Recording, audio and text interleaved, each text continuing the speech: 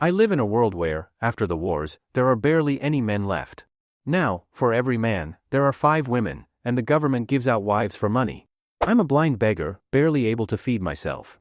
But when the last girl fell to her knees in front of me and whispered, "Please, take me. If you walk away, my father will kill me." I couldn't take it anymore. I simply took her hand and walked away. That's how I got my first wife. And that was only the beginning. Guys, if you haven't seen the previous parts, you'll find the links in the description and the pinned comment. Now, let's get to the story. In the previous part, Yushur firmly declares that she wants to marry Ching Xio, despite his poverty and humble background. This causes conflict, as the family has already accepted a marriage proposal from the wealthy and prestigious Wang clan. The groom, Wang Jinghuai, is arrogant and tries to belittle Ching Xio while presenting himself as the perfect match. In response, Yushur calmly but confidently defends her choice, showing how deeply she respects Ching Xio. Yushur's father, Shirgu, goes against his strict father's wishes for the first time in his life. He says that his daughter deserves the right to choose her own path, even if it leads to mistakes. The elder Yen Silu, moved by his son's maturity and his granddaughter's resolve, finally yields. He officially hands over the right to decide to Shirgu, and for the first time, begins to consider passing on the role of family patriarch as well. "Master, this liangpi is truly delicious, and this pine needle water is simply a taste of heaven." Shan Xiao sat at the stall, holding a rolled liangpi in one hand and a bowl of pine needle water in the other, eyes half closed in enjoyment. Her master, Lu Yunyan, swallowed twice, stared at the liangpi in Shan Xiao's hand, gently lifted her veil, and sipped a mouthful of the pine needle water. Shan Xiao smiled and asked, "Master, the liangpi is delicious. Would you like to roll one too?" Lu Yunyan shook her head, looked around, and whispered, "A young lady should not lose her composure over some food. Xiao, remember that you are a girl. To eat with such gusto in public, what kind of proper behavior is that?" Shan Xiao wiped the corner of her mouth with a handkerchief and let out a full burp. "Master, he has investigated everything clearly. I'm full now, shall we go?" Lu Yunyan stood up, but did not leave. Just as Shan Xiao was puzzled, Lu Yunyan walked to the liangpi stall and tossed a few copper coins. "Granny, give me one rolled liangpi to take home." Shan Xiao's lips twitched and she burst into laughter. Lu Yunyan turned back, expressionless, glared at her for a moment, and soon they left together. Ching Xio went to the Chang'an wine shop once. To his astonishment, over 3,000 jin of high-proof liquor that had taken several days to distill sold out in just one morning. Business was more booming than tea. In the following days, he immersed himself in the brewery workshop, studying brewing. He already had some knowledge of winemaking, and recently his memory had surged, long-forgotten knowledge resurfaced, so he detailed and perfected the brewing process. About half a month later, he finally produced a high-proof liquor so smooth that even Ching Xio found it exceptionally palatable. Its alcohol content was around 50-some degrees. Susiaun entered the brewery with a smile, found Ching Xio and asked directly, "Husband, how many jin is this batch?" Just now Ma Yukai from Longyu sent word saying he wants to order 5,000 jin. The wealthy merchant Wang Sangue from Luoyang sent silver to our home today. He wants to order 10,000 jin. Ma Yukai is a silk merchant from the Longyu region. A few days ago, he came to Chang'an to sell silk. After tasting the wine from Xinglong wine shop, he immediately smelled business opportunity. He first bought 1,000 jin to test the waters. The result, it sold out quickly. Almost no one came to buy silk anymore, they came to buy wine. As for Wang Sangue, a hemp cloth merchant from Luoyang, he also fell head over heels after drinking Xinglong wine shop's liquor at the 10 Fragrance Pavilion. He and Ma Yukai are acquaintances. He came to send money today to bring back a batch of liquor to Luoyang to sell. Wang Sangui's business is much larger. Ma Yukai sells silk, targeting wealthy clients. Poor people can't afford silk. Wang Sangue sells hemp cloth, serving the common folk. Because hemp cloth is cheap and sells in volume, his business is very broad. It said Wang Sangue came to Luoyang on pilgrimage. About 10 days ago, Li Er had already issued an order abolishing merchants' low-status registers, and began collecting double merchant taxes. Some merchants, grateful to be freed from low-status, self-organized merchant caravans to Chang'an to make pilgrimage. In recent days, everyday caravans arrive outside the Imperial city, kowtowing before the palace, chanting, "His Majesty is sagacious." But some merchants worried that higher merchant taxes outweighed the joy of status liberation. Although freed from the low-status register, the tax burden remained heavy. But since the new tax decree was set in stone, they had no choice but to bear it. Still, most merchants were happy. They would rather earn a bit less than remain in low status. Not only merchants in the Tang realm self-organized pilgrimages to the Imperial city, but more were common folk. Everyday crowds came outside the palace to kneel and worship. The Imperial Guard even thought refugees had rebelled and attacked Chang'an. Initially they were quite frightened. But later, the Imperial Guard got used to it. Apart from gratitude to Li Er, the commoners were most grateful to Ching Xio. Because in Li Er's policy decree, the exemption of miscellaneous taxes was proposed by Lord Ching Xio, Marquis of Lantian County. Every day many people came to Sanha village to express gratitude. Even if they couldn't meet him, they'd tighten their belts and spend at Sanha village's small stalls. This effectively increased the taxable revenue of Qing's fief. Li Er in recent days couldn't stop smiling, because after exempting various taxes, revenue didn't decrease, instead it rapidly grew. 70% came from merchant taxes. Merchants voluntarily paid merchant taxes, though some still cheated. Li Er was busy preparing to establish a new department solely to collect merchant taxes, and was overwhelmed. Ching Xio tasted a sip of the new wine, smacked his lips. At last it succeeded. This batch is far superior to the previous ones. The process was more complex, and compared to common folks' low-class spirits, the taste is hundreds of times better. This is truly wine fit for humans. Xiaochun, go reply to Ma Yukai and Wang Sangue. Tell them our wine has been upgraded. The usual 1.5 guan wine is gone. From now on it will be 2.5 guan wine. As for how much silver they pay, they can set their own prices. Previously Ma Yukai bought the wine at 1.5 taels per jin and sold at 2 taels, earning half a tael per jin. After transport and cost, he could net over 400 copper coins per jin. Now the wine is upgraded, the taste elevated, far surpassing previous wine, so naturally the price must rise. Alcohol is essentially a beverage for the wealthy, ordinary households rarely drink it. After all, wine isn't cheap. The number of families who can afford wine isn't huge, but not small either. Husband, increasing the price 1 guan per jin, won't it go unsold? Susiaun was worried. Ching Xio shook his head, no. As long as the taste is good, even expensive wine sells. Moreover, I also plan to package a different high-end wine for 50 taels per jin. Susiaun gasped, 50 taels per jin? Husband, why don't you go up the mountains and rob from bandits? That would be faster money and no capital. Ching Xio tapped her head teasingly, is that how one talks about one's husband? If I became a bandit, you'd be the fortress wife. Susiaun blushed softly, hugging his arm coquettishly. As long as I'm with you, whether bandit or native in the southern smoky malarial land, I'd have no regret.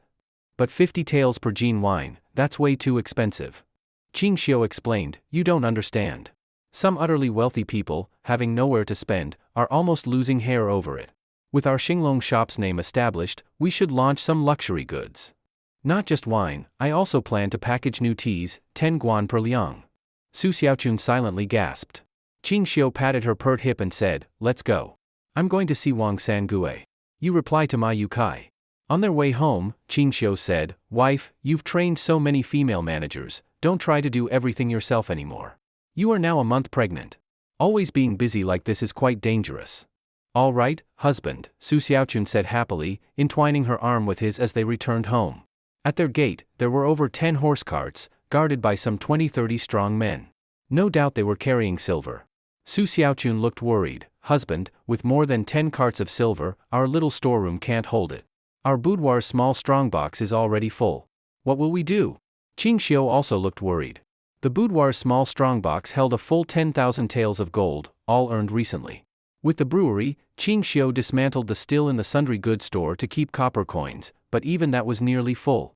Actually, in the Tang most silver is rarely in circulation, it's only used for very large transactions. The market mainly uses Tongbao copper coins, whose copper content isn't very high. Although a cart of silver coins looks exaggerated, when converted to actual silver it's only a few hundred taels. Wang Sangue brought so many copper coins, they must have been earned by selling hemp cloth coin by coin.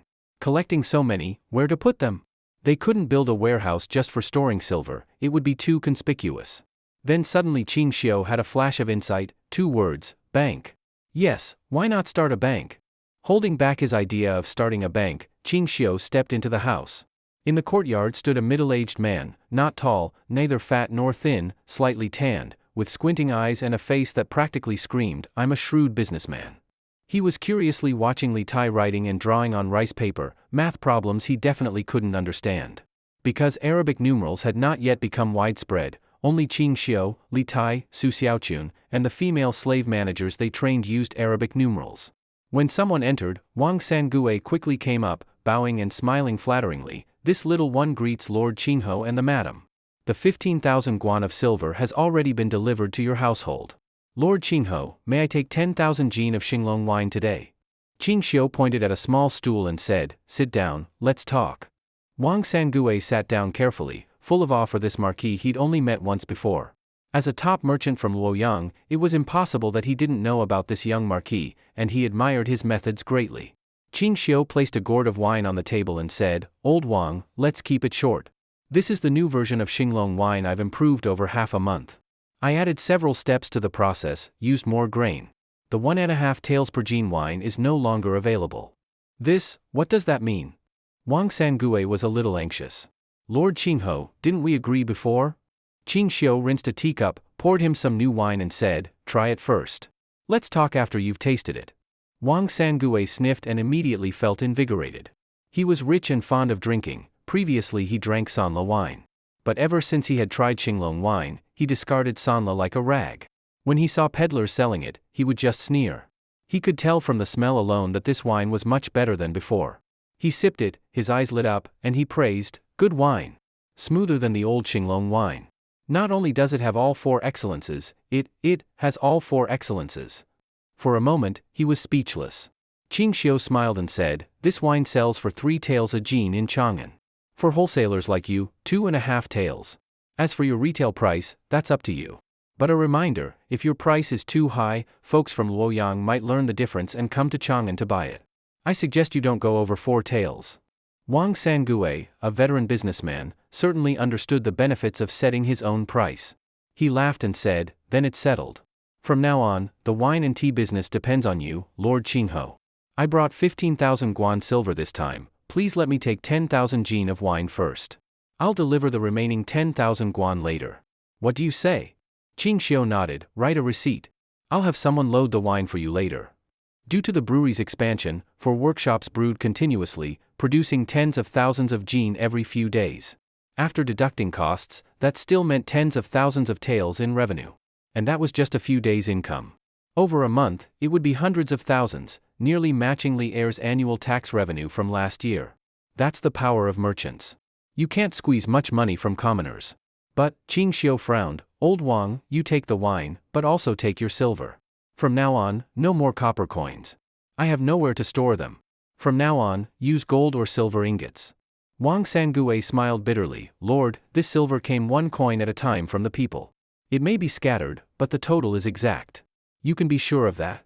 Ching Xio shook his head and said, "Do you think I care about a few missing coins? I really have no place to store it. From now on, only gold. Or we stop doing business." Wang Sangue turned serious and quickly said, "As you wish, Lord. I'll take the money back and bring you gold instead." Ching Xio arranged for Xuanzi to lead a team to load the wine and had Ling Tai handle the accounting. When Susiaun was too busy, Ling Tai helped with bookkeeping. The boy was a true math genius, a top student, one might say. No matter what math-related knowledge Ching Xio taught him, he quickly understood it and could even offer ideas of his own. In the past half-month, due to manpower needs, Ching Xio had expanded his household guard from 50 to 300 men. The new 150 recruits all knew each other, retired soldiers from nearby villages. The youngest were about 16 or 17, the oldest around 40. Land outside the village had become hardened like steel from daily drills. Even hoes couldn't dig it. Ling Tai trained every morning and studied the rest of the time. Now there was not an ounce of fat on him, he was full of energy and much more handsome. That's what losing weight does. The village school was already built. Ching Xio hired a dozen teachers, using textbooks he compiled, to give children a basic education. Though expensive, school was free for village kids. Because they could study for free, the children worked hard and cherished this rare chance. Villagers often sent gifts to the Qing family, wild greens, eggs, mountain goods, as thanks. Letting their kids study for free was a huge favor. In this era where knowledge was controlled by noble clans, reading books was a family honor. Textbooks were shared for now, but soon every family would have them. Some kids even recited, "At the beginning of man, nature is kind," late into the night. Some who didn't memorize well got chased and beaten with sticks by parents. You could hear crying at night. Even kids from other villages came to eavesdrop. Over 100 of them came daily. Because of that, Ching Xio discussed expanding the land with Ling Taicheng. The nearby land all belonged to his fief, he could build freely. More schools would cost him next to nothing. Not only was the school system improved, even the village clinic opened, with a dozen doctors offering free consultations, but you had to buy your own medicine. Just free medical checks made people grateful. The villagers deeply appreciated Ching Xio and his wife. His reputation was no longer high, it was terrifying. If anyone dared speak ill of him, they would get beaten and paraded with a guilt sign. This had already happened a few times. Ching Xio couldn't stop it, even when he spoke, people didn't listen, so he had to accept this bad custom. Lord! Lord! Another caravan is coming, 5 carts. After sending off Wang Sangue, Xuanzi rushed in, leading them is a very young, good-looking fellow. He says his name is Lin Fei and wants to buy tea. Should I let him in? Lin Fei? Ching Xio thought of a face and smiled. Lin Fei was that girl dressed as a man who said she was going to Jiangnan to sell tea more than 10 days ago. Lin Fei couldn't be described as having a face like a painting, but she certainly wasn't ugly. On the contrary, she was especially beautiful. Her skin was pale as snow, delicate and smooth, her eyebrows arched like willow leaves, and her almond-shaped eyes sparkled like spring water. She was dressed the same as last time, in luxurious silver brocade clothes, styled like a noble young man from an aristocratic family. This time, she wasn't alone. She followed behind a middle-aged man. The man was dignified and elegant, and in terms of appearance, shared some similarities with Lin Fei. From an animated style point of view, Ching Xio was sure they were father and daughter. Seeing Ching Xio, Lin Fei smiled and bowed slightly. Lin greets Lord Qingho. It has been more than 20 days since we last met, but every day I hear people talking about you in the markets. Truly admirable. The middle-aged man sized up Ching Xio carefully, then respectfully bowed and said, Lin Han, a merchant from Jiangnan, greets the Marquis of Lantian County. Lin Fei added, Lord Qingho, this is my father. Ching Xio did not stand up, but nodded slightly and gestured, Mr. Lin, young Master Lin, please sit. Courtesy depends on rank. He was nobility, top-tier nobility, and unless the other party had high virtue or equal status, he didn't need to stand. Ching Xio poured 2 cups of tea and pushed them over, which amazed Lin Han and Lin Fei. A blind man could act so normally, it was quite astonishing. Lin Han and Lin Fei sat down. Lin Fei casually took a sip of tea, but Lin Han frowned and gently nudged her. Only then did she set the cup down and stick out her tongue. Her tongue was pink and tender, tempting to taste. Lin Han cupped his hands and smiled. My son mentioned Lord Qingho and the tea business in his letters. I heard it's a great opportunity, so I brought all the silver from home and came with my family to request a batch of tea. Ching Xio replied, I've already discussed this with young Master Lin. 2 types of tea, one at 8 taels per jin, the other at 4 taels. What is your plan? Lin Han's eyes turned slightly and he said, Lord Qingho, my son never did business before, so I hope you won't laugh. I didn't come just for a one-time deal. I hope this tea business will continue long-term. My family deals in silk and cloth in Jiangnan and has some connections there. Jiangnan is wealthy, with countless merchants. There are too many competitors in cloth and silk. Frankly, I want to give it up and switch to tea. That's why I came all the way to Chang'an to speak with you in person. Ching Xio said with surprise, switching business lines isn't easy. Are you sure about this? Lin Han sighed bitterly, Lord Qingho, the cloth trade in Jiangnan is overcrowded. Prices keep dropping. Even though the Lin family is one of the top merchants, business is hard. The Lu family has suppressed us. The new governor of Yuezhou, Ning Chun, is related to them. Officials often come to check our shops. Business is fading. Ching Xio nodded repeatedly. In remote areas, local officials colluding with merchants was not unusual. Lin Han took another sip of tea and continued, while our shops still stand, I want to switch from cloth to tea. My son said this tea is profitable, so I brought all our silver to bet everything on it. But Lord Qingho, the prices of 8 taels and 4 taels per jin are a bit high. Could you, considering my sincerity, offer a little discount? He watched Ching Xio nervously. Even Lin Fei held her breath. Ching Xio frowned, Mr. Lin, we've already negotiated. Business is business. Though I'm nobility, I am also a merchant. Merchants seek profit. How could I give you a discount just because you're sincere? That's against the nature of business. Lin Han's face turned bitter. At the end of the Sui dynasty, the Lin family was the top cloth merchant in Jiangnan. Wars made things difficult. Now the world is stable, and business was just starting to recover. But the Lu family appeared and took away our business. In just a few years, with the help of Governor Ning, they've cut over 30% of our business. At this rate, we'll soon collapse. I have no way to vent my frustration. I can only watch our business be eaten away. Lord Qingho, I ask you to give us a little help.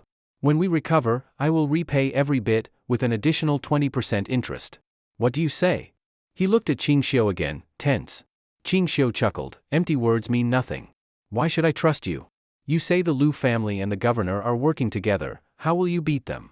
And how do you plan to crush them? The tea has a set price, buy it or don't. Others are waiting to buy. With that, he finished his tea and flipped the cup, a clear sign to leave.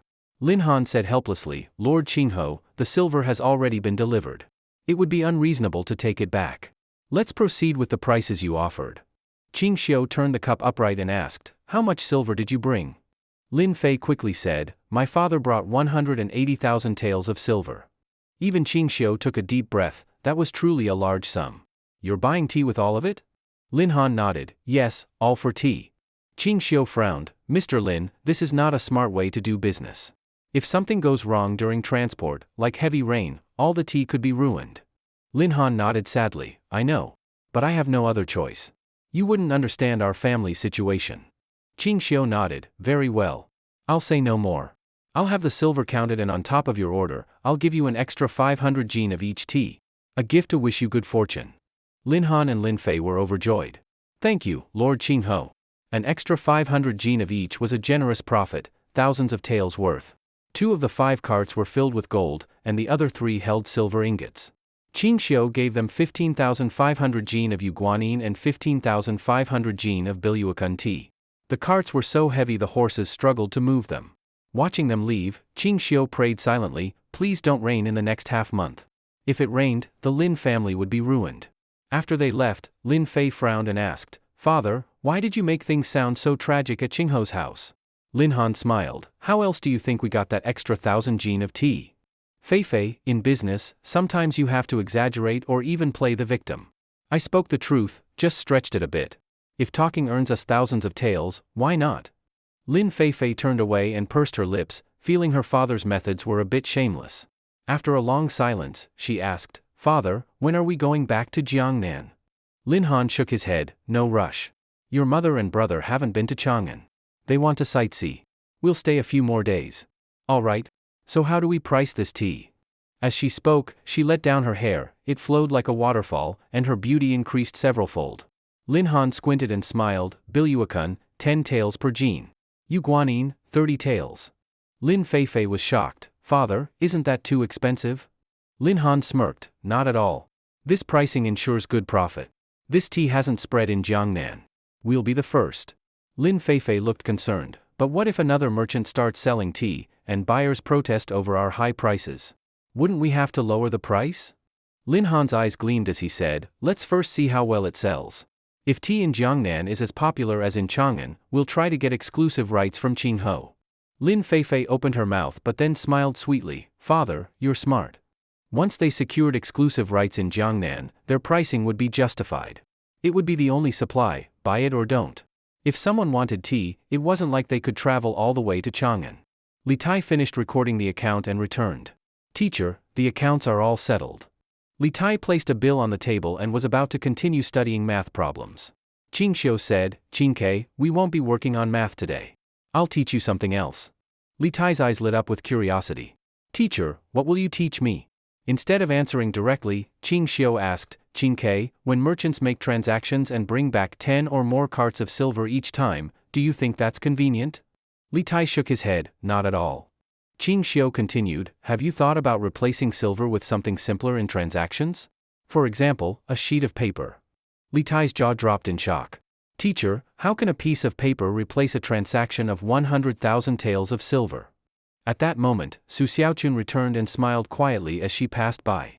Li Tai stood up, greetings, madam. Susiaun replied, Qingke, your teacher is going to pass down important knowledge today. You must learn it well. After that, she went off to chat with Yunyang. Besides managing business, Susiaun also sought advice from Yunyang on bedroom techniques. Since that night, the 3 of them sleeping on one bed had become a habit. A family must stay united. At first, during intimate moments with Yunyang, they were very reserved. Yunyang's moans were also subdued. But over time, she opened up and no longer held back. Her skills in the bedroom amazed Susiaun, who often sought guidance from her the next day. In recent days, Susiaun also joined in a few times. Although she didn't take the lead, she enthusiastically called out slogans. With Yunyang's coaching, Susiaun became very skilled in this, even better than Yunyang. It could be said that she was trying harder because she feared losing favor with her husband. Teacher, how do you plan to proceed? Li Tai asked curiously. Ching Xio said, now that papermaking and movable type printing have matured, I plan to open a bank. Teacher, what is a bank? Li Tai asked, puzzled. Ching Xio smiled and explained, simply put, it's an institution that manages money. For example, if a Jiangnan merchant wants to trade in Chang'an, he can deposit money into a bank in Jiangnan. The bank issues a banknote equal to the deposit. The merchant only needs to carry the note and exchange it for the same amount of money in Chang'an. Li Tai was stunned. Teacher, you're amazing. How can you even come up with such ideas? But, he hesitated. The bank can't operate for free, right? Ching Xio praised him, smart. Of course, we charge a service fee, 0.5%. With so many merchants trading across Tang, if someone transacts 10,000 guan, we collect 500 as fees. The more they trade, the more we earn, it's a steady income. Li Tai's eyes lit up. Teacher, I agree. Just today's tea and wine trades amounted to 200,000 guan. Merchants trade so much across Tang. A bank will generate huge income. But, Li Tai frowned. Isn't 0.5% too high? What if no one uses the bank?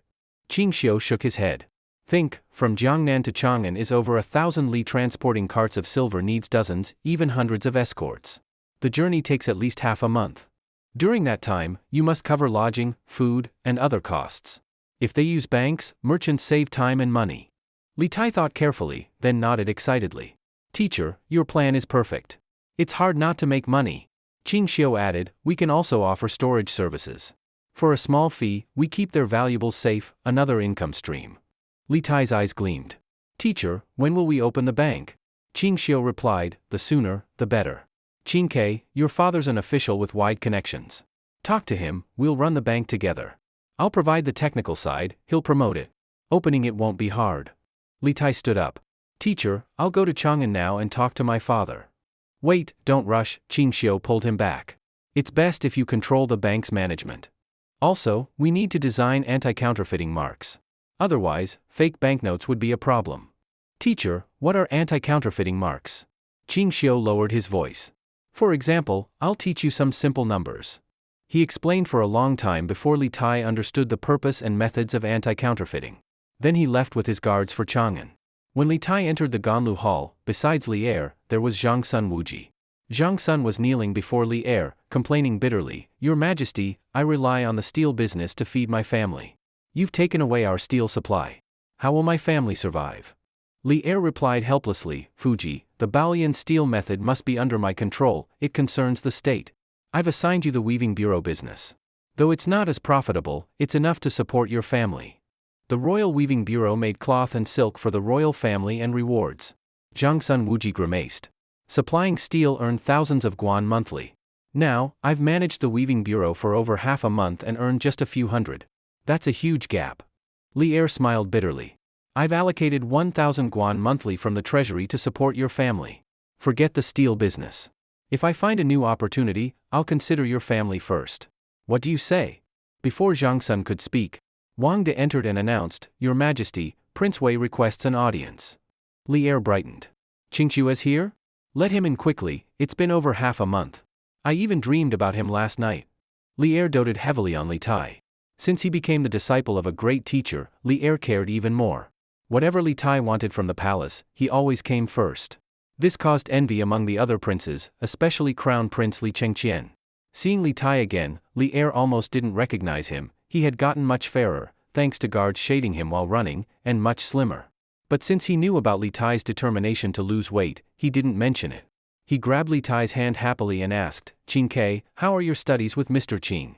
Li Tai nodded, very good. Teacher teaches me everything without holding back. Today, he even taught me something that can benefit the whole empire. He glanced at Zhang Sun Wuji, slightly hesitant. Li Er was too excited to notice, and asked eagerly, Oh? Then tell me, what did he teach? Li Tai thought for a moment. Since the teacher didn't say he couldn't share it with Zhang Sun, he briefly explained the bank idea. Afterward, Li Er was stunned. Zhang Sun Wuji also looked shocked, his expression complicated and regretful. If he hadn't fallen out with Ching Xio in the peach forest, He could have gotten involved in this business through his daughter, Zhang Ping. From any angle, a bank would be an insanely profitable venture. How could Zhang Wuji not be tempted? His eyes turned red with envy. The terms anti-counterfeit marks and storage services left both Li Er and Zhang Wuji stunned. After snapping out of his shock, Li Er became excited. He slapped his thigh and laughed. Wonderful. Excellent. With this, not only do merchants no longer need to haul carts of silver for transactions, but we can also earn considerable income. Master Qing's bank concept is simply brilliant. Zhang Wuji forced a smile. Indeed, brilliant. Ordinary people wouldn't be able to come up with something like this. Wait. Li Er suddenly frowned and said, Qing, such a profitable business, shouldn't Master Qing be running it himself? Why would he tell you? Li Tai smiled. Father, you don't know him. From what I understand, Master Qing is rather laid back. He only wants to run businesses that are easy and profitable. A bank, while profitable, is troublesome and requires major effort to set up. Master Qing said since you're in power, he'll offer technical support, and you'll handle the promotion. That way, setting up the bank will be easier. Li Er grinned. Master Qing sure knows how to make a smart deal, toss out an idea and then wash his hands of it. Li Tai shook his head. Father, that's not right. Without Master Qing's concept, I'd never think of such a way to make money. Li Er nodded. True. Not just you, I wouldn't have thought of it either. This not only makes money but also solves a huge problem for merchants. It's a great public service. But, Li Er narrowed his eyes. Qing, your father has spotted a fatal flaw in this banking idea. Please explain, father. Li Er said, if money is deposited in Jiangnan and withdrawn in Chang'an, how does the Chang'an bank know that the merchant really deposited money in Jiangnan? You can't expect someone to be sent from Jiangnan to notify every time a deposit is made. Li Tai smiled. Master Qing thought of that too. The solution is simple. How? Li Er asked curiously. Li Tai answered confidently, issue silver notes in set amounts, 100 taels, 500 taels, 1,000 taels, 5,000, 10,000, 50,000, 100,000. Each note comes in 2 copies, just like a tiger tally. One is stored in Chang'an, one in Jiangnan. Once a merchant deposits money in Jiangnan, he gets 1 copy and brings it to Chang'an. As long as the 2 notes match, the money can be withdrawn. Li Er asked, what if someone inside the bank fakes the notes and steals money? Li Tai shook his head. That won't happen. As long as we design good anti-counterfeit measures and tightly manage the staff, we can prevent that. Zhang Wuji frowned. Your Majesty, banking isn't child's play. If something goes wrong, it could be catastrophic. Fixing it afterward would be too late. Li Tai asked, confused, Uncle, the bank serves the state and the people. It only needs one person in charge. With clear responsibilities, how can anything go wrong? Dragging carts of copper for trade has gone on for thousands of years. If we want the Tang to last forever, we must reform. Keep the strengths, fix the weaknesses, and patch the holes. Right, father? Li Er's eyes lit up. He looked Li Tai up and down and nodded. Qing, you've really grown. A few months ago, you wouldn't have said such things. Li Tai said proudly, I learned it all from Master Qing. Li Er nodded. The bank is feasible. But how will you implement it? Li Tai grinned. Father, no need to worry. Just leave the bank to me. Once it's running, I can keep sending silver into the treasury. Li Er worried, Qing, but you're not even 9. Can you handle setting up a bank? I'm not alone. With Master Qing's guidance, setting it up isn't hard. I just need your approval and enough support. All right. Li Er nodded. It's settled. The bank will be your responsibility. Whatever you need, just tell me. I'll do my best to provide it. Thank you, father. Afterward, the two talked for a long time. It wasn't until afternoon that their discussion ended. Zhang Wuji, after catching a free meal at the palace, returned to his mansion full of worry. Back in his study, he summoned a servant. You called, master? Go fetch Mississippi. The servant obeyed, and soon Zhang Ping arrived. In the past half-month, Zhang Ping had quieted her lively personality. Most of the time, she sat dazed in the garden pavilion, full of worries and sighs. Ching Xio's face often appeared in her mind. As a father, how could Zhang Wuji not know the reason? Father, did you call for me? She sounded respectful, but her tone carried suppressed resentment. Trying to break up a couple only intensifies their bond. She hadn't openly rebelled, but over the past half-month, her feelings for Ching Xio had deepened into a kind of obsession. Zhang Wuji looked stern. Still upset because I forbade you from seeing Ching Xio? Ping lowered her head. I wouldn't dare. As your daughter, how could I disobey? Zhang Sun Wuji sighed. I can tell you haven't given up. I also hear the resentment in your voice. I brought you here to talk about Ching Xio. Pingting weakly said, what is there to talk about? Zhang Sun Wuji coughed twice, lowered his voice. I won't oppose your relationship anymore. What? Pingting couldn't believe her ears. Was that really coming from her father? No way. Her face was full of disbelief. Father, what do you want from Master Ching this time? Zhang Sun Wuji's old face turned red with a hint of anger.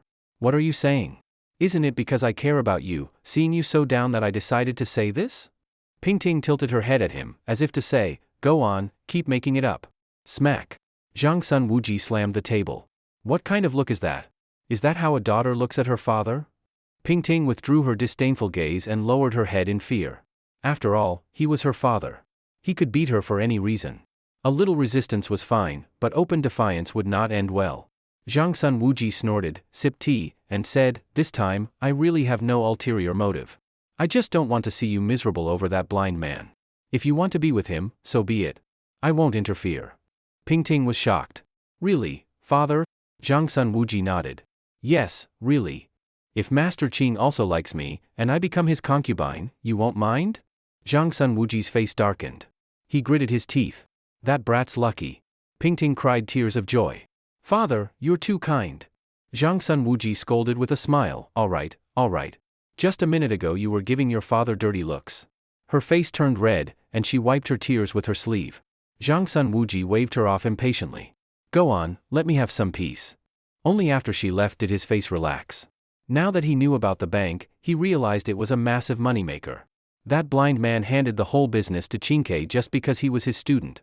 If his daughter became Ching Xio's woman, maybe in the future he could get involved in something even more profitable than a bank. Realizing this, Zhang Sun Wuji smiled. Zhang Sun Pingting was in a great mood. Early the next morning, she got on a carriage and rushed to Sanha village. With her father's support, she felt much more at ease. Now the only thing left was to confirm whether Master Ching also liked her. It would be even better if she could leave a good impression with the main wife and the concubine. Along the way, she was anxious and uneasy, worried that she wouldn't be welcomed. Before leaving Chang'an, she even went to the Eastern market to carefully select 2 exquisite hairpins as meeting gifts for the main wife and the concubine. Because of the banking project, Ling Tai would likely be staying in Chang'an for some time to study the structure and anti-counterfeit features of silver notes. Ching Xio, on the other hand, was finally enjoying some leisure time, tending his vegetable garden. He sat on a small stool, holding a purple clay teapot, drinking tea while loosening the soil with a small hoe. The potatoes had been planted for 2 months. In another month, they could be harvested. Ching Xio was looking forward to it. Luckily, when he crossed over, he had brought a few potatoes with him.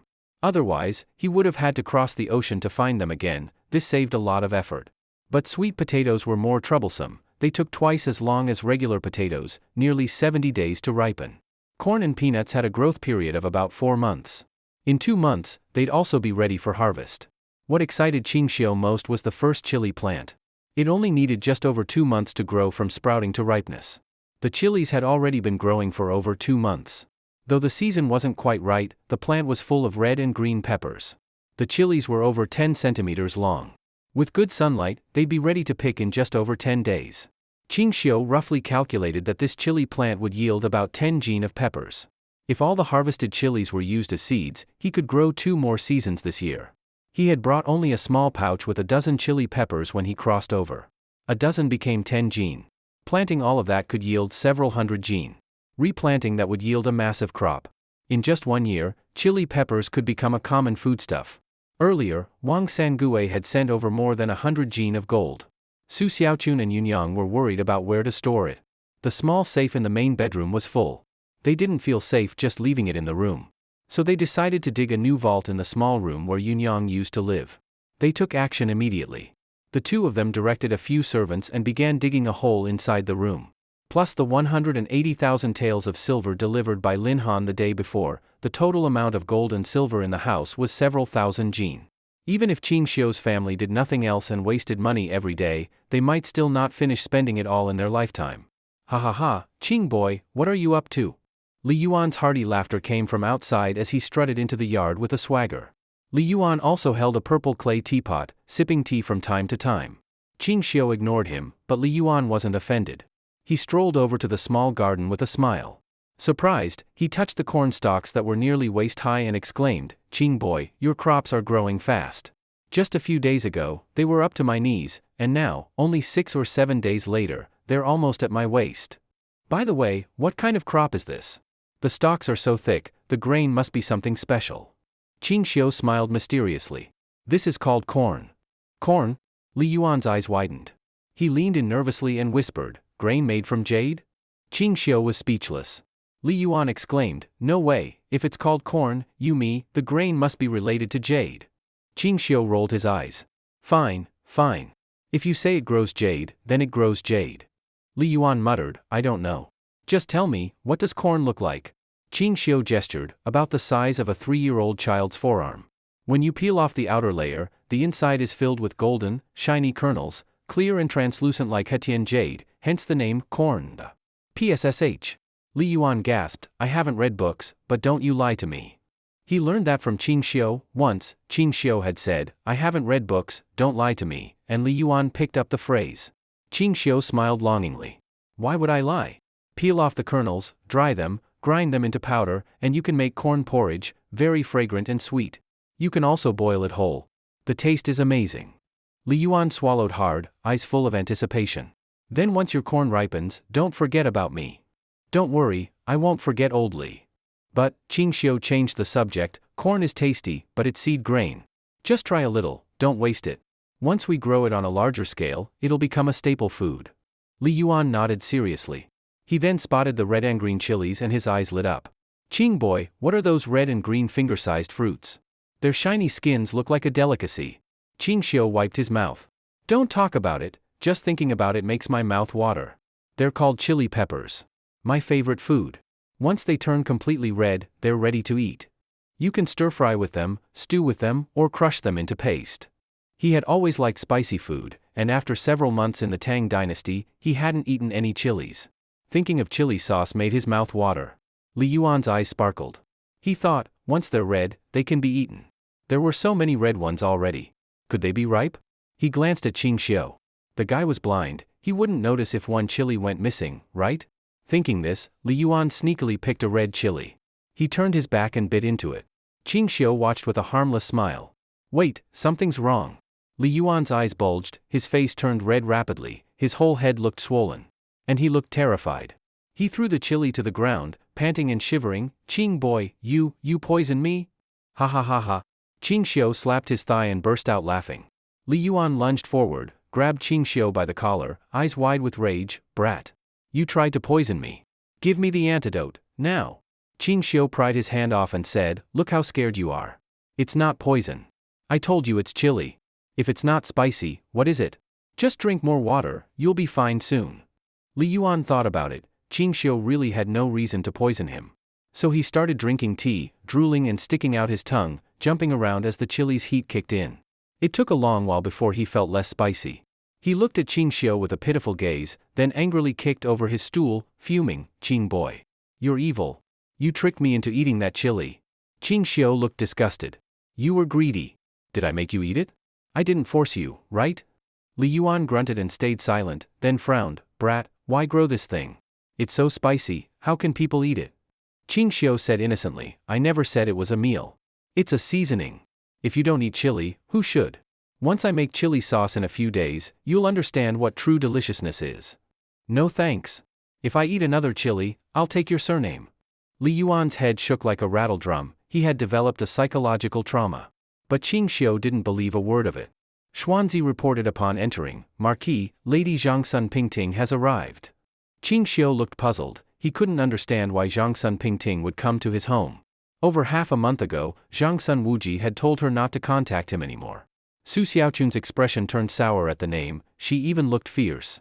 Why did she come? She had learned from Ling Lizhu that it was Zhang Sun Pingting who had left whip marks on her husband's shoulders. Although the other party had apologized sincerely, Susiaun still disliked this arrogant young lady deeply. Ling Yuan, observing the vegetable patch, changed expression and muttered in his heart, "If a girl from the Zhang Sun family shows up, won't my real identity be exposed?" "Marquis, shall we let her in?" Xuanzi asked.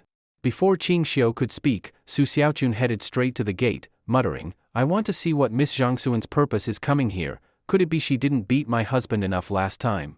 Ching Xio reluctantly reminded, wife, she already apologized. And you're pregnant, don't exhaust yourself, it's not good for the child. Susiaun paused, then turned with a sweet smile, understood, husband. I won't get mad. Ching Xio, worried, followed her outside. As soon as she stepped out, Susiaun saw a girl of only 15 standing on the steps.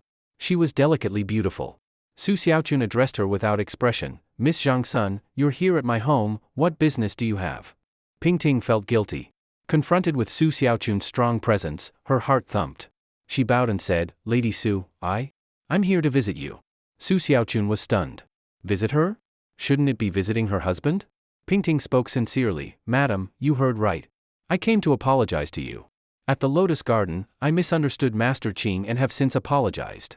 He has forgiven me, but I haven't yet gained your forgiveness. I feel uneasy, so I came to express my remorse. These small gifts are tokens of my respect, please accept them. She handed over 2 sandalwood boxes. Susiaun stepped back, wary. Giving gifts without purpose, either you're plotting or you're up to something. We have no relationship. Why gift me?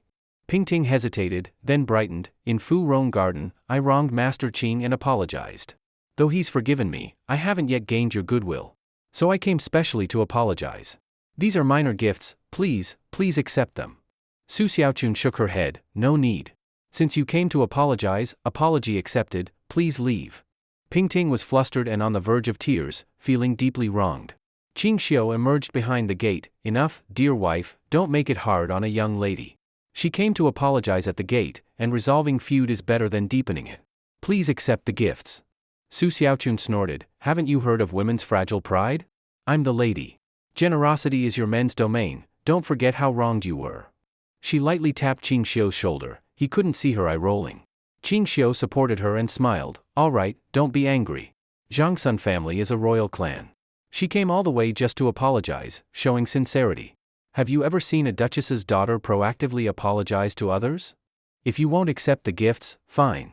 But she came over 30 li just to visit. If we don't host her, that reflects badly on us. People might say we're petty. Susiaun nodded, you're right. No gifts then, please invite Miss Zhang-sun inside. Pingting relaxed slightly, though she pouted, angry about being slighted. She thought, I'm 1,000 gold lady, I shouldn't be lowered like this. But if I want a meal here, I must swallow pride. Susiaun looked at the empty courtyard, Yunyang, where's old Li? Yunyang covered a laugh, Master Li said he had a stomachache, he went to the privy. Ching Xio twisted his lips, old Li was probably afraid his identity might be exposed, so he made an excuse to hide and maybe sneak away. Better not let him fall in the process. Quietly he said, wife, Yunyang, please host Miss Zhang-sun. I'll check on old Li in the privy and see if we need a doctor. Susiaun shrugged, old man went to the bathroom, what's to worry? But Ching Xio left with his blind cane to the latrine. He was truly worried old Li might climb the 2-meter wall and fall. Old Li. Ching Xio softly called. Li Yuan turned, brat. You peek even when I'm using the bathroom. He immediately regretted it, how could Ching Xio tell? He couldn't see. Ching Xio sneered, don't make excuses. Just say you climbed the wall. Saying you had a stomachache is laughable. Li Yuan's face turned red with embarrassment, yet annoyed, how did you know I climbed the wall? Ching Xio sighed, old Li, we're friends. If you really fell from my wall and got injured, wouldn't your royal descendants come after me? Li Yuan sniffed, you say that but it's not a joke. Have you thought how you'll deal with the late emperor and his majesty?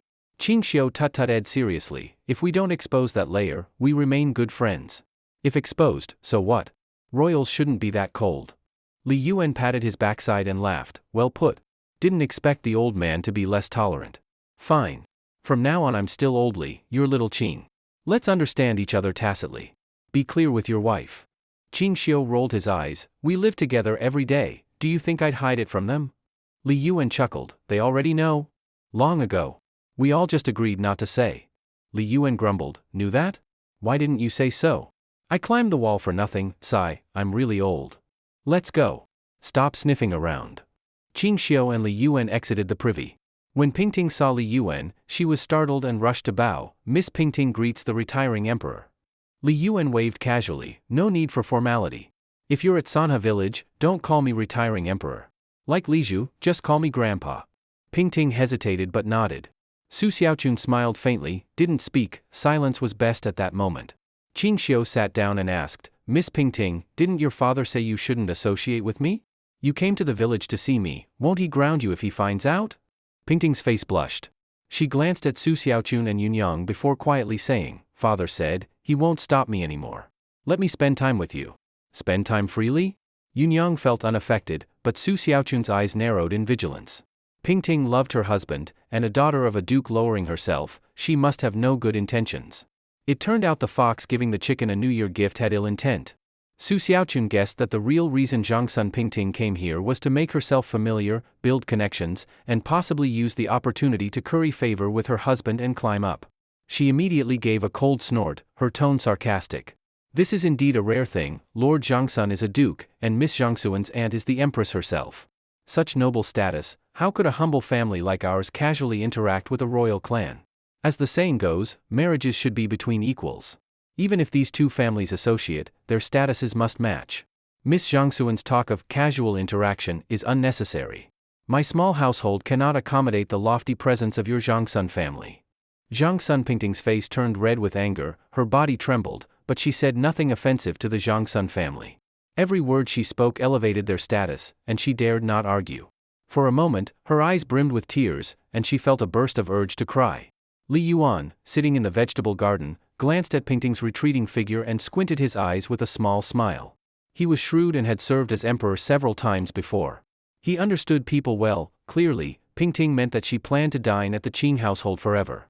Li Yuan rolled his lips. Before the royal family made any move, the Zhangsun family was already anxious.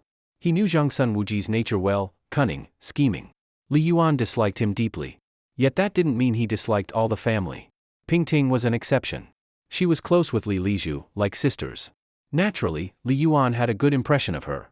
Smiling, he said, Miss Su, when you say your humble household cannot accommodate the grand Zhangsun family, yet it can accommodate me, doesn't that mean the status of my Li family is even lower than Zhangsuan's? If this were earlier, and Li Yuan's identity unknown, Susiaun would have retorted immediately. But times had changed. Knowing Li Yuan's identity, she had nothing to say. Pingting's face lit up, grateful to the retired emperor who had spoken on her behalf. Susiaun, fuming, said, Yunyang, later tell the cook to prepare just 3 meals, for us only. No freeloaders, no matter who. Li Yuan stiffened and jittered his beard. Miss Su, do you bully elderly folk like this? I came to eat, didn't I always give you a gold cake? What harm is that? Susiaun, now wealthy, no longer cared for gold cakes. She demanded Yunyang return them all immediately. Li Yuan hurried to beg, okay, I'm afraid of you. I admit defeat. Pingting saw this and was stunned. This was the retired emperor herself. And Lady Qing didn't even respect him. That said much about her family's status. If relations remained strained, she might not even get in the door, let alone marry in. Realizing this, Pingting looked at Susiaun and said, Lady Qing, I came purely to visit, not for any other reason. Perhaps there's misunderstanding? Better to dispel doubts first, friendships could follow later. Susiaun replied coldly, if you have motives, do you not already know? Ching Xio, listening nearby, felt the conversation might escalate. He spoke up, Miss Zhangsun, I don't know why your father changed his stance. I'm not just a marquis but also a merchant. I dislike court intrigue and have no intent to befriend officials. Pingting's face paled. She bit her lip and lowered her head, tears glinting. She could tell, he had no romantic intention toward her. He continued with a smile, that's toward court officials. Miss Zhangsun is not an official. In fact, I hope you and my wife can become good sisters. Susiaun, sensing this, pinched Ching Xio's waist. He smiled wryly. Pingting's face lit up. After all, she was just a teenage girl without guile. Her emotions showed. Susiaun, irked, husband, can you speak for me? All right, Ching Xio sighed. You two decide. Whether to be friends or not is up to you. I'll walk over to the wine shop, let me know at mealtime. He rose and tapped his cane, walking off. Susiaun looked conflicted and rushed to catch up, worried he was upset. Pingting, feeling guilty, also got up and followed. Sir, did I say something wrong? Susiaun asked anxiously, watching Ching Xio's mood. He shook his head, but before he spoke, Pingting came forward, hands clasped over her chest, gently bowing. Thank you, Marquis Qing and Madam, for receiving me with tea. Madam may hold some prejudice against me. I won't stay to inconvenience either you or Marquis Qing. I won't disturb you further. I bid farewell. With that, she covered her face and fled the courtyard, a few tears drifting on the breeze. She cried as she boarded her carriage and instructed the driver to depart immediately. Her voice shook with sobs. Watching her carriage go, Susiaun looked like a child who had done wrong, her hands gripping her dress so tightly her fingers turned white. She watched Ching Xio anxiously and whispered, "Husband, I'm sorry. I was in the wrong. I was too petty." Ching Xio patted her head, "Don't blame yourself. In future, don't deal so bluntly. It can hurt others and make you seem petty. If she walks away, let her, don't hang on to it." Susiaun, still remorseful, "I only thought about myself and ignored your stance. That was wrong. Please don't be angry. Tomorrow I'll go apologize to the Zhangsun household personally." He laughed, "Necessary? You haven't done anything wrong to apologize for. Which woman would let others share her man? What you did today just shows your status in my heart. As for visiting the Zhangsun household, don't. At worst, we don't associate with them anymore." She bit her lip and nodded. When Pingting returned home with red eyes, naturally her parents questioned her. Zhangsun Wuji angrily asked, "Did Marquis Qing bully you? Tell me, and I'll get answers." Pingting hurriedly said, "Father, no, it's not him. This morning the hairpin I bought to send Madam broke before I could knock. I came over already. It's my fault for being clumsy." Zhangsun Wuji's anger eased. He comforted her, "Broken is broken. Qing's household is now earning plenty from tea and wine. They probably don't care about a pin. You can get another one later." "Thank you. Tired now, I'll rest in my room." "All right." Pingting went to her boudoir and buried herself in her quilt, softly crying. She knew, after today, there was nothing left between her and Marquis Qing. Tea is a luxury, and wine is equally a luxury, perhaps even more popular than tea. A pound of tea takes a long time to drink, but a pound of wine can run out in a single meal. That's one reason why the liquor business in Chang'an is booming. Every day at Qinglong Tavern in Ani Alley, people line up for wine. Susiaun recently opened a shop near the West Market and hauled over 1,000 pounds of wine into Chang'an early each morning. She stays all day. As for Yunyang, she stayed at the tavern in Ani Alley. While Chang'an had 3 tea shops, there were as many as 15 wine shops, and people queued daily. No one expected the wealthy in Chang'an to be so numerous. It's no wonder, this is the capital city, with hundreds of thousands of permanent residents, and real wealth hidden among the people. One day as usual, dusk fell. Before curfew, Susiaun and Yunyang boarded a carriage and left the city. Long Ma, Old Ma, with 7 or 8 household guards rode escorting 2 carriages back to the manor. Susiaun and Yunyang rode in the covered carriage. The second cart carried a full load of silver. Long Ma and the guards chatted as they rode, but suddenly Ma's expression changed, cold sweat bristled. He flipped off his horse to stand beside it, watching the forest beside the road warily. "Stop!" Ma raised his hand sharply, "Dismount, prepare for battle." Despite seeing nothing, 9 guards at the carriage sides jumped from their horses swiftly and used the mounts as a shield, surrounding the carriage. A guard asked in a low voice, "Old Ma, what happened?" Before Ma could speak, an arrow whizzed overhead and thudded into a guard's neck. Hot blood spurted onto Ma's face. The guard clutched his neck, grabbed the carriage with one hand, the horse with the other, face full of terror and despair. A few desperate seconds later, he collapsed and convulsed, dead. Ma's eyes filled with rage. "Escort the ladies back to the manor. Lu Dabiao, return to the manor to bring help." Just then, Ma air suddenly stiffened, an arrow whizzed past his head and struck the carriage. Dabiao leapt onto his horse, kicked it hard, and rode madly away behind the carriage. The guards whipped their horses, but the carts were heavy and couldn't flee quickly. Susiaun held her dress and the carriage frame tightly. Yunyang, pale and terrified, clung to her and couldn't speak. More arrows flew from the dense forest, some killed horses. Ahead of Lu Dabiao, a blur in black wielded a large cleaver. With one swing, he cleaved off a warhorse's head. The headless horse crashed down. Dabiao panicked and rolled before fleeing, knowing he couldn't win. The black-clothed man didn't wear a mask and seemed around 30. He laughed coldly at Lu, then he threw his knife back at Lu's retreating back. The blade pierced through. Lu plummeted, spitting blood, eyes dimming. Ma's heart sank. He snarled, "I'll stay and hold them off, get the ladies safely to Sanha village." He unsheathed a foot-long blade and charged a young black-clad man beside the carriage. The man had returned to retrieve his knife. Hearing steps behind, he turned, Ma's blade fell. Quickly he blocked with both hands, hearing a clang of steel. Shocked, he nearly lost the blade and nearly knelt. Ma's strike was powerful. Ma's eyes showed surprise, his full power strike had been held off. The black man's eyes flamed, he recognized Ma as a top fighter. With one step back and a sweep of his blade, he forced Ma back several steps.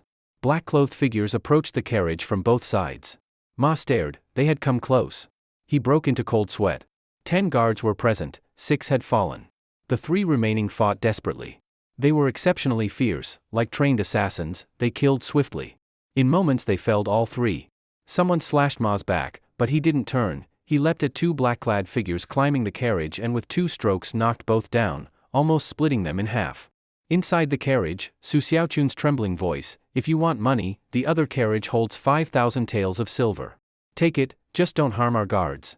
Take the silver and we won't pursue this." Ma's heart warmed. He whispered, "Madam, accept me, they're all dead." All dead.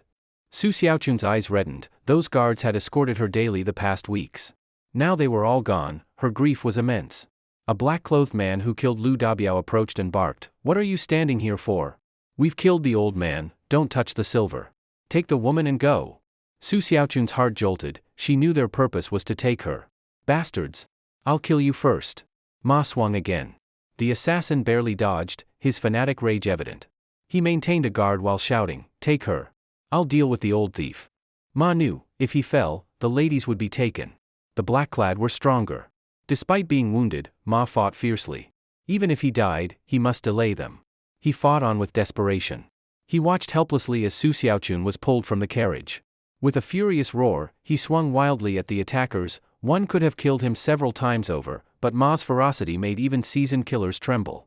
He drove them back step by step. In the distance, by the roadside, in the faint night light, an elderly figure in a robe and holding a whisk, white-haired, with Taoist air, watched the field strewn with bodies and Ma in battle. Beside him, a middle-aged man frowned and said, "Master, it seems someone is ambushed ahead." The elder frowned, "Chang'an is under the sun of heaven, how dare someone rob on the road? Ling Xio, go help that old man, don't let him die." Ling Xio drew his two-rigged sword and dashed forward. When he neared the 2 locked in fierce combat, he seized the moment and thrust. The black-clad man staggered, letting the sword pierce his left shoulder with a phut. His face changed, he stumbled back, pulled the sword out, and leapt 3 zhang into the forest without looking back. Ma gasped for breath with difficulty. He was old, nearly spent. He had suffered deep wounds, yet managed to stand. "Thank you, both Taoists, for saving him." Old Ma expressed thanks, gritting his teeth and staggering to pursue them. But no sooner had he taken 2 steps than the dizziness from massive blood loss overtook him, and he collapsed onto the official road. The elder Taoist quickly approached from a distance. Ling Xio helped old Ma up and told the elder, "Master, he's fainted again." By moonlight, the elder examined old Ma's wounds and shook his head sadly. "The wounds are too deep and he's lost too much blood. We used up all our herbs during the free clinic." Ling Xio searched his person and retrieved a small wooden vial. "Master, I still have some blood-replenishing pills. Should we try them?" The elder's eyes widened. He blew on his beard and glared, "You sneaked my pills?" Ling Xio chuckled, "Master, not sneaking, just borrowing. You'd forgotten where you stored them, I just took them. If it saves a life, we'll settle it later." The elder gave old Ma a few pills to swallow, then instructed, "Lay him down in the carriage. Strip off his outer clothes. Whether he lives now depends on his fate." Ling Xio placed him in the carriage. Inside was also a pale young woman with purplish lips from shock. Ling Xio didn't glance at her, instead he stripped old Ma's jacket, revealing 5 deep, bone-exposing wounds across his chest and back. Outside, the elder guided the surviving horse into the first carriage and they set off. After taking the pills, old Ma weakly opened his eyes, saw Yunyang, and exhaled in relief. His voice was feeble, "Madam Yunyang, I've failed. I watched the young madam being taken away with my eyes open." Yunyang choked on tears, "Uncle Ma, don't blame yourself, your efforts were brave. You saved what you could. Let's return to the estate and summon Master, he'll find a way." Old Ma responded bitterly, "How can I face the Marquis? If I had strength, I would have throated myself." "No, don't say that." Old Ma slumped but urged, "Madam, please, take us back to Sanha village. Gather our guards. We might still trace them now." The elder Taoist snapped, "Return to the village? No, go back to Grassreed Temple. Saving lives is urgent." Old Ma cried out, "Please take us to Sanha village. It's important, if you don't, even if I recover, I'll kill myself." The Taoist frowned but nodded, "You survived this long, your life is stubborn. If you insist, I won't stop you. Tell me the way to Sanha village?" Yunyang had regained composure. She stepped out and said, "I drive the carriage, please, take him inside and don't let him die." The elder entered the carriage and examined old Ma's wounds again, sighing, "Even though the cut is massive, at least it's not wet, so it has dried. If he'd injured a major vessel, he'd be dead. But with such serious wounds, infection could be fatal. Only fortune can decide now. Old Ma looked pale and speechless, closing his eyes. After about 2 incense sticks worth of time, the carriage arrived at Sanha village. At the gate, Yunyang jumped down and rushed toward the house, but by then, Ching Xio had already reached it. He had been seated in the courtyard with Li Yuan, drinking. When he saw Yunyang urging the carriage, he emerged from the courtyard. Master, master! Yunyang almost toppled Ching Xio with her embrace. He steadied her, frowning. Yunyang, what happened? Crying, she said, Xiaochun was abducted, all the guards are dead, and Uncle Ma in the carriage is near death. Ching Xio's heart clenched, his mind snapped back to order. He needed to remain calm. Don't cry, he ordered firmly. Tell me everything honestly, step by step. Yunyang, frightened, wiped her tears, then recounted every detail. They took people but left silver? Ching Xio murmured. Then he comforted her, don't worry, Xiaochun is fine. They weren't after you, lady. Their real target was me. With a few deductions, he realized they didn't want wealth, they took Su Xiaochun as a hostage to threaten him. Li Yuan, hearing the story, grew angry, bold enough to rob outside the city of Chang'an. To snatch the wife of a marquis, unheard of. Feng Fei, bring yourself here now. A man named Feng Fei emerged from an alley. Li Yuan ordered, tell the capital, inform the prince. Send troops immediately to rescue Miss Su. Marquis, what happened? Asked Swansea, Urguzi, and Taizhu, who had rushed over. In a cold voice, Ching Xio said, my wife has been abducted. Swansea, stay. Urguzi and Taizhu, gather all guards, pursue along the road. If any clue surfaces, report back immediately. The 3 bristled in anger. Urguzi instructed Swansea, protect the marquis. We'll chase. Soon a group of 30 or so departed in formation. Having given orders, Ching Xio realized there was nothing more to do but await news. He recognized the 2 Taoists beside the carriage, an elder and a middle-aged man. These must be the ones Yunyang mentioned who saved old Ma. Ching Xio clasped hands and said, thank you both Taoists for your help, a great kindness. I owe you both a debt. He approached and lifted the curtain to view old Ma's condition. Ma's face was pale and bruised, his torso was stained with blood, showing deep, bone-deep wounds. Most wounds were superficial, but Ching Xio worried Ma could die of blood loss. There was no foreline, no needles, and even blood type matching would be difficult. Swansea, he called. Bring old Ma into the room. Also fetch some alcohol from the tavern and have the cook boil water and sterilize some fine silk cloth. Swansea immediately obeyed. With aids he carried Ma inside. Li Yuan studied the elder Taoist and suddenly said in surprise, you are Taoist son? Taoist son smiled faintly, I have seen the retired emperor. Li Yuan laughed heartily, a few years have passed, Taoist son is still so vigorous. You must be nearly 100? Son nodded, I am 87. Li Yuan introduced, Qingzi, allow me to present, this is Taoist son Simiao, the famed divine physician of the great Tang. With him here, old Ma's survival is likely. Realization dawned on Ching Xio. He recognized the name of Sun Simiao, the legendary king of medicine, who lived past 100 in an era when the average lifespan was under 40, a miracle. Humbly, Sun waved his hand, don't flatter me, here we've no herbs. The herb garden is over 30 li away, a round trip would take over half an hour, and that wounded youth might be long dead by then. Ching Xio shook his head, old Ma is sturdy and these are all flesh wounds on the back and chest. The blood has dried. No bleeding vessel was damaged, so no need to stem bleeding, just disinfect, stitch, and bandage. Sun raised an eyebrow at disinfect, it was an advanced term. Though suturing was known, infection prevention in those days was rarely mentioned. By candlelight, Ching Xio heated a needle until red, then clamped the tip between 2 copper coins and bent it into the curve of a crescent moon. After doing that, he placed the needle and thread into alcohol to disinfect them. Once sterilized, when threading the needle, both Li Yuan and Sun Simiao watched in amazement. Imagine a blind man wearing an eye mask yet accurately finding the needle's eye, that's beyond belief. Li Yuan looked at Ching Xio as if seeing a ghost. Sun Simiao clicked his tongue, truly amazing. Lord Qing is blind, yet can thread a needle so precisely. If I hadn't seen it with my own eyes, I would never believe it. Retired emperor, is he really blind?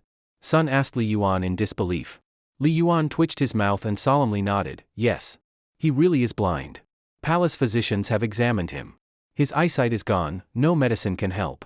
Strange, very strange. Sun Simiao, renowned in medicine, understood that suturing wounds aids healing, but he had no knowledge of sterilization. He had once stitched wounds for others, using straight needles and plain silk thread washed with water. Though he could close wounds, in over half the cases they became infected, festered, and sometimes led to death. Ancient people had no microscopes, no way to discover bacteria. The concept of sterilization simply did not exist in those times. As he watched the blind man stitch wounds, Sun asked, "Lord Ching, earlier I heard you speak of sterilization, but I do not know what sterilization is. Could you explain?" Ching Xio paused his work, tore off a small piece of xian paper, held it over the candle flame, then dropped it into the alcohol bowl. The nearly 80 degrees alcohol ignited instantly, burning with a faint blue flame. Gasp! Li Yuan drew a sharp breath. "This wine can actually burn?" Ching Xio continued stitching while explaining, "In the world there are many tiny living beings invisible to our eyes. Some are beneficial, more are harmful. Harmful tiny beings are called bacteria. Bacteria are dangerous, they easily infect wounds and cause them to fester or, in severe cases, lead to agonizing death. To kill bacteria we use sterilization. One method is high heat, hence boiling water to sterilize cloth. The thread and needle also carry bacteria, and alcohol is their nemesis." "Alcohol?" Sun observed the burning liquid with serious interest. Li Yuan joined closer. "Young Qing, so this burning liquid is alcohol? Where does this alcohol come from?" Ching Xio answered, "Different liquors have different strengths. Ordinary household wine is only 10-odd degrees. Sanlijiang is around 30 degrees. Our Xingwakan reaches over 50 degrees. The stronger the liquor, the more potent it is. Of course, liquor over 60 degrees will damage the body if consumed. Such liquor is only fit for sterilizing. Liquor over 70 degrees is called alcohol. What I used just now burns with around 80-degree strength. Alcohol can kill over 90% of bacteria. Using alcohol to sterilize wounds prevents infection and decay." Sun Simiao suddenly cupped his hands in salute. "I've learned much today. Thank you, Lord Qing." Ching Xio shook his head. "You're too kind, Taoist Sunday compared to saving lives, you are like an immortal. I am humbled you salute me." Sun Simiao squinted in a smile. Confucius said, "Among 3 people, 1 may be my teacher. I don't claim to be the world's best physician. To learn, to apply learning, these are my lifelong principles. Lord Qing, no need to be modest." He then sighed, "If only I had known of sterilization sooner, I wouldn't carry the deaths of so many people. Some wounded men didn't die immediately but suffered from infection until death." At this, Sun's expression grew somber. Li Yuan looked equally grim. Suddenly he slammed his fist on the table and sighed deeply. Ching Xio looked up. "Old Li, what madness are you in?" Li Yuan's eyes reddened. "If my army had known sterilization in battle, my brothers on the battlefield wouldn't have died so young from infected wounds. In the Great Tang army, countless were wounded, over 30% died from infected wounds. Dying in pain. Had sterilization been known, so many young soldiers wouldn't have perished?" "Ah." Ching Xio fell silent and continued stitching Old Ma's wounds earnestly. Old Ma, still unconscious, could not feel the needle's pain, a small mercy. After about an hour, Ching Xio finished stitching all wounds. After disinfecting with alcohol, he rose and cupped to Sun Simiao. "Taoist Sun, now it is your turn to apply medicine." Sun had already sent his disciple Ling Qiu back to Grassreed Temple for herbs. A while ago the medicine powder arrived. Sun opened a porcelain jar and sprinkled green powder over Old Ma's wounds. Fine silk gauze boiled and sterilized had been dried and delivered by the kitchen ladies. Ching Xio and Sun together wrapped Old Ma in bandages like a rice dumpling. Although he was given 2 large bowls of salted water, he had lost so much blood his face was deathly pale. No sign of color, but they saved his life. With 1 or 2 months of rest he would recover. When stepping outside for fresh air, they saw fires blazing. Ching Xio asked, "Swansea, what is happening outside?" Swansea approached to explain, "Lord, when villagers learned the madam was abducted, they spontaneously organized house-to-house searches to help find her." Ching Xio's heart warmed. He tapped his blind cane and walked out. Within the view covered by heaven-eye vision, village men and women, old and young, all had come. Some men even stood shirtless. Marquis Qing, an old man missing a tooth, asked with concern, "Has the young madam been found?" Ching Xio shook his head. "Don't worry, Marquis Qing. Everyone in the village will help you search. We will surely bring the young madam back. Who dares act so boldly? Makes me furious. Our young madam has treated us kindly. If anything happens to her, I'll sacrifice my life for justice. A team of 12 men, we'll search nearby villages." Ching Xio raised his hand and silence fell. He bowed to the villagers. "I understand your feelings. That person who abducted my wife planned carefully, they likely left no clues. With only your efforts, we cannot succeed. I appreciate your kindness deeply. I have already sent word to Chang'an. His Majesty has agreed to dispatch troops. I believe she will be found soon. Please return home and rest. When there is news, I will inform you immediately. Rest assured, my wife is blessed, nothing will befall her. Villagers insisted further but, after repeated refusals, gradually dispersed. Before long hoofbeats sounded from outside the village.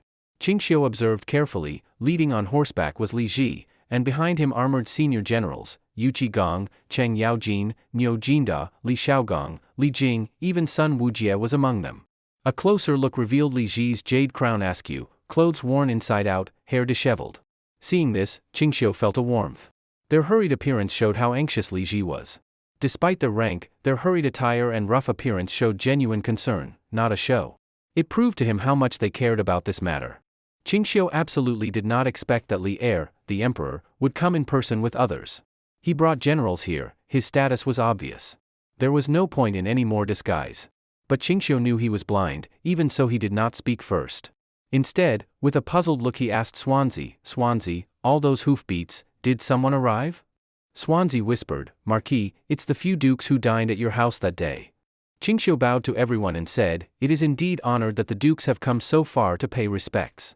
Li Jing dismounted first, came close to Ching Xio's ear and said softly, His Majesty is also here. Lan Tian Marquis, you must not bow excessively. Ching Xio pretended surprise, and bowed, Lan Tian County Marquis Ching Xio greets your Majesty. Li Er dismounted hastily, rushed forward in 2 steps, straightened Ching Xio's body with his hands and with a grim face said, Marquis Ching need not be ceremonious. From now on, you need not bow when you meet me. I have already heard about your wife. That group of damned thieves is bold, they dared to operate right under my nose. I have already ordered Chai Xiao to mobilize 90,000 troops of the Right Guard in counties around Chang'an to search. Soon they will find her. Thank you, your Majesty. The other generals dismounted in turn. Yu Qigong, holding a saber in his left hand and a steel whip in his right, jumped off and said in a buzzing voice, Marquis Qing, I heard of your family circumstances. Immediately I dispatched hundreds of family guards out of the city to help search. Those thieves will find no escape. Cheng Yaojin also said, I had my son lead guards to search. Marquis Qing, don't worry, they should find her soon. Li Xiaogong added, I too have had my son lead guards to search. Ching Xio suddenly frowned and said, Your Majesty, dukes, please call back your guards quickly. Why? Li Er looked perplexed. But why recall them? Marquis Qing, do you no longer care for your wife's safety? Everyone else also looked puzzled. Ching Xio shook his head and said in a deep voice, There's too much commotion. I fear they will fight to the death, and that would endanger my wife, not worth the cost. Li Er's face changed, his expression became complicated, but if we don't search, how will we know where your wife is? Ching Xio replied, My wife left the city carrying several thousand taels of silver. If their goal was theft, they could have killed everyone and taken the money. Yet they did not. Not one silver piece is missing, they only abducted her. Why? Everyone's expression changed and they looked at him. Li Er narrowed his eyes and said, They came for you. Ching Xio nodded. Li Er's expression became even more complex. Marquis Qing, why would these villains come for you? Ching Xio shook his head and forced a smile. If I knew, none of this would have happened. He believed Susiaun would not be killed, but worried more that Susiaun, who was pregnant, might lose her child from shock, and that harm would be worse. Could it be? Li Er's eyes flashed coldly, the Dou family? Ching Xio shook his head, I don't know, we cannot rule anyone out. Li Er spoke softly, if Marquis Qing has enemies, you may tell me. I can investigate each family. Ching Xio said, other than the Dou family, there is none, but Dou family is unlikely. Why? Ching Xio said, in your Majesty's view, would they act so overtly? No, it seems unlikely. Li Er shook his head. Ah, he sighed, Marquis Qing, what can be done now? Ching Xio bowed to the others, please withdraw your household guards, and your Majesty withdraw the right guard. I appreciate the generous support today from the dukes, but my wife's life is at stake. I cannot tolerate any risk. Li Er waved weakly, as Marquis Qing says, withdraw them all. Yu Qigong grim-faced said, Marquis Qing, once your wife is safe, please send word to my mansion so I can rest easy. Thank you, Duke of E. The other dukes expressed similar words, exchanged polite remarks, and Li Er led them all away. After leaving the village, Li Er whispered to a guard by his side, you and several eunuchs stay behind here overnight and guard near the Marquis house. If anyone tries to harm the Marquis, they must pass over your bodies first. The guard felt a chill and bowed deeply. He and 3 others mounted horses and returned to the village. Li Xiaogong scratched his ear and asked curiously, Your Majesty, your concern for Marquis Qing, are you perhaps showing more concern for him than for Prince Wei or Prince Shu? Prince Wei is Li Tai. Li Er's favor toward him is no secret. But another prince with equally high standing in Li Er's mind is Li Ku, the Prince of Shu. His mother was Consort Yang, daughter of Sui Emperor Yang. As for Li Er, no need to say. Li Er's expression turned serious. Prince Hejian, your words are mistaken. He turned, pointed in the firelight at the village behind them. Look, a few months ago this was wilderness. In just a few months, it has developed more flourishing than Lantian County. Given time, it will rival Chang'an. Three Rivers Village originally had 200 or 300 people, now 1,000. Every household is wealthier than surrounding villagers. They all run profitable trades. Who gave them that? It was Marquis Qing who gave these villagers a path to survive. And that's just one village. Suppose all villages fared like Three Rivers, they would all be prosperous, able to eat and wear without worry. Papermaking, movable type printing, the method to temper steel, these grand deeds aside, just by benefiting the people, who in the world can match Marquis Qing? If I issue an edict and require all villages in Tang to imitate Three Rivers Village, the people of Tang would all prosper. It matters not whether he is a disciple of an immortal or an immortal himself, as long as he continues benefiting the people, as long as I sit on this throne, I will not allow anyone to harm him. To harm him is to weaken the pillar of Tang. Li Er's speech made everyone gasp. Li Xiaogong opened his mouth, then nodded, Indeed, your Majesty is right. If every village in the land follows Three Rivers Village's example, that will usher in flourishing times. I congratulate Tang, I congratulate your Majesty. The others echoed, I congratulate Tang, I congratulate your Majesty. Li Er gazed firmly at the village behind them. Li Yuan, aged and weary from childbearing duties before arriving in the village, chose to leave first. Sun Simiao stayed to care for old Ma. In the past, Ching Xio would share roasted skewers and wine with Sun Simiao. But today, he had no mood. He sat alone in the courtyard, holding firmly the handle of his blind cane sword. Two people jumped down from the roof. One of them, wearing a bitter expression, bowed to Ching Xio and forced a smile. Marquis Qing, how did you discover us? The other two also climbed in from outside the wall, looking at Ching Xio in shock. Of course Ching Xio didn't foolishly say he had divine vision, he only pointed to his ear. All four were astonished, training hearing to that level is simply unbelievable.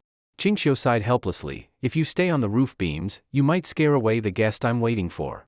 If you don't want to leave, you can go inside the house. If I'm in danger, you must come out first to protect me. The leader asked in surprise, Marquis Qing, who are you waiting for? Ching Xio replied, the people who kidnapped my wife, they will come find me. The man asked in doubt, why are you so certain, Marquis Qing?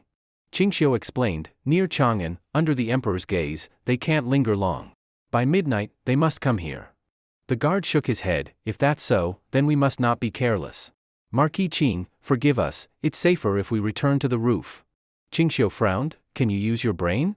If you're on the roof, who dares come in? If no one comes here, how would I know my wife's whereabouts or their purpose? The guards hesitated. Ching Xio impatiently said, it is my wife who was abducted. If she meets harm because of you, even without His Majesty taking action, I will personally kill you. The guards' faces fell. Helpless, they said, fine, then we'll stay inside the house. Leaving the doors open is okay? Yes, just hide. Silently, the four entered the main hall and sat in dark corners, watching every outside movement. About 2 hours passed, almost 1 a.m. Ching Xio, already a bit drowsy, suddenly snapped awake, placing his hand on his cane sword's hilt. About 4 meters away, a silhouette cleanly made its way across the roof toward them. A glint of killing intent appeared at the corner of Ching Xio's mouth, he was ready to draw at any moment. Lately daily sword drawing practice had become habitual, even muscle memory. Even if Ling Yuan's guards combined forces and were alert, he was confident he could slay them all. The figure arrived nearly silently on the roof beam, quietly crouching where Ling Er's guards had been. Ching Xio was surprised. The figure was female. She could not be more than 20 years old, dressed in sleek clothing that outlined her perfect curves, well-formed downward and upward, graceful appearance, willow leaf eyebrows, oval face, thin lips curled in a playful and sly smile. Dan Xiao tilted her head, looking at Ching Xio's back, a faint smile playing on her lips. Ching Xio set down his teacup, and in a low voice said, since you have come, why hide? Dan Xiao's expression changed, she looked startled. Inside, Ling Er's personal guard stiffened. One was about to rush out, but was grabbed by their leader. Be calm, don't spook the snake. Suddenly the guard leader held several thrown daggers in his hand. Seeing no reaction from the rooftop figure, Ching Xio frowned. "You on the roof, I'm speaking to you." Dan Xiao stood, a slight smile on her face. Looking down from above, she said, "Not unexpectedly a disciple of an immortal, you really have extensive powers. Even such small sounds you can detect." She finished and leapt down to stand before Ching Xio, stirring curiosity in her gaze. Ching Xio said in a calm voice, "You went to such trouble to abduct my wife, you came for me, right?" Dan Xiao nodded, and seeing his eye cover, quietly hummed in agreement. Ching Xio asked, "What do you want? How can you release my wife?" Dan Xiao didn't waste time. Smiling, she said straight out, "Simple, you come with me, and your wife will return home safely tomorrow." The guard leader's face changed. The thrown daggers had already been launched, quiet but sharp. Dan Xiao calmly sat down. The blades flew just above her head, embedding in the wall, sparks flying. 4 guards leapt out, 2 stood left and right by Ching Xio, the other 2 moved behind Dan Xiao, ready to act. Dan Xiao remained unfazed. She leaned over the teapot on the table, sniffed, then took several loud sips. "Ah, so refreshing. Trod dozens of miles, I was parched." The guard leader said sternly, "Young lady, you're bold, coming alone?" Dan Xiao smiled lightly, "What, you're going to kill me?" She then leaned forward, narrowed her eyes, and gestured at her own neck as though daring them. The guard leader's face changed. Another dagger appeared in his hand. Ching Xio said calmly, "Do not act rashly. I will come with her." The guard leader responded, "Marquis Qing, if you die we die. If your wife dies, we still can survive. Our mission is to protect you." Ching Xio said coldly, "If my wife dies, you die too. I go with her. You can live. I will tell my family to inform His Majesty so you remain unharmed. But if you defy me, don't blame me for being ruthless." The 4 guards looked conflicted. Yunyang had already heard the commotion. Dressed and cautious, she found many men around her lord and didn't know who were enemies. She dared not step forward. Ching Xio said, "Yunyang, I must go out. Xiaochun will come early tomorrow. If His Majesty comes, tell him not to punish these guards, please don't let him execute them." Each guard let out a breath, they relaxed slightly. Yunyang, seeing these men are the Emperor's guards, nodded anxiously, "Don't worry, my lord. I will speak well for them." Dan Xiao stood and smiled, "Marquis Qing, will you come with me now?" Ching Xio then said to his wife, "Yunyang, when Xiaochun arrives, tell her not to worry about me. Let the village continue to flourish and the business go on. Be patient until I return." After speaking, he stood and said, "Let us go." Dan Xiao made no sound and moved swiftly. She grabbed Ching Xio's belt, took a few steps, and leapt over the wall. The guard leader was deeply worried. Another guard comforted, "Leader, it's fortune, not disaster. If disaster was unavoidable, we can't help it. We only hope that when the Emperor learns of this tomorrow, he does not fly into a rage." He then bowed to Yunyang, "Madam, our lives now rest in your hands. Please speak well for us." Yunyang nodded, worried, and returned inside. She had heard everything outside and could control nothing. All she could do was wait. Outside, Dan Xiao carried Ching Xio at extraordinary speed, far faster than expected. Ching Xio was secretly startled, such a delicate young woman having this strength and stamina was frightening. "Miss, please put me down. Let's walk slowly, just because I'm blind doesn't mean I can't walk, right?" Dan Xiao ignored him and continued running. Ching Xio sighed, "If you run like this, your feet will get smelly." Dan Xiao paused, blushed, and angrily said, "Shut up." Ching Xio laughed, "There, you see? You must really have stinky feet." Dan Xiao's eyes blazed with indignation. Her pace slowed, but she didn't set him down. Ching Xio didn't insist. It conserved her strength, and would save his energy if they had to fight later. Not knowing how much time had passed, Dan Xiao began to pant. They were in a mountain forest, though which mountain was not known. "Miss, where are you taking me?" Ching Xio asked. Dan Xiao took a deep breath, switched arms carrying Ching Xio, adjusted her breathing a few times before answering, "To Qinling, mountains." A faint smile appeared on Ching Xio's lips. If they had gone along the official road, and if there were many of the enemy, it would have been troublesome. But in Qinling, deep wilderness, dark night, their vision is obstructed, while mine is not affected at all. Thinking this made Ching Xio smile more. Dan Xiao did not notice the change in his mood, and silently carried him into Qinling. After about an hour, crossing 2 small hilltops, they arrived in a mountain ravine. Viewing from above, Ching Xio saw more than 10 people there, 2 women among them, one wearing a veil, and the other was his own wife? Seeing Susiaun safe put Ching Xio's mind at ease at last. Master, I've returned, Dan Xiao said as she entered the ravine, set Ching Xio down, and spoke to the veiled woman. Because it was too dark and vegetation dense, moonlight did not reach in. Susiaun had not noticed Ching Xio's arrival. She lay propped up against dry hay, looking disheveled, her hands bound behind her, a cloth gag in her mouth. Seeing this, Ching Xio's face filled with murderous intent, and he gripped the hilt of his cane sword tightly. An elder approached Ching Xio, looked him over carefully, and asked, "You are Ching Xio?" "Yes, I am the one." Hearing the noise, Susiaun's eyes widened, tears filled her blinking eyes and she made sobbing sounds. Ching Xio said calmly, "Since I'm here, you should release my wife." The elder chuckled, "Release her, and how could we continue to use you to carry out our plans?" Ching Xio's veins bulged on the back of his hand, he restrained the urge to draw his sword. He could not act rashly. If he killed them all, Susiaun would surely die in the chaos. The veiled woman spoke softly, voice charming yet chilling, "Mr. Tu, he is already in our hands, and keeping his wife is pointless. Better to keep your word and release her." Mr. Tu frowned in displeasure. "Miss Lu, who is handling this, me or you?" Lu Yunyan looked unhappy. "We discussed this earlier. I'm not of your secret sect, we are merely partners. Entering that place, our Miao village also has a share." Mr. Tu's eyes brimmed with murderous intent. But on second thought, he waved his hand. "Fang Zhe, release her. Find someone to escort her out." A shirtless man named Fang Zhe, his shoulder wrapped with white silk now soaked red in blood, removed the gag from Susiaun's mouth. "Master, master." Susiaun sobbed, attempting to rush toward Ching Xio. Ching Xio looked anxious, one hand grasped the cane, the other fumbled blindly. "Wife, where are you? Wife." In desperation, Ching Xio stepped forward 2 paces, but slipped and fell to the ground. "Wife, where are you?" Clumsily he crawled, and accidentally grabbed the bare chest of the veiled woman. "Wife, I found you." Lu Yunyan shuddered as though electrocuted and blushed beneath her veil. She retreated 1 step and sharply snapped, "You blind man, what are you groping?" "Sorry, I'm sorry. I'm blind, I cannot see." Susiaun opened her mouth to speak but faltered. But seeing Ching Xio and finding he was unharmed restored her calm. Her only worry now was his safety. Her bonds were undone. In 3 swift steps she rushed into Ching Xio's arms, crying. Ching Xio comforted her, "Don't cry, my wife. I came to save you."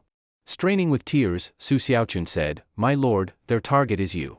You should escape. Don't worry about me." Ching Xio shook his head. "My wife, how can a blind man outrun them? Rest assured, I'll be fine." He gently moved Susiaun aside, and addressed the others, "I don't know what you intend. But now that I'm here, in exchange you must ensure my wife is safely returned to Sanha village. Otherwise, whatever your goal, I won't cooperate." Mr. Tu turned to a middle-aged man and said, "Tion Mang, you run fastest, go escort the Marquis's wife back to the manor and return to meet us at the marker point." "Yes, master." Tion Mang stepped forward to lift Susiaun. Ching Xio spoke, "Wait. What?" Mr. Tu asked impatiently. Ching Xio said coldly, "My wife is a woman, you having him escort her makes me uneasy. Is there not a woman here?" Mr. Tu said sternly, "Still bargaining with me? Not harming her is already mercy." Ching Xio shook his head, "I don't agree. I want a woman to escort my wife, she is with child, and must not be handled roughly. If you can meet my terms, I'll meet yours." Mr. Tu raised an eyebrow, hint of excitement. He looked to Lu Yunyan and Dan Xiao. "Which of you two will go?" Dan Xiao frowned slightly but answered, "I'll go." Lu Yunyan said, "Let me go. Little Ro, you will tire yourself. Remain to rest." Then she bent down near Susiaun and said, "Get on, I'll carry you." Susiaun said anxiously, "My lord, I don't want that. I want to stay with you and die with you." Ching Xio's face darkened. "Listen. If you stay here, I worry. The village needs someone to oversee things. Can timid Yunyang do that? Return home, I will be fine." Lu Yunyan showed impatience. "As long as you deliver what we seek from your lord, we will not harm him. If we wanted to harm him, he wouldn't be alive now." Tears poured from Susiaun's face. She lay over Lu Yunyan's back. On this mountain path, Lu Yunyan moved as though on flat ground, her foot strength even stronger than Dan Xiao. Her feet must also be quite smelly? Once this woman returns, Ching Xio will have no more worry, and then he will certainly dispatch them all without hesitation. Mr. Tu said, "In case, we must first leave here. Little Ro, don't forget to leave markers for your master." "I know. He won't get lost." Mr. Tu said, "Tion Mang, since Mr. Ching is blind, carrying this burden slows the journey. You carry him." At this, Ching Xio smiled inwardly. Tion Mang did not hesitate, he grabbed Ching Xio's arms and slung him over his back. They traveled very quickly. Before dawn, they had passed several mountain ridges. Mr. Tu glanced at the sky, stop and prepare food. After eating, continue. We rest again at night. Tion Mang set Ching Xio down. Ching Xio sat on a large rock. Mr. Tu, Ching Xio asked curiously, may I ask what it is you sought from me? Mr. Tu sat across on a rock and asked, the Jade Capital above heaven, 12 towers, 5 cities, immortals brush my head, wedlock seals eternal life, that poem, was it written by you? Yes, it was I who wrote that. Mr. Tu's eyes burned, I hear you are a disciple of an immortal. Then surely you know the road to Jade Capital. Ching Xio's expression turned wary, you want to go to Jade Capital? Seeing Ching Xio's reaction, Mr. Tu grew more excited, yes. We wish to go to Jade Capital to seek immortality techniques from an immortal. If you lead us there, we will release you. If Ching Xio had sight, he surely would have given a derisive look. What era is this, and people still dream of becoming immortal? Ching Xio snorted, I do know the road to Jade Capital, but that place is not accessible to just anyone. With just you mortals, what fantasy nonsense. Mr. Tu asked anxiously, so mortals cannot go to Jade Capital? Ching Xio pondered, mortals may go, but the path is perilous and difficult. It requires water from the sacred pool of Yaoqi in Kunlun, blood of the colossal Kuan fish from the northern ocean, and a bowl made of 10,000-year-cold jade from the land where half the day is sun and half the night is darkness at the South Pole. Immortal wine must be brewed by mixing the Yaoqi water and Kuan fish blood, served in the 10,000-year-cold jade bowl. On mid-autumn's full moon night, climb Mount Everest and kneel sincerely, then an immortal will descend to greet you. Mr. Tu listened speechless, not only him, all present stared dumbfounded. Ching Xio grinned inwardly, this is nonsense, scare you to death with it. Mr. Tu was silent for a long time.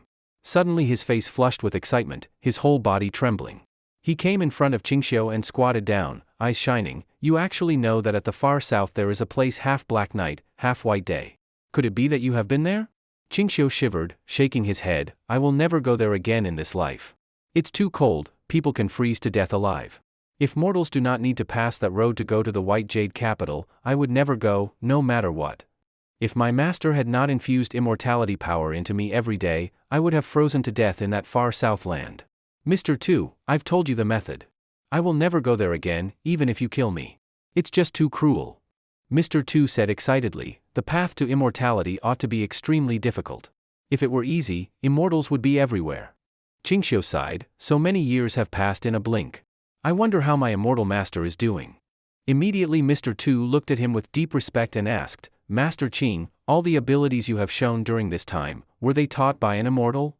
Ching Xio beamed with pride, of course. The wisdom of immortals in the White Jade Capital, you cannot imagine. If that place did not require severing all worldly desires, I would have stayed there as an immortal. But I lacked purity of root, so my master abandoned me and expelled me from the White Jade Capital. Mr. Tu looked regretful, Master Ching, accept my condolences. Not everyone has the fate of becoming immortal. Master Ching, Mr. Tu asked with confusion, why is it necessary to ascend Mount Everest on a full moon night? Also, where exactly is that peak located? Ching Xio explained, Mount Everest lies on the southwestern border of Tubo. It is the highest peak under heaven and the closest place to the White Jade Capital. Standing atop it, one can nearly see immortals flying and dancing to and fro around White Jade Capital. Mr. Tu's heart nearly leapt out, he listened intently like a schoolchild. The others also gathered around, all with faces full of longing and excitement. Ching Xio continued, the reason to choose Mid-Autumn Festival, the 15th day of the 8th lunar month, is because that is also a festive day in White Jade Capital. On that night, White Jade Capital is closest to the mortal realm. Standing on Everest, one can almost touch it by hand. Mr. Tu urgently asked, Master Ching, could you tell us what the world of White Jade Capital is like? Ching Xio looked dreamy, it's a very beautiful world. Even thousands of miles apart, immortals can chat face-to-face using something called a mobile phone. Without leaving home you can learn anything in the world. There's also something called a car, which can carry many people and travel 1,000 miles in a day. And airplanes that fly to 10,000 meters high, traveling 10,000 miles in a day. There, endless delicious food, wine flowing unceasing, tall buildings everywhere, lights everywhere at night, surrounded by fairy women singing constantly.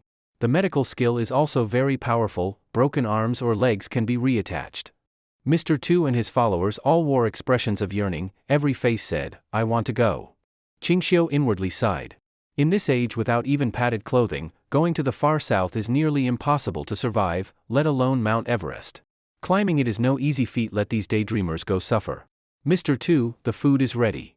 Mr. Tu stood and instructed, first prepare food for Master Ching. Soon someone brought food beside Ching Xio, millet porridge, roasted goat meat, and some hard wheat cakes. Mr. Tu looked apologetic, Master Ching, you are accustomed to delicacies. Our offerings are simple. Please do not mind. Ching Xio did not refuse. He took the roast lamb leg and began eating, though it was totally unsalted, which made him helpless. But to replenish strength for tonight's journey, even if it tastes bad, he began to eat heartily. Before he finished, Lu Yunyan returned with a package on her back. Ching Xio set down his bowl and asked, "Did you return my wife home?" Lu Yunyan placed the package on the rock beside Ching Xio and said, "Your wife is already safely home. This package contains things she prepared for you, a token certifying I delivered her safely." Ching Xio opened it and immediately lit up with joy. Inside was a small pack of fine salt, a jar of 5-gene apricot flour wine, some fried crispy meat, and even a steamed lobster with garlic. Everyone smelled it and stared greedily at Ching Xio's package. Mr. Tu said angrily, "Look at you lot, have no ambition. Don't lay greedy eyes on Master Ching's goods. Wait until you all get to White Jade Capital, surely you'll get these foods there." Everyone bowed their heads in shame. Mr. Tu urged, "Eat quickly. After eating, we must press on." They finished breakfast shortly. A group of 18 began to travel. Sanha village. Li Yuan got up early and came straight to Ching Xio's house. He had lived with Ching Xio and his wife for months, the bond was deep. He was still very worried about Susiaun. But the moment Li Yuan entered, he froze. Susiaun was addressing Xuanzi, explaining something. For each family whose guard died in battle yesterday, 200 taels of silver as compensation. In addition, each month we will give each bereaved family 2 strings of cash. In the workshops at home, relatives of those deceased guards get priority for work. Yes, madam. Xuanzi replied and left to implement it. Li Yuan stepped in quickly and cried, "Su girl, when did you return? Where is your husband?" Susiaun looked a little composed but fatigued, aftermath of a sleepless night. Seeing Li Yuan enter, Susiaun's face turned dark, her eyes red, but she held back tears. Li Yuan urgently said, "Speak up. Are you going to kill me with worry? It was my husband who had me returned. He already left with them." "What?" Li Yuan felt his vision darken. Leaning against the wall, steadied himself. Then he beat his thigh and shouted, "Ching boy has gone reckless. How could he put himself in danger?" Susiaun bit her lip until tears fell uncontrollable. She sobbed, "Oldly, what else could I do?" She felt desperate. Though she believed Ching Xio, she did not trust blindly, especially in such danger. Li Yuan continued to ask, and Susiaun recounted everything that happened in Qinling. "Qinling? I understand." Li Yuan turned and walked outside the house calling, "Feng Fei, go immediately to the palace for me." Li Yuan gave Feng Fei a few instructions, and Feng Fei mounted a horse and rode off toward Chang'an. Meanwhile, Li Er held a morning court specifically to discuss the bandit incident outside Chang'an. In heated discussion, Wang De hurried over and whispered to Li Er. Li Er abruptly rose, shocked. "What? Marquis Qing has been taken." Wang De said quietly, "Not taken by force, Marquis Qing willingly went with them, to exchange for his wife. He said he would stay as hostage." Li Er was troubled. The morning session was collapsing. He slammed the table and shouted, "Hong Jingtin, come before me at once." From a corner, a middle-aged man wearing a hawk and dog emblem robe swiftly came to the court. Li Er glowered and commanded, "Lead all the cavalry from Lantian County into Qinling, find Marquis Qing for me. To Yuqi Jingda and Cheng Yaojin, I command each of you to take 20,000 troops and adequate provisions for a month. Go into Qinling and find Qing Ho, even if you must dig 3 feet of earth, find him." Wei Zheng in the court ranks raised his eyebrow and exchanged a glance with a remonstrator beside him. That remonstrator stepped forward holding his admonition board and spoke, "Your Majesty, the Chang'an garrison is the last shield for defending the capital. Can you mobilize tens of thousands of troops over one man's safety? The garrison only has 50,000 soldiers. If you move 40,000, shall Chang'an fall? Have you forgotten the 200,000 Turkic cavalry at the city gates years ago? Soldiers are born for war. Now there is no war. Should you mobilize tens of thousands for a personal concern? Marquis of Lantian is but one person. But Chang'an concerns the empire. Can a personal risk outweigh the realm's safety? I urge your Majesty to reconsider." Li Er stared at the advisor coldly, murderous intent in his eyes. The generals also looked grim. Especially those who had accompanied Li Er to Sanha village, they even seemed gleeful. They now understood Ching Xio's importance to Li Er. Yet some blind man runs into the blade's edge, is he seeking death? Ling Er squinted at the remonstrating official and spoke in a low voice, Censor Lu, didn't I leave 10,000 soldiers at the main camp? The Treaty of Weishui has already been signed. Shili Kagan won't send troops against Great Tang for several years. Your worry is unnecessary. Censor Lu, from the Lu clan of Fanyang. Among the civil officials, a large portion came from the 5 surnames and 7 clans. They monopolized knowledge, resulting in more than half of the scholars in the empire coming from these families. It was the same for court officials. Of course, military generals were an exception, but even among them, many had ties to the 5 surnames and 7 clans. Take Cheng Yaojin, for example. His second wife was a legitimate daughter of the Chui clan from Qinghe. Many court officials treated Cheng Yaojin with extra courtesy because of this. The 5 surnames and 7 clans did not want any individual prestige to surpass their 1,000-year-old family status. Suppressing such a matter was inevitable. Censor Lu spoke sternly, Your Majesty, the Turks are barbarians. They don't talk reason with us Tang people. If they want to attack, even signing 80 Weishui treaties won't stop their iron hooves. Your Majesty secretly transferred the city's 10,000 defenders last night, putting Chang'an in danger. I can understand that it was out of concern for Lord Qing, a mistaken decision, but now Your Majesty must not let a small matter jeopardize a greater one. Besides stirring up court disputes, the 5 surnames and 7 clans also like to suppress royal authority. This not only brought great fame to their families but also proved their importance in court. Ling Er never dared act rashly against the 5 surnames and 7 clans. If provoked, they would band together without hesitation. Their usual tactic was resigning and going home under the guise of old age. Just in the censorate alone, there were more than 30 censors, and the 5 surnames and 7 clans made up more than half. This had happened before. In various regions, many important positions were also held by people from these families. If they all resigned at once, half of Great Tang would be paralyzed, disastrous for any dynasty. There's a saying, dynasties flow like water, but great families are ironclad. These families had thrived for 1,000 years for a reason. Oh? Ling Er let out a sound and suddenly turned serious. Lord Qing developed the Sanha village area from a wasteland into a prosperous region. The Turks believe this is all due to Lord Qing's efforts. With Lord Qing present, Great Tang will develop rapidly, but the Turks don't want to see our prosperity. They specially sent 20,000 spies into Guangzhou. They not only kidnapped Lord Qing but also looted, burned, and killed around Lantian before hiding in the depths of Qinling.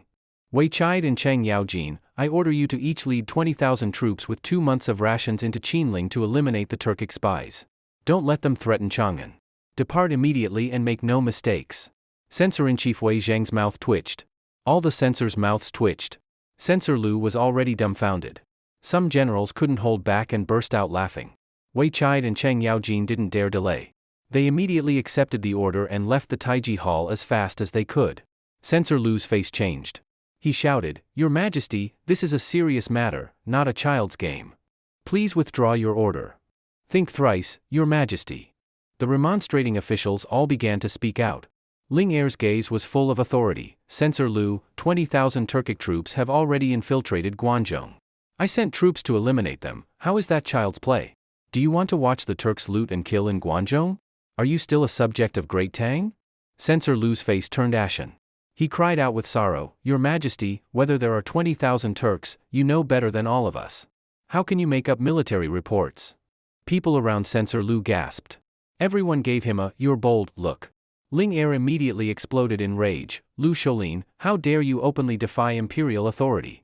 As a civil official, you meddle in military secrets. You try to stop me from deploying troops to resist the Turkic cavalry. Clearly you want to see the people of Guangzhou slaughtered. You're a traitor with evil intentions. Could it be you've colluded with the Turks? Lu Shoulin was terrified, pale with fear.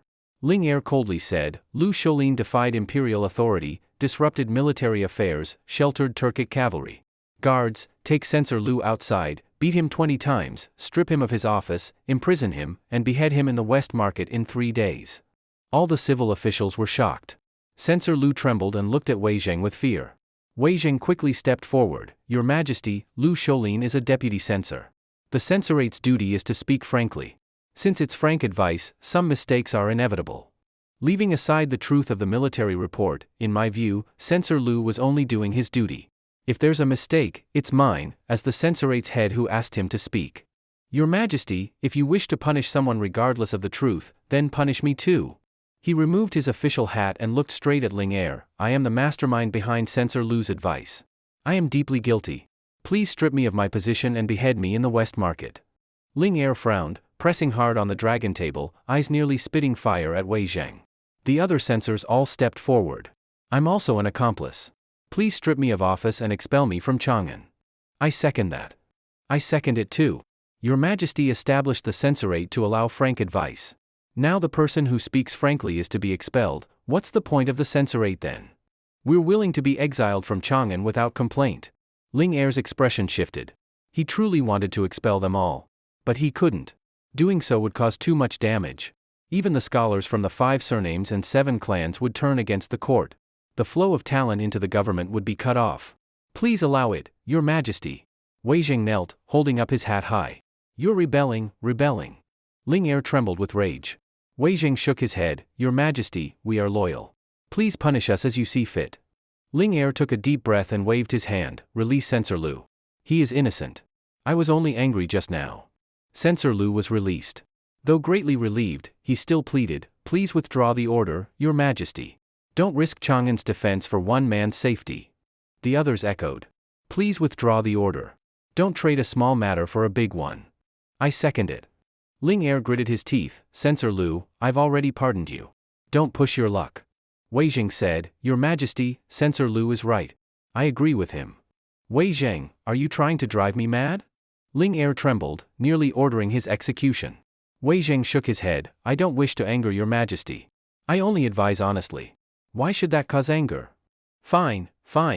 You all want me to cancel the deployment? Very well. I will grant your wish. Ling Er nodded coldly, looking at Ling Jing. Ling Jing, personally go inform Wei Chide and Chang Yaojin to retreat. Take the tiger tally with you. Ling Jing sighed inwardly, gave a meaningful glance at the remonstrating officials, his face full of helplessness. The censors were visibly proud. See? Even the emperor bowed to the censorate and changed his mind. Ling Jing accepted the order, about to leave, when Ling Er suddenly asked, Ling Jing, I heard you fell off your horse yesterday and even killed the warhorse. Is that true? Ling Jing's eyes lit up. He quickly shook his head and said, Your Majesty, I'm fine. Then he limped shakily out of the Taiji Hall, casting a triumphant glance at the censors. That look nearly made them explode with anger. They suddenly realized, on the surface, they had won. In truth, Ling Er had won. By the time Ling Jing limped out of the palace, Ling Er had already finished his lunch. Chang'an City, the Zhangsun residence. Zhangsun Wuji returned home after the morning court session. Zhangsun Pingting immediately rushed to his study. Seeing Zhangsun Wuji, Zhangsun Pingting asked anxiously, Father, has Lord Qing's wife been found? Zhangsun Wuji looked complicated, more hesitant than anything. He slowly nodded and said, Lord Qing's wife has returned home. Zhangsun Pingting sighed in relief and smiled faintly. It's good she's home. Lord Qing and his wife are so loving. If she returned safely, Lord Qing must be very happy. Zhangsun Wuji hesitated, as if he wanted to speak but didn't know how. He knew his daughter liked Ching Xio. If he told her now that the man she liked had been taken to Qinling, the blow would be heavy. Zhangsun Pingting asked, puzzled, Father, is there something you want to say? I didn't plan to tell you, but this isn't really a secret. You'll find out sooner or later. Although Lord Qing's wife returned, it was because he voluntarily became a hostage in exchange for her. Zhangsun Pingting's body trembled, her face pale. He was taken. Zhangsun Wuji nodded. Father, I want to go to Sanha village. Without waiting for him to reply, Zhangsun Pingting ran out quickly. Pingting. Zhangsun Wuji chased after her and grabbed her, scolding. Sanha village is more than 30 li from Chang'an. Child, are you planning to run there? He turned to the gatekeeper and ordered, Old Zhang, prepare a carriage. Take the young lady to Sanha village. The gatekeeper immediately went to prepare the carriage. It was an hour later when they arrived at Sanha village. Zhangsun Pingting jumped off the carriage but lost her balance and fell. She didn't care about the dirt or pain, got up limping, and entered the courtyard. The gatekeeper Xuanzi saw her fall and walked up to ask, Miss Zhangsun, you just fell. Are you hurt? No. Where is Lady Qing? Zhangsun Pingting asked anxiously. At that moment, Susiaun came out from the courtyard after hearing the noise. When she saw Zhangsun Pingting, her emotions were mixed. Lady Qing. Zhangsun Pingting stepped forward but pulled her wound, cried out in pain, and fell into Susiaun's arms. Susiaun quickly helped her and said with a complicated expression, Miss Zhangsun, why did you come? Zhang Sun Pingting said urgently, I heard from my father that Lord Qing was taken by bandits. I came to ask where he was taken. Has the household sent anyone to rescue him? If you lack manpower, I can send Zhang Sun family guards to help. Susiaun didn't answer immediately but brushed off the dust from Zhang Sun Pingting's skirt. Seeing blood on her knee, Susiaun quickly shouted, Yunyang, bring our medicine box. Zhang Sun Pingting shook her head, Lady Qing, I'm fine. Just tell me, where was Lord Qing taken? Seeing her so anxious, Susiaun said bitterly, husband was taken to Qinling. His Majesty has already sent tens of thousands of left guard troops there. Whether he can be rescued depends on fate. No, impossible. Zhang Sun Pingting choked up, Lord Qing is blessed, nothing will happen to him. Susiaun paused and then nodded firmly, yes, I believe he'll be fine. She suddenly felt more confident in Ching Xio's abilities. He practiced with a saber. Others didn't know, but she knew well. Her husband's skill could defeat Ling Yuan's chief guard in one strike. Though he only knew one move at first, recently he had trained more. Seeing Susiaun's confident look, Zhang Sun Pingting sighed in relief, Lady Qing, Lord Qing is your husband. You should believe in his skills. He'll be fine. Susiaun said, let's not talk about that now. Your leg is hurt. Let's treat the wound first. She helped her into the inner room, and Yunyang brought the medicine box. Zhang Sun Pingting finally relaxed and felt the sharp pain in her leg. She winced, eyes tearing up. Susiaun lifted her skirt. Her fair, slim leg had a bleeding scrape on the knee, bruised and purple all around. So serious? Susiaun frowned, took gauze, dipped it in alcohol, and said, Miss Zhang Sun, the wound needs disinfecting. It'll hurt. Bear with it. Zhang Sun Pingting gritted her teeth and nodded. Once the alcohol touched the wound, she realized it was worse than she imagined. She screamed, body trembling, tears instantly streaming. Hold on. It'll be over soon. Susiaun disinfected the wound, applied powder, and wrapped it with a thin silk cloth. Zhang Sun Pingting, pampered since birth, had never suffered like this. She lay on the bed, exhausted, breathing heavily. Yunyang packed up the medicine box. Susiaun sat beside her and suddenly said, Miss Zhang Sun, I said some unpleasant things to you that day. I felt guilty. Please don't take it to heart.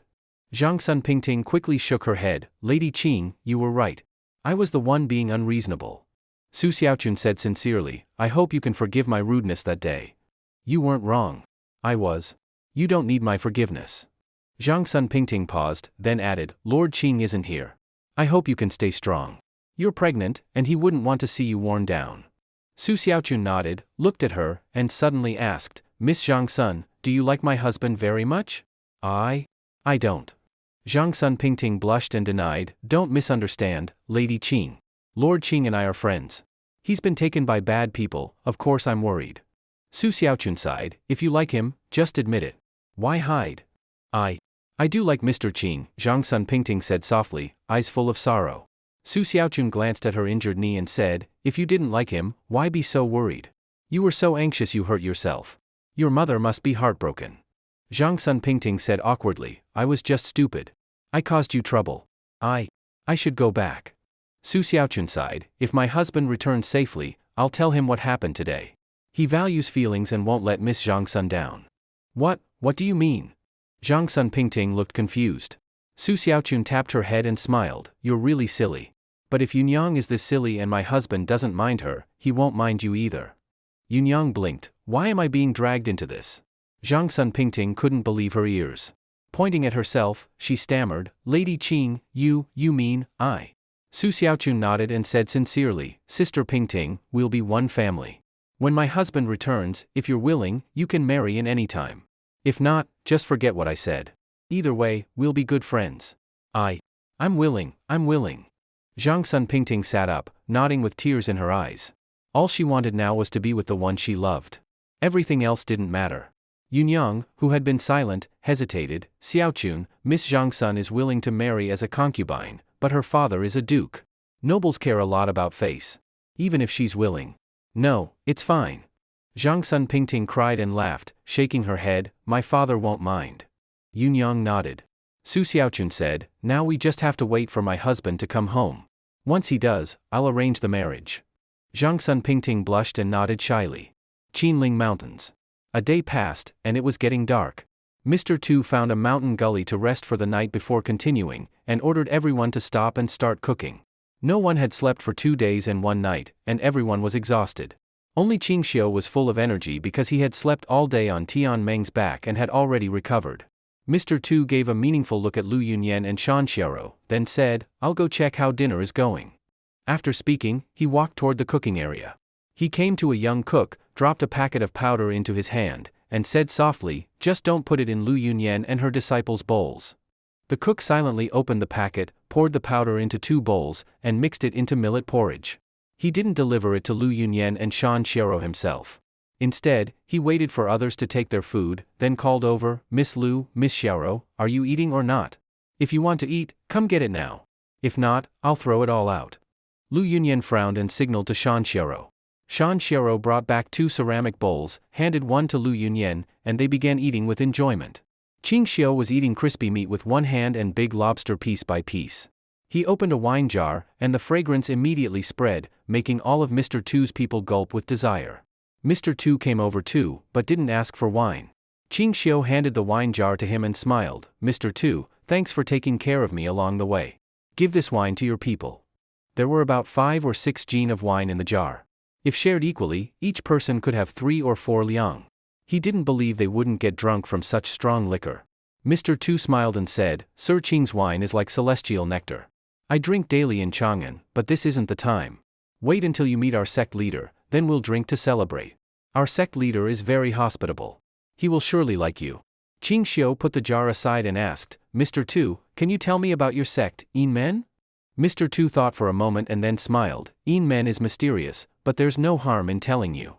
Our sect has a history of thousands of years. Its only purpose is to seek immortality." Ching Xio waited quietly, but there was no follow-up. "That's it?" Ching Xio asked, confused. "That's it?" Mr. Tu nodded, puzzled. "Isn't that enough?" Ching Xio felt like killing someone.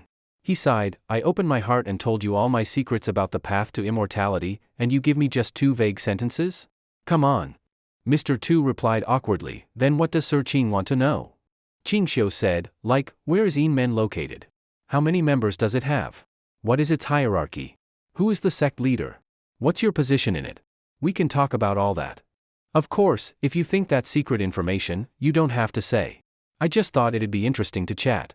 Ching Xio already knew there were more than just these people targeting him. He needed to understand them fully, so they wouldn't cause future trouble. If he could eliminate them completely, even better. Mr. Tu laughed, "That's no secret. Inmen is everywhere, every corner of Great Tang has our people. Our sect has at least several thousand members, if not 10,000. Hearing that, Ching Xio's heart sank. He realized Inmen might be difficult to deal with. Mr. Tu continued, "As for hierarchy, it's simple. Besides the old sect leader and the young one, we have several consecrators. I, for example, am a consecrator. Other than us, ordinary members aren't qualified to meet the sect leaders." When he spoke of the old and young sect leaders, Mr. Tu's face showed reverence. Ching Xio asked casually, "You respect them a lot?" "Of course," Mr. Tu said emotionally. "To inherit the leadership of Inmen, the requirements are very strict. Only those with the purest and noblest bloodlines can lead. Such lineage is rare in the world." "Oh?" Ching Xio was intrigued. "Do tell." Mr. Tu nodded, "The sect leader must marry a blood relative. The previous sect leader had a son with his own aunt. The current leader then had twins, a boy and girl, with his own elder sister. The boy will be the next leader." Ching Xio's jaw dropped in shock. "What the hell? Marrying your aunt? Your sister? That's incest on top of incest. Don't they know blood relatives shouldn't marry? Aren't they afraid of birth defects? Genetics is complicated and mysterious. Close blood relations are very likely to produce defects. Could the sect leaders themselves be deformed?" Seeing Ching Xio's stunned face, Mr. Tu proudly said, "People think blood relatives shouldn't marry, but children born this way are all extraordinary. The young sect leader is now an adult and is set to marry his twin sister before year's end. It's the first time our sect has combined dragon and phoenix twins. We don't know what kind of genius offspring they'll produce." As he spoke, Mr. Tu looked envious and hopeful. Ching Xio's lips twitched nonstop. Good heavens. He could only think, good heavens. This kind of practice, won't it ruin them? A dragon-phoenix twin marriage, he couldn't even imagine the scene. Birth defects were certain.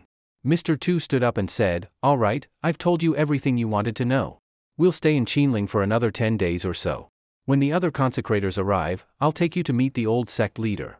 Ching Xio nodded, noticing Lu Yunyan and Shan Xiao chatting and laughing nearby. He smiled faintly. The two didn't know their food had already been drugged. Ching Xio smiled and asked the master and disciple, "Ladies, would you like some lobster?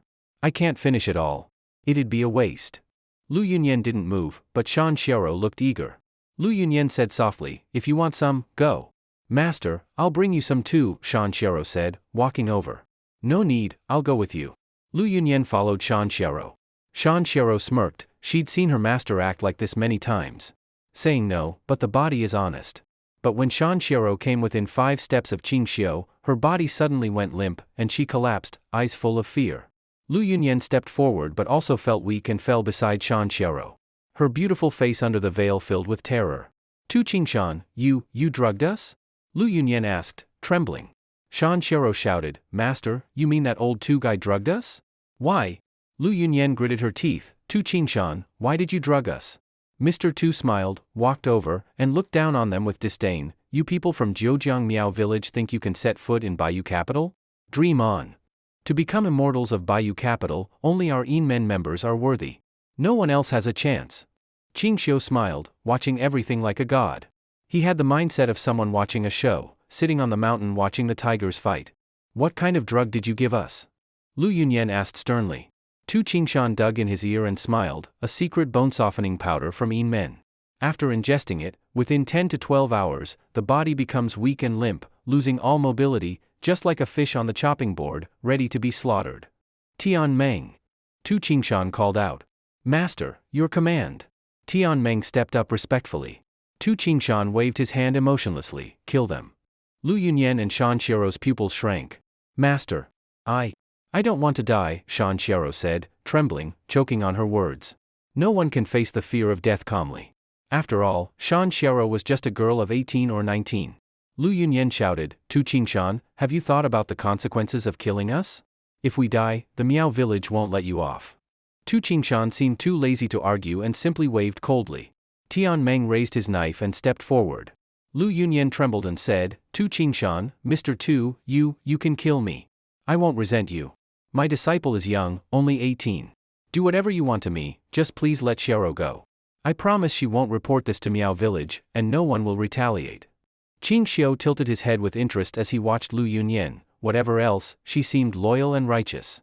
To sacrifice herself for her disciple, this was rare and admirable. Tu Qingshan said with disdain, "You think I'm afraid of your Miao village? Killing the two of you here, no one will know, no one will find out. But letting her go? That's leaving behind a hidden threat. Tion Mang, what are you waiting for? Do it, before something unexpected happens." Tion Mang, expressionless, raised his knife. Lu Yunyan closed her eyes in pain. Shan Xiao wailed in terror. Every cry stabbed at Lu Yunyan's heart. Tion Mang swung his knife. Just as Lu Yunyan thought she would be beheaded, another blade stopped Tion Mang's knife. Tion Mang looked coldly at Fang Zhe and said, "Fang Zhe, what's the meaning of this?" Fang Zhe smiled as he held Tion Mang's blade, his eyes roaming over the beautiful master and disciple. He turned to Tu Qingshan, "Old Tu, isn't it a waste to kill these two just like that? Why not hand them over to me?" Tu Qingshan frowned. "Fang Zhe, what do you want?" Fang Zhe licked his lips, eyes lewd as they wandered. "We brothers have been on this mission for over a month. We've held back long enough. Lu Yunyan and her disciple are quite pretty. Killing them now is a waste. Better to let the brothers enjoy them first, then kill them." Tu Qingshan said harshly, "Nonsense. Fang Zhe, such vile thoughts disgrace Inmen. If you say one more word, I'll kill you too." Fang Zhe sneered, "You may be a consecrator, and I show you respect, calling you Mr. Tu, but I'm with the young master. You don't command me." "You're outrageous," Tu Qingshan said, furious. Fang Zhe replied coldly, "What? You really dare strike me? The old sect master is old and weak. Even if he becomes immortal, he'll remain in Bayou Capital. Inmen will be handed over to the young master eventually. Tu Qingshan, do you really think the old master will take you with him? Don't dream. As Ching Xio said, not everyone can become immortal. You're more likely to stay in the mortal world. When the young master takes over Inmen, who do you old consecrators rely on? Do I need to spell it out?" Tu Qingshan's expression shifted uncertainly. Tion Mang looked at him for instructions. If ordered, he'd eliminate Fang Zhe at once. Lu Yunyan turned pale with fear. She wasn't afraid to die, but to be violated before death, she couldn't accept that. "Mr. Tu, please kill us now. Please show mercy," Shan Xiao begged. To fall into Fang Zhe's hands meant being violated before death, clearly the worse fate. But Tu Qingshan relaxed his face and nodded at Fang Zhe, "They're yours. Make it quick." Fang Zhe grinned, bowed, "Thank you, Mr. Tuesday. I'll put in a good word for you with the young master." Tu Qingshan forced a smile and said no more. Fang Zhe put his knife behind him, rubbing his hands as he walked toward the women. 4 young men followed, excited and expectant. Lu Yunyan shut her eyes in pain, tears falling. Shan Xiao also wept. Ching Xio slowly stood up, "Mr. Tu, I have a presumptuous request." Tu Qingshan gestured politely, "Sir Ching, please speak." Ching Xio smiled, "Just now, I heard Brother Fang Zhe say this master and disciple are beautiful. I've become a bit tempted too. May I go first?" Tu Qingshan's eyes widened in disbelief.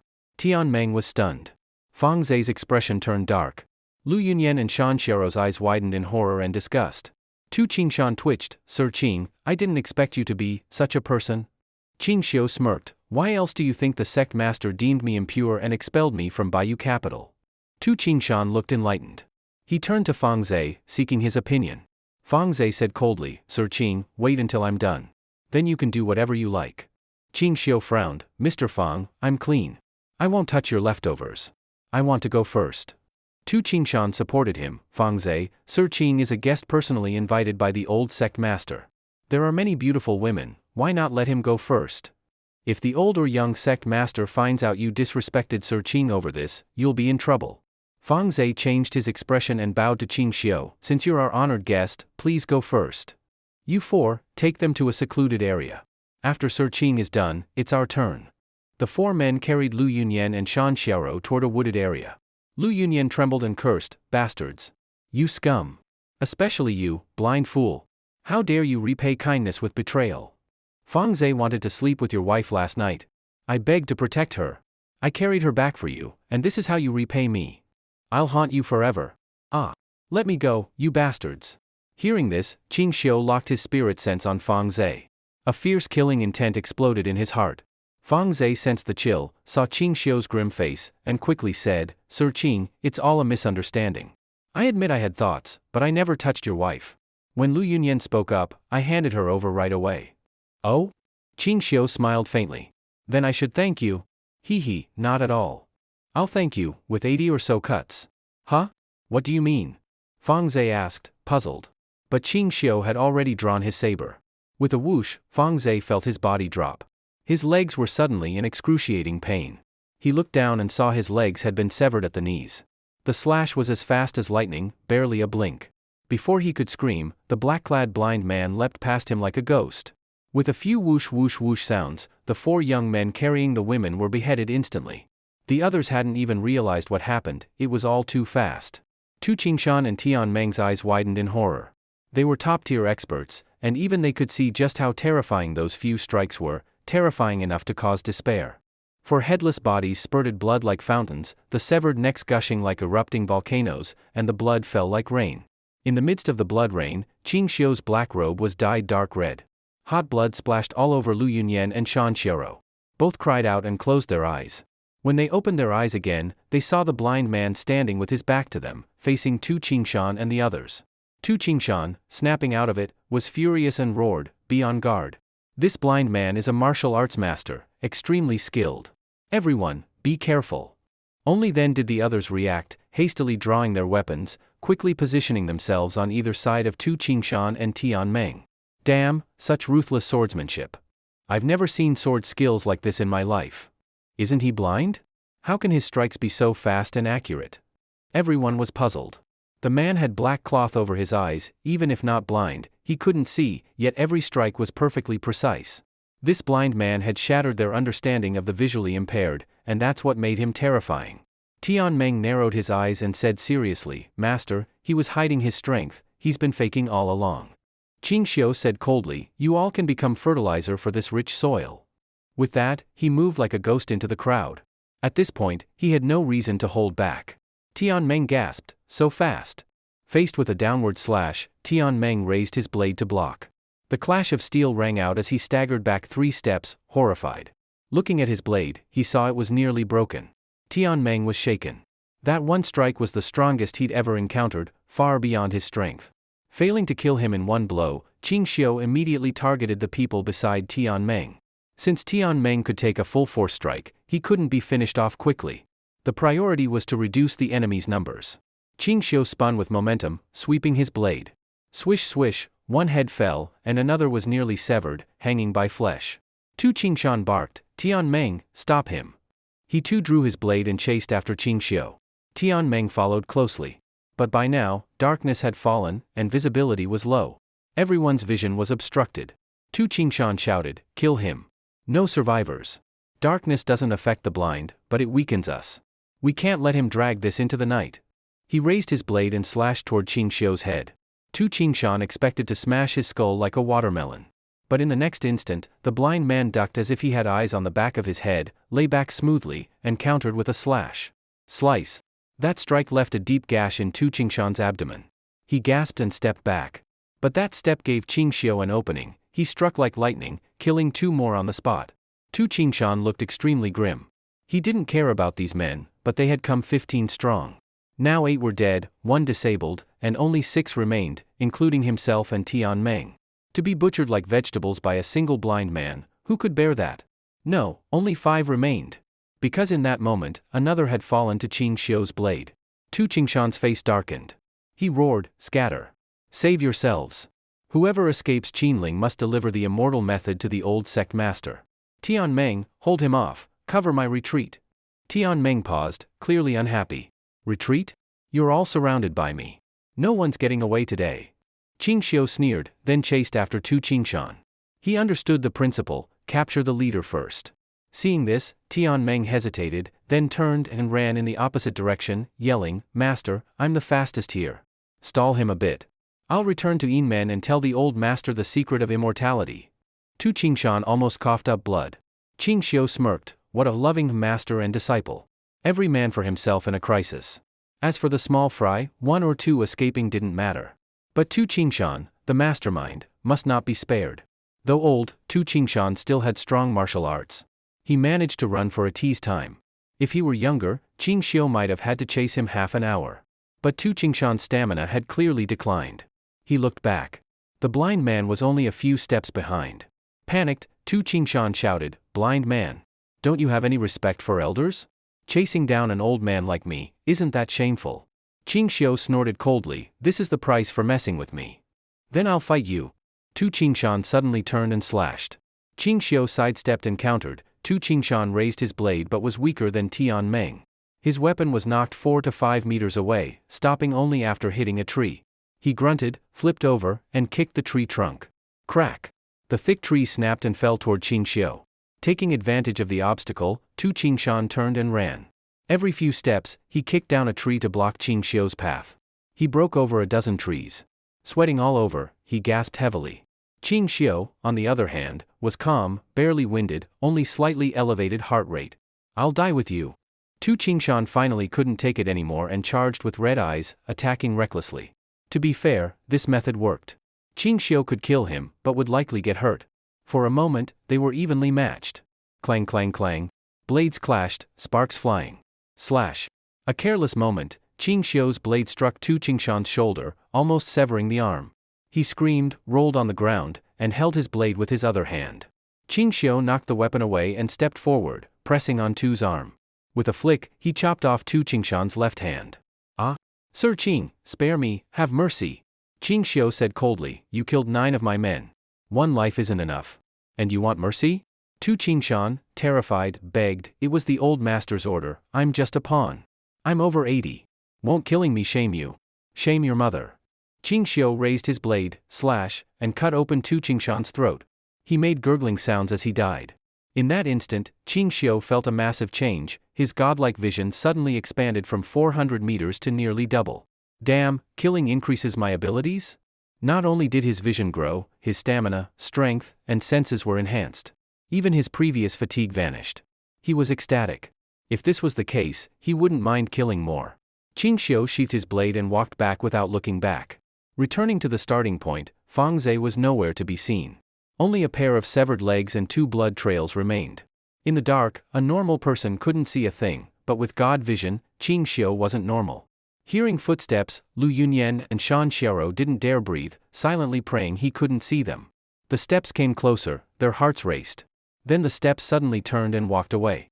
They both sighed in relief. When the steps faded completely, Shan Xiaoro said excitedly, "He's gone, master. We're safe. When it's light and we regain strength, we can leave." Lu Yunyan, worried, said, "Xiaoro, don't celebrate yet. The blood here is thick, Qinling is full of wild beasts. We could attract them." "Master, don't scare me," Shan Xiaoro said, trembling and tearful. "If beasts came, they'd be eaten alive, bones and all." Imagining that gruesome scene, both girls turned pale. Howl. Suddenly, a tiger's roar echoed from the nearby forest. Ching Xio followed the blood trail for several hundred meters, and his spiritual sense locked onto Fang Zhe, who had lost both legs. What surprised him was that Fang Zhe was sitting on the ground, swinging a large blade, engaged in a fierce fight with a tiger. Fang Zhe was a skilled fighter. Even with his legs severed, he moved nimbly on the ground, dodging the tiger's attacks with great difficulty each time and even landing cuts on the tiger's body. The tiger roared in anger, launching crazed attacks on the seemingly helpless prey before it. D! Fang Zhe roared, flipped over, and stabbed with his blade. With a dull thud, the blade sank into the tiger's neck.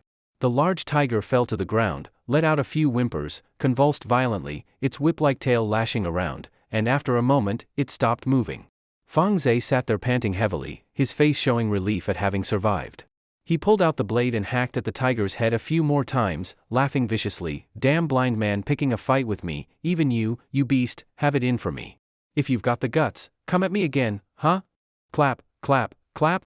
Ching Xio clapped from a distance as he approached, saying, "Man versus tiger, truly thrilling. I didn't expect that even with both legs cut off, you could still fight a tiger alone." Fang Zhe felt a chill in his heart and looked terrified. He began crawling forward frantically. Ching Xio strode toward him. "Blind man, it's you?" Fang Zhe turned over, sat up, held up his blade, and looked at him in horror.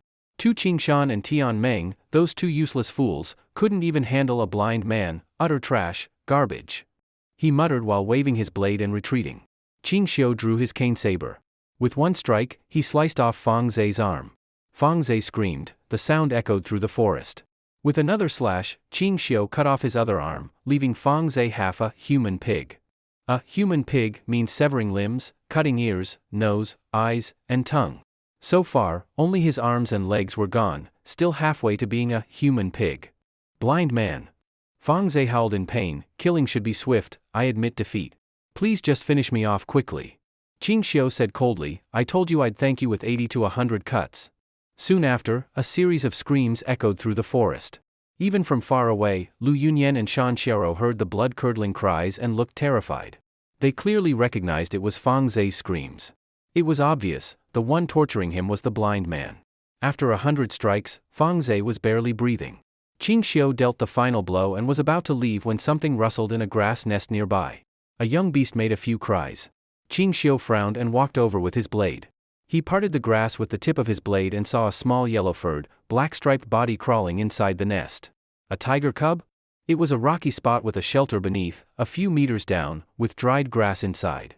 Clearly, this was the den of the tiger just killed. And this cub was its offspring. Scanning the area with spiritual sense, Ching Xio confirmed there were no other living beings within 800 meters. He squatted down, picked up the cub, and examined it. Its eyes weren't even open and it squirmed in his hand. He could tell, it wasn't even a week old. At this age, even with a father tiger, it would die quickly without milk. Ching Xio held the cub and brought it to the dead mother tiger, placing it down. The cub immediately began suckling. Ching Xio hesitated, then pieced together Fang Zhe's severed arms, placed the blade in his hand, and stuck the blade into the wound on the mother tiger's neck. Satisfied, he nodded. A trap must look real. Who knows if the father tiger would come for revenge after finding its mate dead and following the cub's scent. If that happened, the misunderstanding would be serious. If you want revenge, go find him. Ching Xio waited for the cub to finish feeding, then picked it up and left. Back at the original site, Ching Xio sat on a rock. Lu Yunyan and Shan Xiaoro dared not breathe, their hearts pounding. After resting, Ching Xio put down the cub and walked toward them. "It's over, he's coming." The master and disciple felt a wave of despair. Ching Xio stopped before them, looked down, and said, "Tu Qingshan is dead." Tion Mang and the others ran off. Shan Xiaoro breathed heavily, too afraid to speak. Lu Yunyan sighed, "Congratulations, you're free. Kill us or not, do as you will." Just, before I die, please don't defile me. And, my disciple wasn't part of this. Could you spare her? Her tone was full of pleading. Master. Ching Xio sobbed, if we die together. I won't leave you behind. Ching Xio drew his saber, lifted Lu Yunyan's chin with the blades back, and said coldly, tell me every detail of your involvement. I'll decide your death based on your crimes. He had already learned the backstory while torturing Fang Zhe. Now he wanted to verify what was true. Lu Yunyan braced herself and shut her eyes. We'll die either way. What's the difference? Just kill us, no need for more words. Oh? Ching Xio sneered. If you speak, you'll die with dignity. If not, you'll lose your purity and be stripped and left exposed. Lu Yunyan trembled and said in despair, we're from West River Miao Village. I met Tu Qingshan once. We chatted briefly when we met again. During that talk, we mentioned your poem about Jade Capital. Our chief always pursued immortality. When we learned of Tu Qingshan's plan, we asked to join. He agreed. We were just nominal collaborators. All decisions came from Tu Qingshan and Fang Zhe. My disciple and I only gathered intel.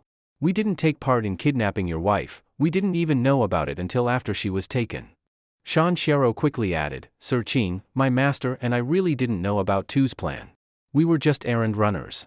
As for the kidnapping, we weren't involved. Actually, that Fang Zhe tried to violate your wife several times. My master couldn't bear it and stopped him many times, even fought him. I swear it's all true. If I lie, let me die horribly. If you must kill someone, kill me, spare my master who saved your wife. Ching Xio sneered, so many fools in this world. There are no immortals. There's no way to live forever. If such a path existed, I'd already be immortal.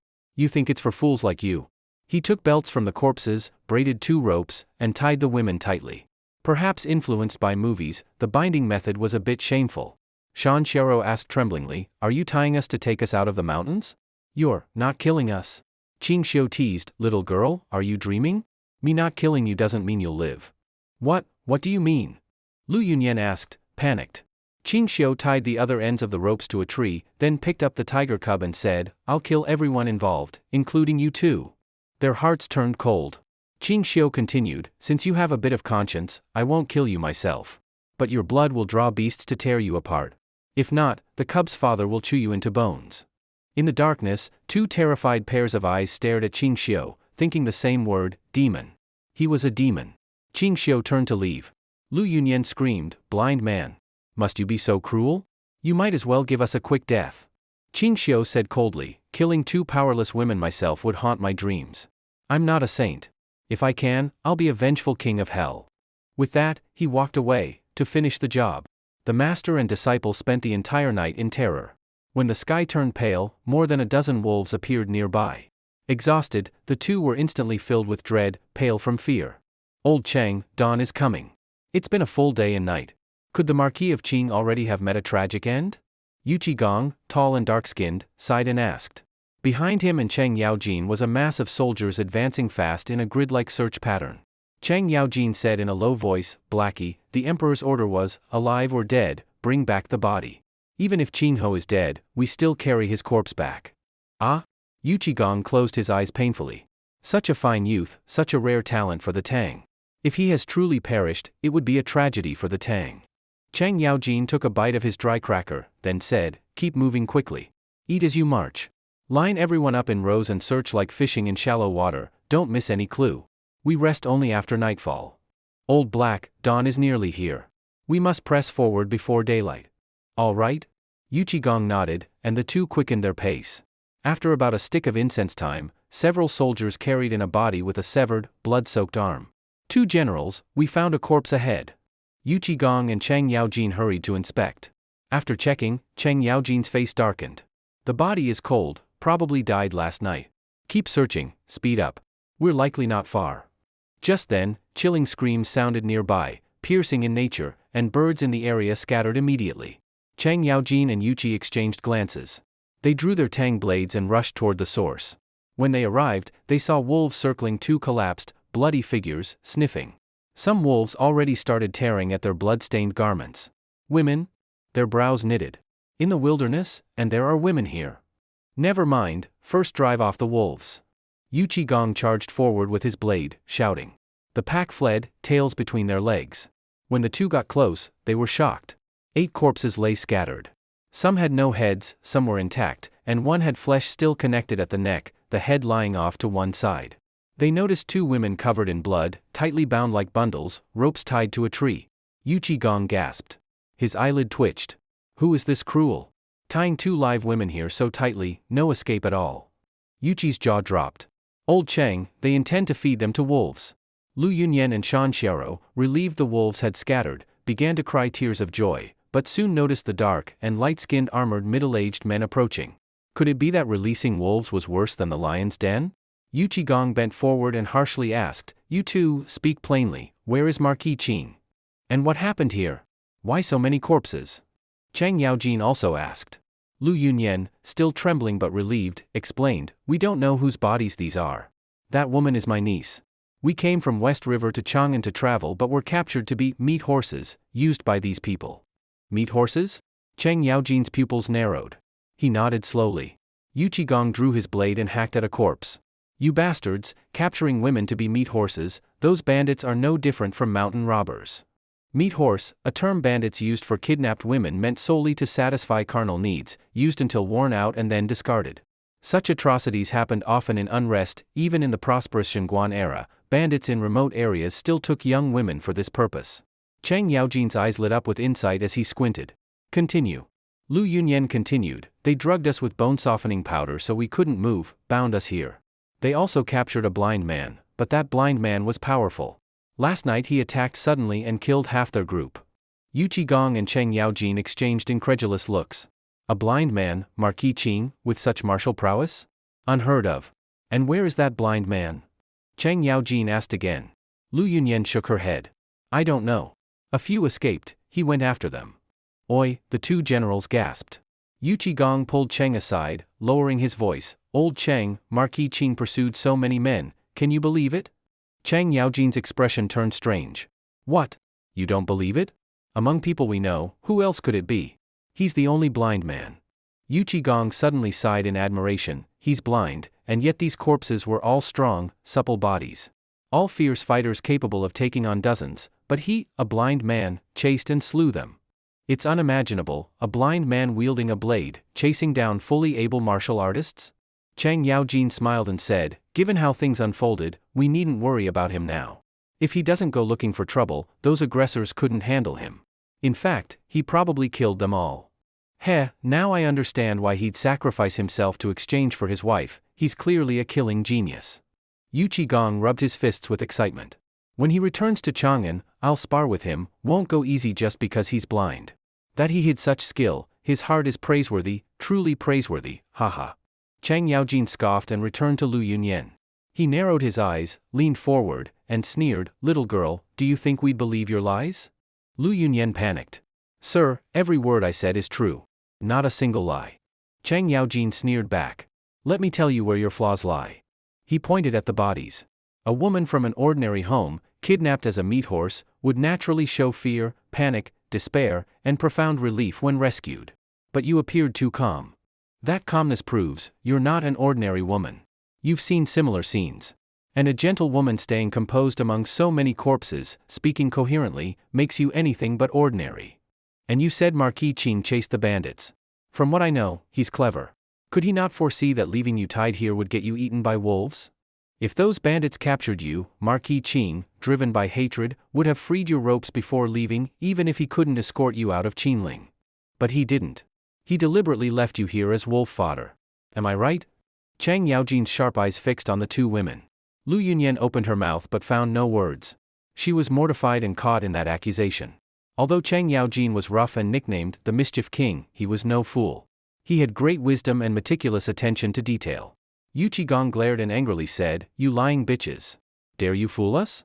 Speak honestly, or I'll introduce you to military torture." Lu Yunyan looked bitter. "I'll tell everything." She recounted the whole story, describing even the cruel feeding to the beasts in detail. Chang Yaojin clicked his tongue. TSK, so there really is a path to immortality? A way to prolong life? Lu Yunyan sighed. Marquis Qing said before he left, "There is no immortal, no method to live forever. It's all fantasy. If it existed, he'd already be immortal. Would men like you even matter?" Gong nodded in satisfaction, and looked over at Chang with complex emotion. Old Cheng, wasn't Marquis Qing cruel? Leaving 2 beautiful girls in the wilderness to feed wolves, its merciless destruction of flowers. Cruel? Cheng shook his head. Not cruel at all. He must have had good reason. What reason? Cheng Yaojin rubbed his chin and said softly, Old Black, you've surely heard, once bitten by a snake, you're cautious of ropes for 10 years. A proverb indeed. Cheng explained, Marquis Qing made that gesture to send a warning to the organization behind these men, anyone plotting against him would face the same. He's showing them, mess with me, and you'll have no outcome. I see now. Yu Qigong finally realized. Cheng Yaojin said to one deputy, Huzi, take 100 soldiers and escort these 2 women back to the Chang'an Dali temple. Let His Majesty decide their fate. Also stir rumors that Marquis Qing left them to wolves. If that spreads, those coveting the immortality technique from Marquis Qing will think twice. Yes, General. Huzi led over 100 troops back. Yu Qigong asked, Old Cheng, what now? What else? Keep moving, until we find Marquis Qing. At their command, the 40,000-strong force resumed its grid search. Chang'an. Dali Temple Minister Dai Zhou hurried into the Taiji Hall with a left guard soldier. When Ling Er heard the report, he immediately rushed to the hall and found that accompanying Dai Zhou were Cheng Yaojin's personal guards. Ling Er suspiciously asked, Song Hu, didn't you go to Qinling with Cheng Yaojin? How are you back so fast? Could it be news of the Marquis Qing? He asked, suddenly hopeful. Song Hu cupped his hands and said, Your Majesty, we now have news of Marquis Qing. He then recounted what happened in Qinling. Ling Er's eyes widened in shock. You're saying the blind Marquis Qing pursued dozens of hidden sect masters and cut them down? Song Hu's account had already been exaggerated, but by the time it reached Ling Er, it sounded like myth. Ling Er's expression was priceless. Song Hu added excitedly, Your Majesty, this is real. 2 female convict prisoners sent to Dali Temple told it themselves. He was at the scene. The 2 women described in vivid detail how Ching Xio cut through people like slicing vegetables. Everyone present was astounded, even feeling blind admiration. A blind man chasing and cutting dozens of able-bodied masters, that sounded like a legend. The more it was retold, the more believable it became. Ling Er suddenly squinted and laughed. I didn't expect Marquis Qing to be so hidden, though he appears blind, his ears are magical. Truly astonishing. But, Ling Er furrowed his brow, meaningfully adding, to feed 2 living women to wolves, that truly shows ruthless cruelty. Song Hu cupped his hands and said, Your Majesty, General Cheng says Marquis Qing did that to send a warning to those behind them. He is not someone to be provoked. Provoke him, and you pay dearly. Ling Er relaxed his brow, seeming enlightened. He murmured, Does immortality really exist in this world? Song Hu replied, The female convicts said Marquis Qing told them there are no immortals, no techniques to live forever. If such existed, he would already be immortal, and none of this would matter. Ling Er paused and nodded, That is true. Then he looked at Dai Zhou and said, Dai Zhou, secretly detain the 2 female convicts. When Marquis Qing returns, let him decide their fate. This must not leak. As for the warning effect from his display of power. He pondered, then said to Song Hu, do not publicize this. Why? Song Hu asked in confusion. Ling Er frowned. He is a marquis, a celebrated noble in Guangzhou. Such harsh methods, if publicized, would harm his reputation. He could even face impeachment. The impact on his prestige would be too great. This must not be undertaken. Song Hu felt an itching unease but bowed. If His Majesty has spoken, he must comply. After sending off Dai Zhou and Song Hu, Ling Er returned to the rear palace. Empress Zhangsun approached with a slightly furrowed brow. Your Majesty, to strike down a Tang noble is capital offense, especially one a marquis. They should be publicly beheaded. Why give the convicts to Marquis Qing for disposal? Ling Er shook his head. Killing these civilian organization agents is easy, but stopping their network is difficult. If their sect is offended, they will retaliate fiercely, making matters worse than it's worth. As for giving them to Marquis Qing, that's simple. This event gave me more understanding of him. He is not the gentle harmless man he appears.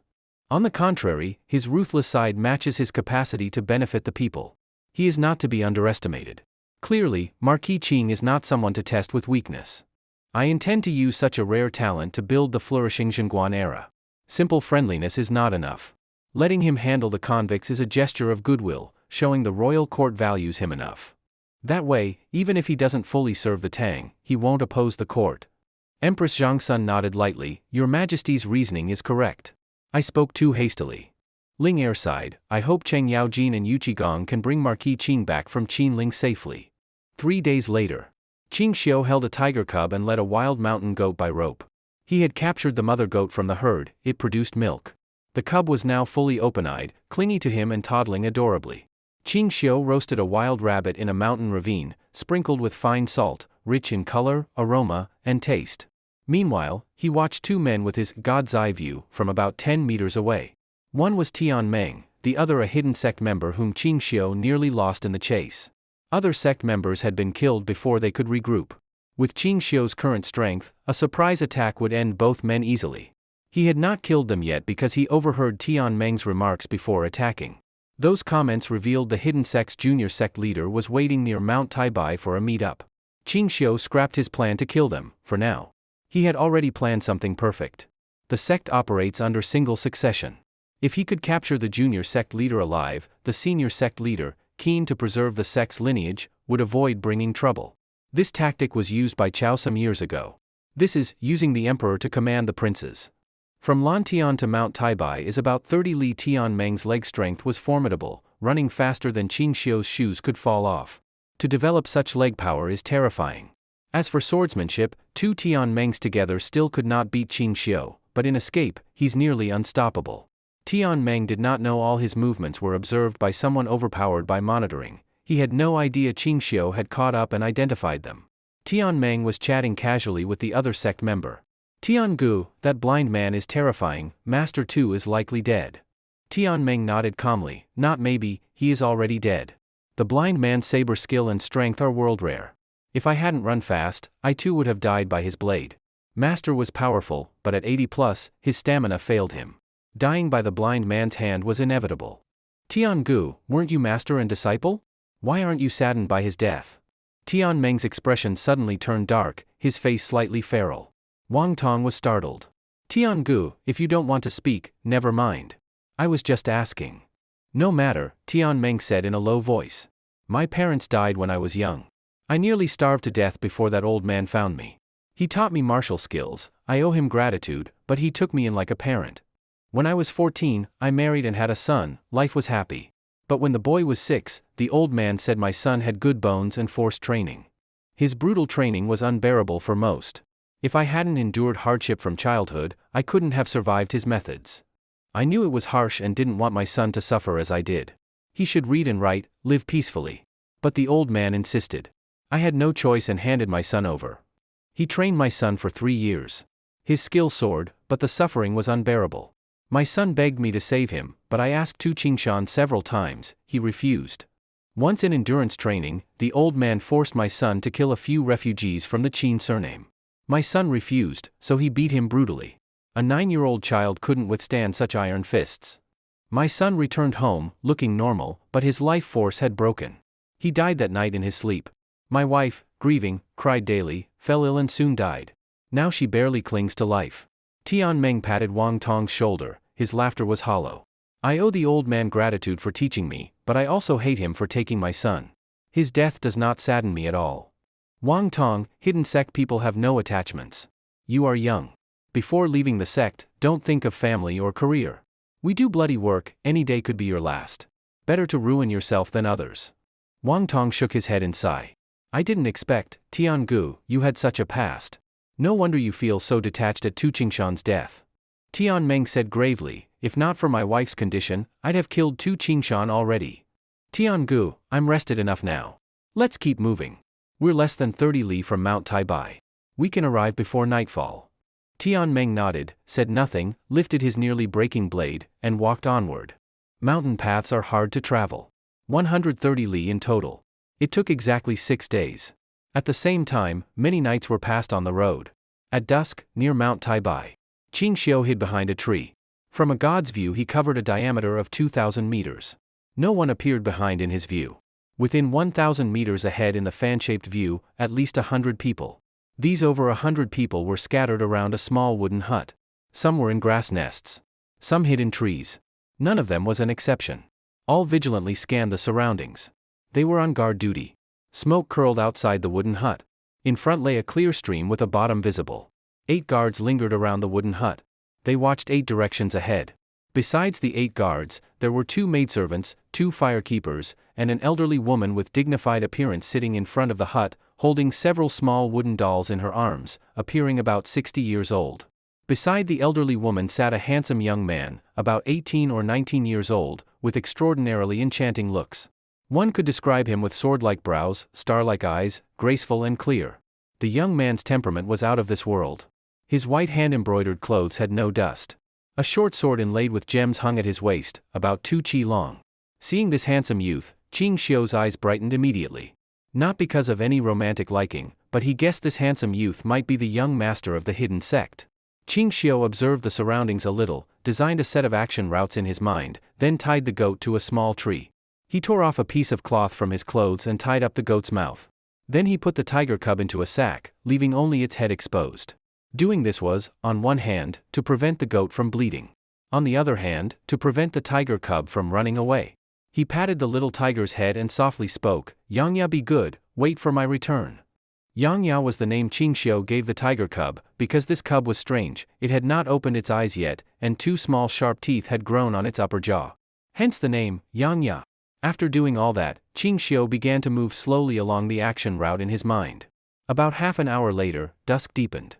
Ching Xio had reached a distance of tens of meters in front of the small wooden hut. When Tion Mang and Wang Tong entered the sight of these people, a few of them surrounded and questioned their identities. After some negotiation, several sentries led Tion Mang and the other to the riverside to wash. Because the distance was close, Ching Xio could hear Wang Tong's complaining voice, "This young master is something else. We traveled such a distant mountain path to deliver a message. Instead of seeing us immediately, he makes us bathe first. We were hungry and tired. Who still has strength to bathe?" Tion Mang softly spoke, "The young master likes cleanliness. He can neither stand his own dirtiness, nor see others dirty. He dislikes people with messy hair, filthy faces, unkempt clothes. Hurry and wash. After so many days, one more while won't hurt." Wang Tong said nothing more, and vigorously washed the dirt from his body. In front of the wooden hut, the elderly woman's spirit seemed somewhat abnormal. Holding the wooden dolls, as if coaxing children, she rocked them back and forth, murmuring in her mouth, "Big girl be good, oh, young small be good, Sanlang also good, mother is here, no one thinks to harm you all, no one thinks to." She nervously glared at the firekeepers. Her voice sharp as she said, "Is the food not prepared yet? My 10-odd children are hungry. Quickly prepare food. My children are starved. You wait to be beaten." The young master on one side softly comforted, "Chi-chin, the food will be ready soon. Brothers and sisters will not go hungry. Mother rests assured." The elderly woman held 3 wooden dolls tightly, freed one hand to place on the young master's head. Her look very maternal, "Mother's dear child is the most obedient. He never lies to mother." Jiang Huai squinted and smiled, gracefully raised his hand to tidy the messy hair on the elderly woman's head. Their voices were not loud, but because the surroundings were very quiet, Ching Xio heard this dialogue clearly. 10+ children? Ching Xio inwardly gasped, "Wow, this old woman really could give birth." After a while, Tion Mang and Wang Tong had scrubbed themselves clean.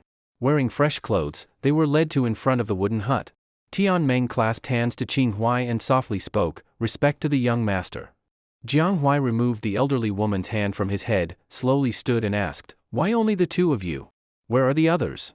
Where is that Mr. Ching?" the old man specifically asked to see. Tion Mang lowered his head and said, "Originally the mission succeeded. But unfortunately that blind man." "Get to the point." Jiang Huai calmly waved his hand. Tion Mang said, "Although Mr. Ching is blind, his martial arts and knife skills are very strong. Except for the 2 of us, all others were killed by him." "Oh?" Jiang Huai coldly smiled and said, "A blind man killed all of you including Mr. Tu? Quite interesting. No wonder the old man lately kept thinking to see this high expert. He indeed has some ability." Tion Mang clasped hands and said, "Young master, although Wound had hands, but obtained the route to Bayou Capital." Jiang Huai's face turned cold, he firmly said, "I do not want to hear where the road lies. I do not want to hear where the immortal is. I have no interest in the art of longevity. Tell the old man the rest yourself."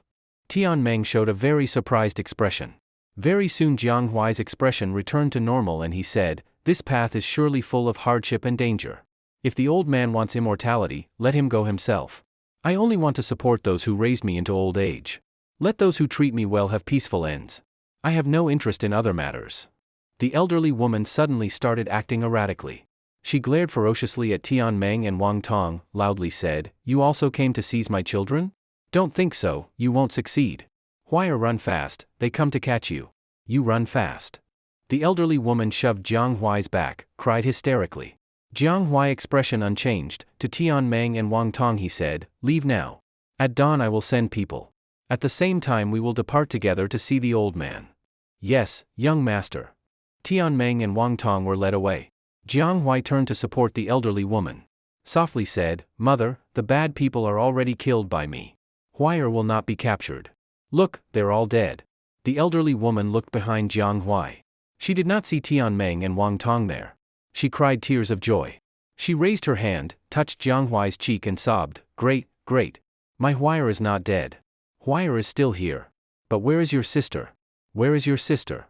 Jiang Huai's face froze. A trace of pain appeared. The elderly woman suddenly pushed him away. Face full of despair as she cried, Jiang Huai, you beast. You cannot touch your sister. You cannot be together. You will suffer retribution. Release your sister. You cannot act like a beast. The elderly woman sat on the ground, despairingly crying until almost out of breath. In the night, Ching Xio, hiding in a grass nest, saw the scene. He was thunderstruck, mouth agape.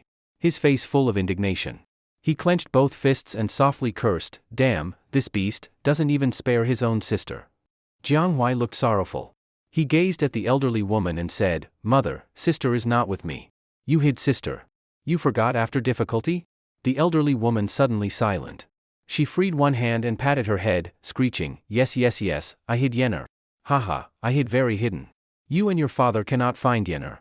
As she spoke, the elderly woman's face showed a proud expression. Jiang Huai visibly relaxed. To the firekeeper he said, It's dark. Is the food ready? Yes, young master, it's ready now. Should I serve to you and madam? Serve it. The firekeeper lifted the lid of the pot. Inside was shining white fragrant rice. Another large pot steamer had several porcelain plates, with steamed vegetables, steamed meat, steamed fish, steamed cakes. The fragrance overflowing. Ching Xio could not help swallowing. Although he cared nothing for steamed dishes, the fragrant steamed rice was absolutely genuine.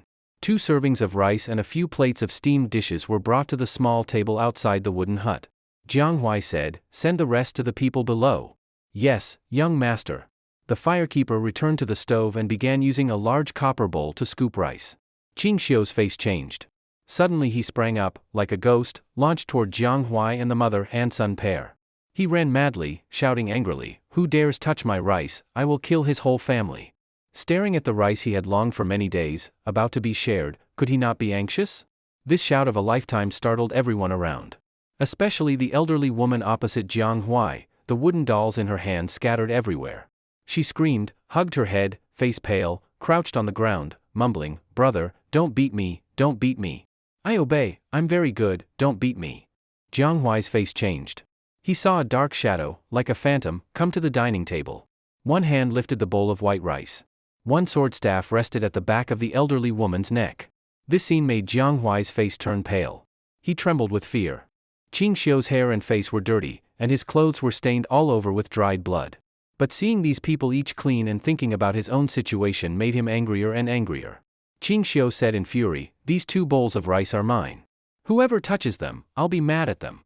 The more he thought, the angrier he got. Why was he forced to cross mountain after mountain over more than a dozen days? Why was he stinking, while this young master was clean and being served by others? He didn't mind causing a massacre over 1 bowl of rice. At this moment, the 8 knife fighters outside the hut only then reacted to this sudden scene. Their faces changed wildly, and even their faces were full of fear. Sounds of drawn blades were non-stop. The 8 knife fighters first surrounded him. From their movements it could be seen that none of these 8 knife fighters were good people. Their toughness was no less than old blade zhang. Facing 8 old blade zhangs at the same time, Ching Xio's chance of victory was almost 0. But he was not afraid, because he had hostages in his hands. He had observed for nearly half an hour. This old woman was the young master's mother, and the young master seemed particularly filial and caring to his mother. Holding her hostage was like a layer of protective talisman. Moreover, it was night now. Even if he couldn't beat these people, he was absolutely confident he could escape this place. A killing counterattack was not impossible. The guards stationed at a distance, except for a very few in remote positions who couldn't hear, many had heard the disturbance here. Some crawled out of grass nests, some jumped down from trees, quickly moving toward the wooden hut. Before Ching Xio could speak, Jiang Huai trembled in panic and said in a quavering voice, Big brother beggar, let's talk. All the white rice here can be given to you. Please release my mother. Ching Xio's face turned dark. He angrily shouted, who is the beggar? Who is the beggar? Huh? You are the beggar. Your whole family are beggars. Jiang Huai hurriedly nodded, okay, you are not the beggar. I am the beggar. My whole family are beggars. Please release my mother. At this moment, an incredible voice came from not far away, is it the blind man? Young master, he is Ching Xio. Tion Mang's face was full of shock, staring here in disbelief.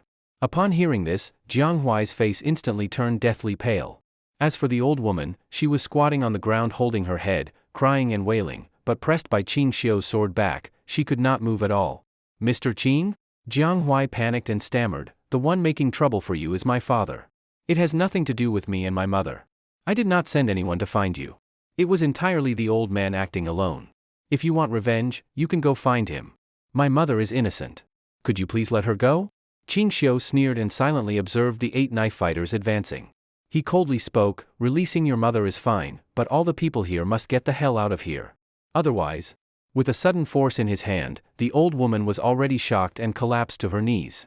All right, don't be impulsive. Jiang Huai's expression changed, he rushed to one knife fighter and kicked him. He shouted, get out. Quickly get out. Are you all deaf? Get out far away, get out of Mount Taibai, get out of Qinling.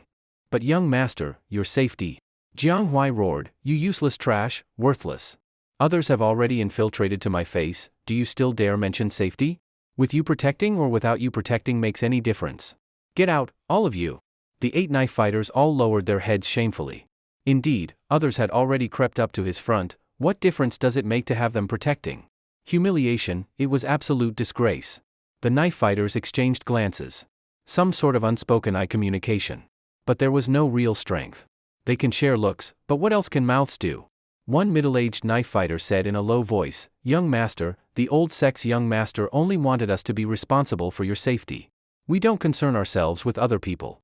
As long as you are safe, whether the lady lives or dies has nothing to do with us. How dare? Jiang Huai roared angrily, suddenly drew the gem-inlaid short knife from his waist, and stabbed it through his own shoulder with a blade. This scene made everyone's face pale. Jiang Huai drew the knife, body trembling, glaring at the knife fighters. He suddenly placed the blade on his own neck and shouted, now, I am not safe. All of you get out far away. If you dare to be bold again, I will make those old unkillable things thoroughly eliminated. The knife fighters grimaced. The middle-aged knife fighter hurriedly waved his hand, retreat, withdraw, all withdraw. Inform everyone, pull back by a step. Jiang Huai cursed, born of dog's lackeys, I told you to leave Mount Taibai. Are you deaf? The mid or middle-aged knife fighter helplessly said, first retreat, stay farther away. After young master is safe, we'll come back. Everyone began to retreat. Ching Xio suddenly pointed at Tion Mang and Wang Tong and said, have your people kill those two. Time limit 1 incense stick. For each breath they live, I will cut off one of your old mother's fingers. Tion Mang and Wang Tong immediately opened their mouths wide. In their hearts 10,000 horses galloped. They still play like this? Jiang Huai's face turned ghastly pale, his lips trembling. He suddenly pointed at Tion Mang and Wang Tong and said, kill them. Now. Tion Mang's pupils shrank sharply. He grabbed Wang Tong beside him and ran. Right from the start full power, speed faster than a rabbit. In a blink, they disappeared into the darkness of the night. Ching Xio muttered, damn, they run pretty fast. Jiang Huai in panic, they escaped. I will now send people in pursuit. I will kill them no matter to the ends of the earth. But the incense stick time you gave was too short. Give me a night's time and I will bring their heads to you. Beg you not to harm my mother. Ching Xio sheathed his knife, helped the old woman up from the ground. Then he bowed to Jiang Huai and said, I exploited your filial heart, truly sorry. But the situation was urgent. I had no choice. Now I return your mother to you. Please come with me. Jiang Huai breathed a sigh of relief. Without hesitation, expression of gratitude, thank you for not harming my mother. I will go with you. Do with me whatever you want. At these words, Ching Xio was rather impressed. A man capable of such filial heart, willing to exchange himself for his mother as hostage even if bad, couldn't be too bad. He couldn't help comparing himself. Jiang Huai beckoned to a female relative not far away and said, Yun Yang, send my mother back to the hut and take good care of her. After we depart, tomorrow morning send my mother to Yanmu study room, let Jiang Yener care for her. After completing the instructions, he took the short knife at his waist and casually tossed it aside. Then he tore off his hair ribbon and placed it on the table. Turning around, he offered both hands. Mr. Ching, please. Ching Xio didn't refuse either. Simply tied his 2 thumbs. This way of binding sometimes is tighter than tying wrists. Ching Xio said no more, didn't care about being filthy, sat down and began to shovel rice. He devoured it ravenously. While eating, he also observed every movement of the distant people. Within the Godview coverage, no small action escaped his notice. Suddenly Ching Xio's head tilted back. From beside came a whoosh and an arrow was shot into the wooden hut. The arrow shaft trembled violently. Ching Xio continued eating. While eating he said, "Young master, some of your people aren't honest.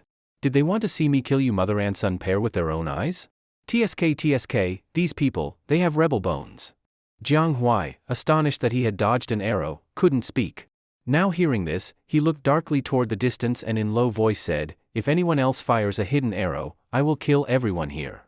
When the words fell, Jiang Huai angrily lifted his foot and kicked a solid wooden stool beneath into pieces. A cold sweat appeared at the corner of Ching Xio's mouth. Suddenly he drew his sword and placed it at Jiang Huai's neck. He had seen it. Who would have thought this harmless seemingly same-aged noble young master was also a peerless expert? Jiang Huai said sincerely, "Mr. Ching, you worry too much. Because you didn't harm my mother, I will keep my word. Since I said I would go with you, I won't go back on my word. But I don't know where you intend to take me." Ching Xio coldly said, "I will take you back to Chang'an. Use you as hostage to threaten your father. Afterwards he will not come to disturb me." A look of fear appeared on Jiang Huai's face. He shook his head wildly, "No, cannot. I absolutely cannot go with you to Chang'an." Ching Xio sneered, "Are you playing the really sweet then suddenly regret game with me? Just said you would go with me, then you regret. Is this your so-called keeping word? You must be mocking me."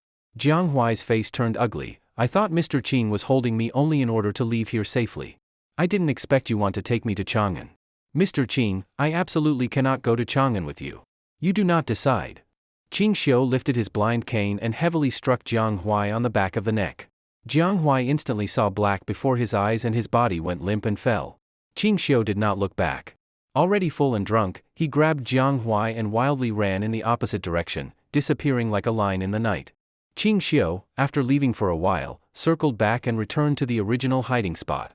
He carried the cloth sack holding the tiger cub area over his body. One hand held Jiang Huai, the other held his blind staff and led the nanny goat back along the same route. Once he found a safe grass nest, he tightly bound the unconscious Jiang Huai and rested there for one night.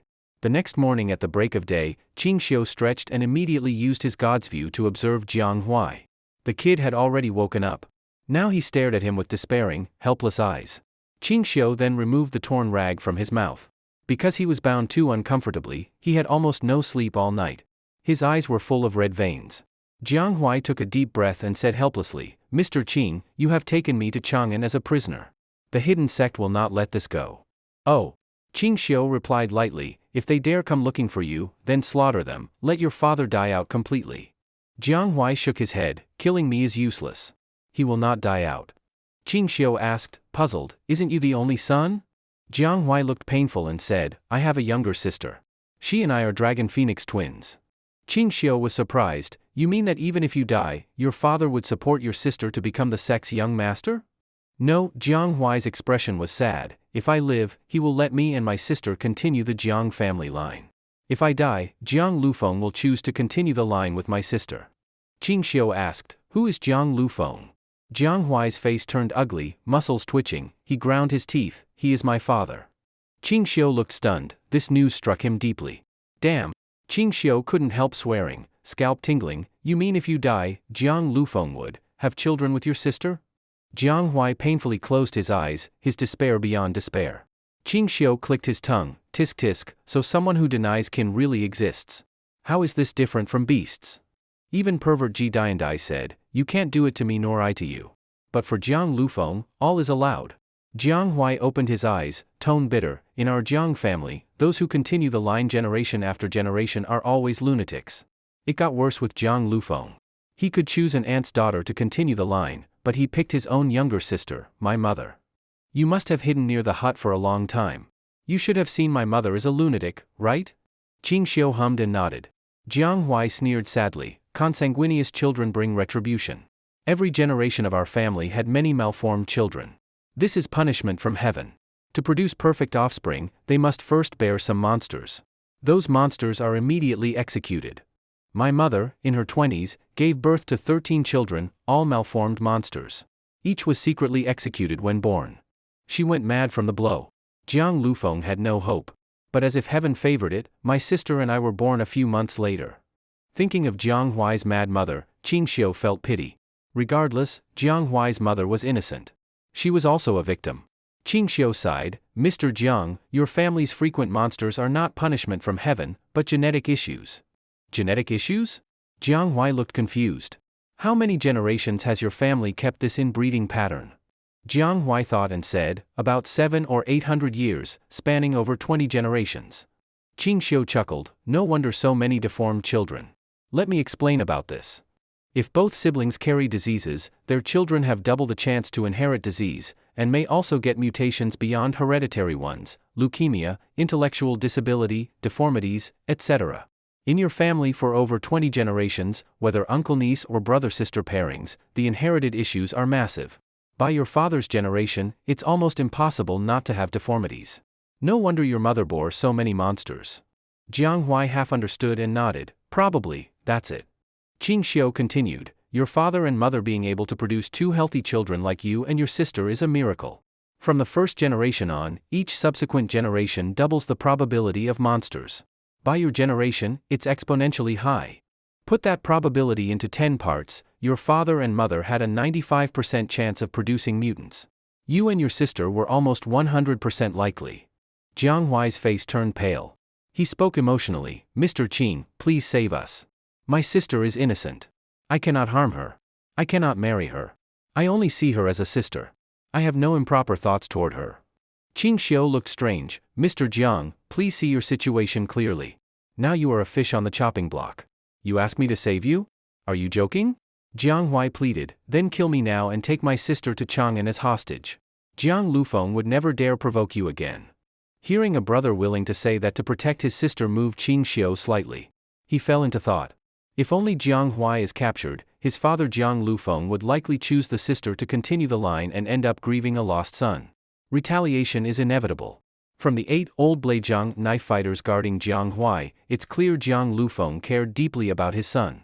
Ching Xio has lethal skills to protect himself, but others in his party are ordinary. Even with many guards, vigilance lapses. They can't just hide in the village forever. But if Jiang Huai's sister is also captured, Jiang Lufeng couldn't continue the line. To avoid extinction, he'd hesitate to retaliate. Tu Qingshan said Hidden Sect has at least 8,000 disciples. One spittle from each can drown him. Expecting complete eradication is impossible, even with help. It's a 1,000-year underground organization with deep roots. Seeing Ching Xio silent, Jiang Huai's heart raced. He looked earnestly, Mr. Qing, my sister is exceptionally beautiful. Could you let her be your concubine? Ching Xio's mouth twitched, panicked, hell, no thanks, I can't handle that.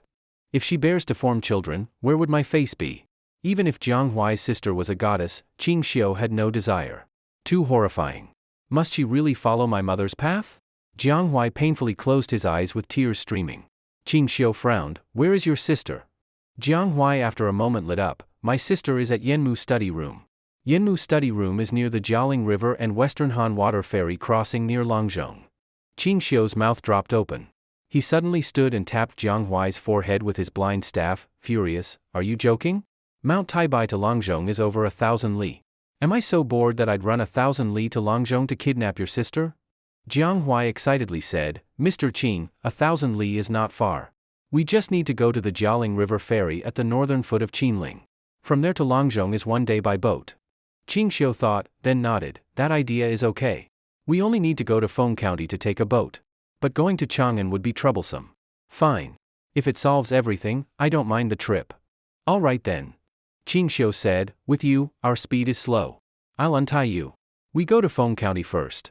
If you try to escape on the way, I will cut off both your legs. Jiang Huai gratefully nodded repeatedly, okay, I absolutely will not run. If I can rescue my sister, even if you cut off my legs, or my head, I wouldn't frown. Ching Xio untied him. Then he let the nanny goat feed the tiger cub area to fullness and then released the goat. Then the two ran like mad toward Feng County. Jiang Huai is also somewhat martial. Though his footwork isn't as good as Ching Xio's, his speed is still not slow. At their current pace, they could reach Feng County in at most 2 days. He had long wanted to escape Jiang Liufeng's claws. Ching Xio's arrival was a lifeline. He had no intention to escape on the road. Ching Xio and his companion rested on a scattered rocky beach that night. In the darkness, they built a campfire. They roasted a wild rabbit sizzling with oil. The tiger cub area was suckling sweetly on the nanny goat's milk. Next to it were 2 lambs less than 1 month old. Ching Xio took out the jar of wine sent by Susiaun from his pack, ate a rabbit leg, and took a drink of the wine. He felt especially content. He hadn't had time to drink for days, and now finally he could drink a little wine to ease his fatigue. Smelling the fragrant wine, Jiang Huai swallowed with a gulp. He sincerely praised, "The Marquis Qing's wine is intoxicatingly fragrant. Surely divine brew. To be able to smell such wine, this night is not wasted. If I could taste just a sip, it would be enough to comfort me." Ching Xio sneered, "Want to drink? Go find your own drinking vessel." If it were a beautiful woman, he wouldn't mind tasting her saliva. But if it's a man, he wouldn't disgust himself. Jiang Huai immediately stood and asked, "Marquis Qing, may I borrow your dagger?" Use this. Ching Xio took a dagger from his waist and tossed it to Jiang Huai. The staff blade was his life-saving tool. He couldn't let others casually touch it. This dagger was also sharp, forged by Wang the blacksmith, but not as good material as his staff blade. Jiang Huai took the dagger into the nearby woods. There was a bamboo grove. Ching Xio wasn't worried he'd run. As long as Jiang Huai remained within his mental awareness, even if he had 2 more legs he couldn't escape. Soon, Jiang Huai returned with a bamboo tube washed at the riverside, and asked for about half a pound of wine. He took a sip, his pale face instantly reddened. "Good wine, truly divine brew." Ching Xio said, "Next, I ask and you answer." "Please ask, Marquis Qing," Jiang Huai responded. Ching Xio asked, "You look young, no more than 20, but your martial arts are fine. How did you train?" Jiang Huai answered, "The hidden sect has a secret method called medicinal bath. It nourishes essence and blood, tempers flesh and bone, toughens skin and bones, enriches qi and blood. With external training, reaching my level takes at most 3 to 5 times." Ching Xio asked curiously, "But you're already this age. Shouldn't you be stronger?" Jiang Huai's face reddened awkwardly. "My sister and I do not like martial arts training. We prefer reading. So we hardly practiced. Reaching this level is entirely thanks to the effects of the medicinal bath." Ching Xio raised an eyebrow. He was surprised at the medicinal bath's effectiveness. "We reach Feng County, write down the method for me," he said. Jiang Huai smiled wryly. "That might be okay. The medicinal bath and external training method are unspoken secrets of the hidden sect. Only successive sect masters know. Jiang Lufeng originally intended to pass the position to me. I heard the bath formula then." They chatted briefly. After half a pound of wine, Jiang Huai was already tipsy, staggering. He laughed, cried intermittently, and under questioning even revealed his ancestral tomb location. But he didn't let slip his father Jiang Liufeng's residence, because even he didn't know where his father was. His father Jiang Lufeng had always had no fixed residence, elusive like a dragon seen only head, not tail. By the time Jiang Huai was completely drunk, Ching Xio retied him. Though harsh, it also prevented danger. A day later they arrived at Feng County's county seat. They found an inn for the night. After a good bath and clean clothes, Ching Xio looked refreshed. He tossed Jiang Huai, still bound, into the inn. Then carried Tiger Cub area to the local magistrate's mansion. The magistrate of Feng County was named Han Damiao, about 60 years old. After servants notified him, he came out immediately to greet. Seeing him, Ching Xio threw his identity token fish tally forward. After verifying identity, Han Damiao dared not be negligent. He bowed deeply, smiling, "Your Excellency, traveling from afar, you're our guest. Please come in for tea. My tea was purchased from the Xinglong tea shop in Chang'an." Ching Xio pulled from his sleeve a wax-sealed letter and handed it over. "No need for tea. I have urgent business. Have someone deliver this letter to Chang'an, to my wife. 800 Li Express, deliver quickly. Also arrange a fast boat heading for Langzhong, ready at any time, and prepare 100 taels of silver. When your people arrive at my mansion, someone will return your silver." Han Damiao bowed again and commanded a servant, "Go to the account office, bring 100 taels of silver. Have Captain Li deliver this letter to the Marquis Qing's mansion in Chang'an, 800 Li Express, change horses not men, depart immediately, no mistakes." He was just a small magistrate. To a marquis, he was a lowly minor official. Feudal titles were high, officials without rank were just employees of titled nobles. The Li family was the greatest noble house of the Tang dynasty. For a magistrate, to gain favor with a marquis was certainly an ancestral blessing. Han Damiao wouldn't let pass this opportunity. Ching Xio took down the cloth sack he carried. Han Damiao's eyes widened in shock. Your Excellency, this is a tiger cub? Ching Xio placed Arya at his feet and said, also send it to my mansion along the way, to my wife. Any harm along the road, your county office is done. Han Damiao hastily said, absolutely. I will do my utmost to deliver the cub safely to your residence, your Excellency. Anything else? Arrange for today's departure by fast boat to Longzhong. When ready, notify me at the post station. Ching Xio declined Han Damiao's invitation and returned to the post station. First thing, he untied Jiang Huai. He seemed accustomed to being tied and had no complaint. Around midday Han Damiao had arranged a boat to depart for the Longzhong area. Tang Dynasty's shipbuilding wasn't as advanced as Ming's 1,000 years later, but it had a mature river transport system, suitable for downstream travel. Upstream required many haulers drawing the boat. Just as Jiang Huai said, water route was much faster than land. Downstream, by midnight they arrived at Longzhong, found a place to rest overnight. That night they made a plan. Their plan relied on timing and information gap. News of Taibai mountain events hadn't reached this area yet. Jiang Huai suggested they openly go to Yanmu study room. Yanmu study room wasn't in Longzhong's old city, but a few dozen li outside in a manor, a riverside estate. Among many farmhouses stood a secluded deep courtyard with finely constructed wooden pavilion. Before entering the manor, Jiang Huai softly said, this manor is full of hidden sect people, about 300. Most are ordinary, not a concern. But there are over 10 martial bodyguards like my personal knife warriors, plus one offering of the sect stationed here. This time Ching Xio did not wear his blindfold, making him appear like a normal person. Unless someone looks directly at his eyes, no one will notice he's blind. Jiang Huai continued, my father imprisoned my sister here to force me to obey. Ching Xio asked, since its imprisonment, will it be hard for you to see her in person? Jiang Huai shook his head with a smile, not difficult.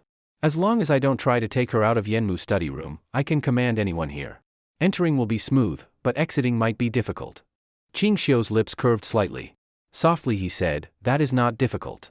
With his nighttime abilities, quietly dealing with over 10 knife warriors like Old Blade Zhang authoritatively isn't hard. Meanwhile, far away in Chang'an, Old Blade Zhang had become Ching Xio's measure of others. Armed with exceptional skill and fearless courage, Ching Xio exemplified the saying, high skill breeds boldness, to the fullest in this moment. Once they entered the manor, Jiang Huai could have raised his arm and summoned everyone there to kill Ching Xio. Yet Ching Xio chose to go alone deep into the estate. On one side, he was confident in his own strength. On the other, Jiang Huai was willing to risk himself for his insane mother and for his sister, thus earning Ching Xio's respect. After several days of contact, Ching Xio had found no weakness in Jiang Huai. And in fact, his minimal concern was unnecessary. Jiang Huai brought him to the village entrance, where several people approached warmly and respectfully. Clearly, Jiang Huai had visited here often before. Young master.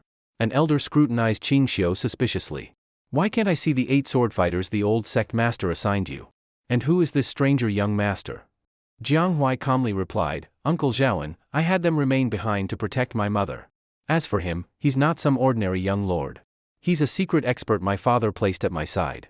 He could defeat 8 sword fighters without difficulty. Ching Xio lowered his head, expression unreadable. Zhaoan squinted and said, Young master, the old sect master instructed that the 8 sword fighters must never leave your side. One of them is my prized disciple. Why never have I heard of this person? He studied Ching Xio closely. Ching Xio lifted his head, exuding intense lethal intent. Immediately, everyone's spirit sharpened, as if facing a grave threat. Ching Xio coldly said, the old sect master's plan, is that something you can casually doubt? Those 8 wastrels, I could defeat them with a single blade. With me here, what use are they? This was a bold, arrogant statement. Jiang Huai's lip twitched, Big brother, do you need to be this arrogant as a bodyguard? Zhaoan raised an eyebrow, his suspicion replaced by polite respect. He bowed, apologies. Since I have not met you before, I must confirm you truly are arranged by the old sect master. Ching Xio half closed his eyes, unwilling to let others see the emptiness. He placed his hand on the haft of his staff blade, doubt the old sect master? I could kill you at any moment. Zhaoan flinched and quickly laughed, Your Excellency, you misunderstand. I trust you. I spoke improperly, please forgive me. Jiang Huai impatiently said, Uncle Zhaoan, he is a death servant trained by my father. I couldn't learn much from him. If you truly want proof, why not ask my father? My mother was seasick, so she took a carriage. She may take days to arrive. I intend to stay at Yanmu study for some time. Please arrange as soon as possible. Zhaoen's face brightened. Young master, you've decided? Jiang Huai said. Decided what? I came only to see my sister. Don't think too much, I'll anger myself. Yes, yes.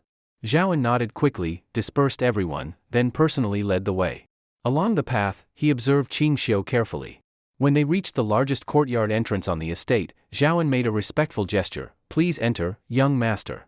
If you require anything, instruct someone and I will deliver it promptly. Jiang Huai nodded and led Ching Xio inside. From Ching Xio's God view perspective, he now completely covered the whole village, memorizing its layout, where guards stood, which paths led in or out. Seeing Jiang Huai and Ching Xio enter Yanmu study, Zhaoen's smile faded, replaced by gravity. He whispered to a young man beside him, immediately send someone to investigate if the old sect master arranged a death servant beside the young master. Also double the guard presence around Yanmu study. The young man asked, Master, why increase the guards here? Zhaoen replied softly, this young man at the young master's side is not simple. And everyone knows how filial the young master is. Previously he'd rather take carriage than water route, even if difficult, he'd travel with his wife. This time he came without her, something is off. Also, the person at his side wasn't notified ahead of time. All this suggests something suspicious. Better be safe. Yes, master, the young man responded, and Zhaoen glanced at the mansion before walking away solemnly. The estate was large, with ornamental rockeries, fish ponds with lotuses, fruit trees and seasonal flower gardens. The main pavilion was wooden, 3 stories, villa size. Though there were no guards visible outside the pavilion entrance, or indeed in the yard, these were illusions. Guard posts were placed every 5 to 10 steps outside. The pavilion entrance was tightly shut. Jiang Huai climbed the steps and knocked. A clear, pleasant voice asked, Who is it? Jiang Huai lowered his voice, It's me, brother. Brother? The voice brimmed with joy. Footsteps sounded inside, then the door opened. Brother, is it really you? A girl of 18 or 19 looked surprised. She glanced quickly at Ching Xio, then pulled Jiang Huai inside, slamming the door behind them. Ching Xio opened his mouth to speak, then tilted his head and stood sullen. Jiang Huai's lips twitched. He gently freed his sister's hand and quietly said, Sister, he's not a stranger. No need to leave him outside. He opened the door and apologized. Sorry, sister, surely you mistook him for one of my servants. Ching Xio walked in without concern. You two talk. Don't mind me, I'll look around. He surveyed the surroundings and then focused on Jiang Yener. Even he, with his extraordinary self-control, nearly lost composure. Jiang Yener was breathtakingly beautiful, like a fairy emerging from a painting. Sky-drowning beauty, moonshine flower, enthroning beauty, none exaggerated. Snow-white skin, eyebrows like distant mountains, ink-dark eyes, carved nose and lips like jade, the mouth as if holding a shell. Hair black as a crow, styled in a young girl's bun. She wore a white long dress with a layer of goose-yellow silk. Waist tied, skirt flowing. Full bosom and shapely hips. Simply peerless. But Ching Xio only observed briefly before shifting his attention elsewhere. Not because he lacked appreciation, but because such a woman mustn't be touched. The longer he looked, the more desire would grow. Better to treat her as untouchable, and so he remained distant and cold. You two talk. I'm fine here, he said, then rested his blind staff on a bookshelf. The shelf held few paper books, mostly bamboo slips and silk scrolls of age, plus rare curios. Jiang Yener watched Ching Xio's back and frowned slightly, curious and puzzled. Why was this man different from others? When others saw her beauty, their gaze would linger, without exception. But he only glanced once, then ignored her entirely. She was even more puzzled by her brother's respectful attitude toward him. This was the first time since coming of age. She couldn't help but feel curious about this young man with the staff. Yet she said nothing more, merely treating him as her brother's guest. Jiang Yener sweetly smiled. Brother, I've collected a few of Marquis Qing's poems I'm sure you've never heard. I wrote them down. Come quickly and take a look. Jiang Huai's lips twitched. He glanced at Ching Xio's back, normally expressionless, now showing the faintest hidden smile. Really? Marquis Qing's poems are unparalleled. I'd like to see those I haven't yet heard. So he followed his sister. Ching Xio rubbed his face, resigned. Sometimes being plagiarized too much is a headache. Unexpected even this secluded lady had heard of him. Siblings who hadn't seen each other for a long time, Jiang Yener pulled Jiang Huai and chattered ceaselessly. Brother, look at this verse. Peach blossoms grow in the Southland. When spring comes, how many branches bloom? I wish you'd gather more, this thing best evokes longing. It's so well written.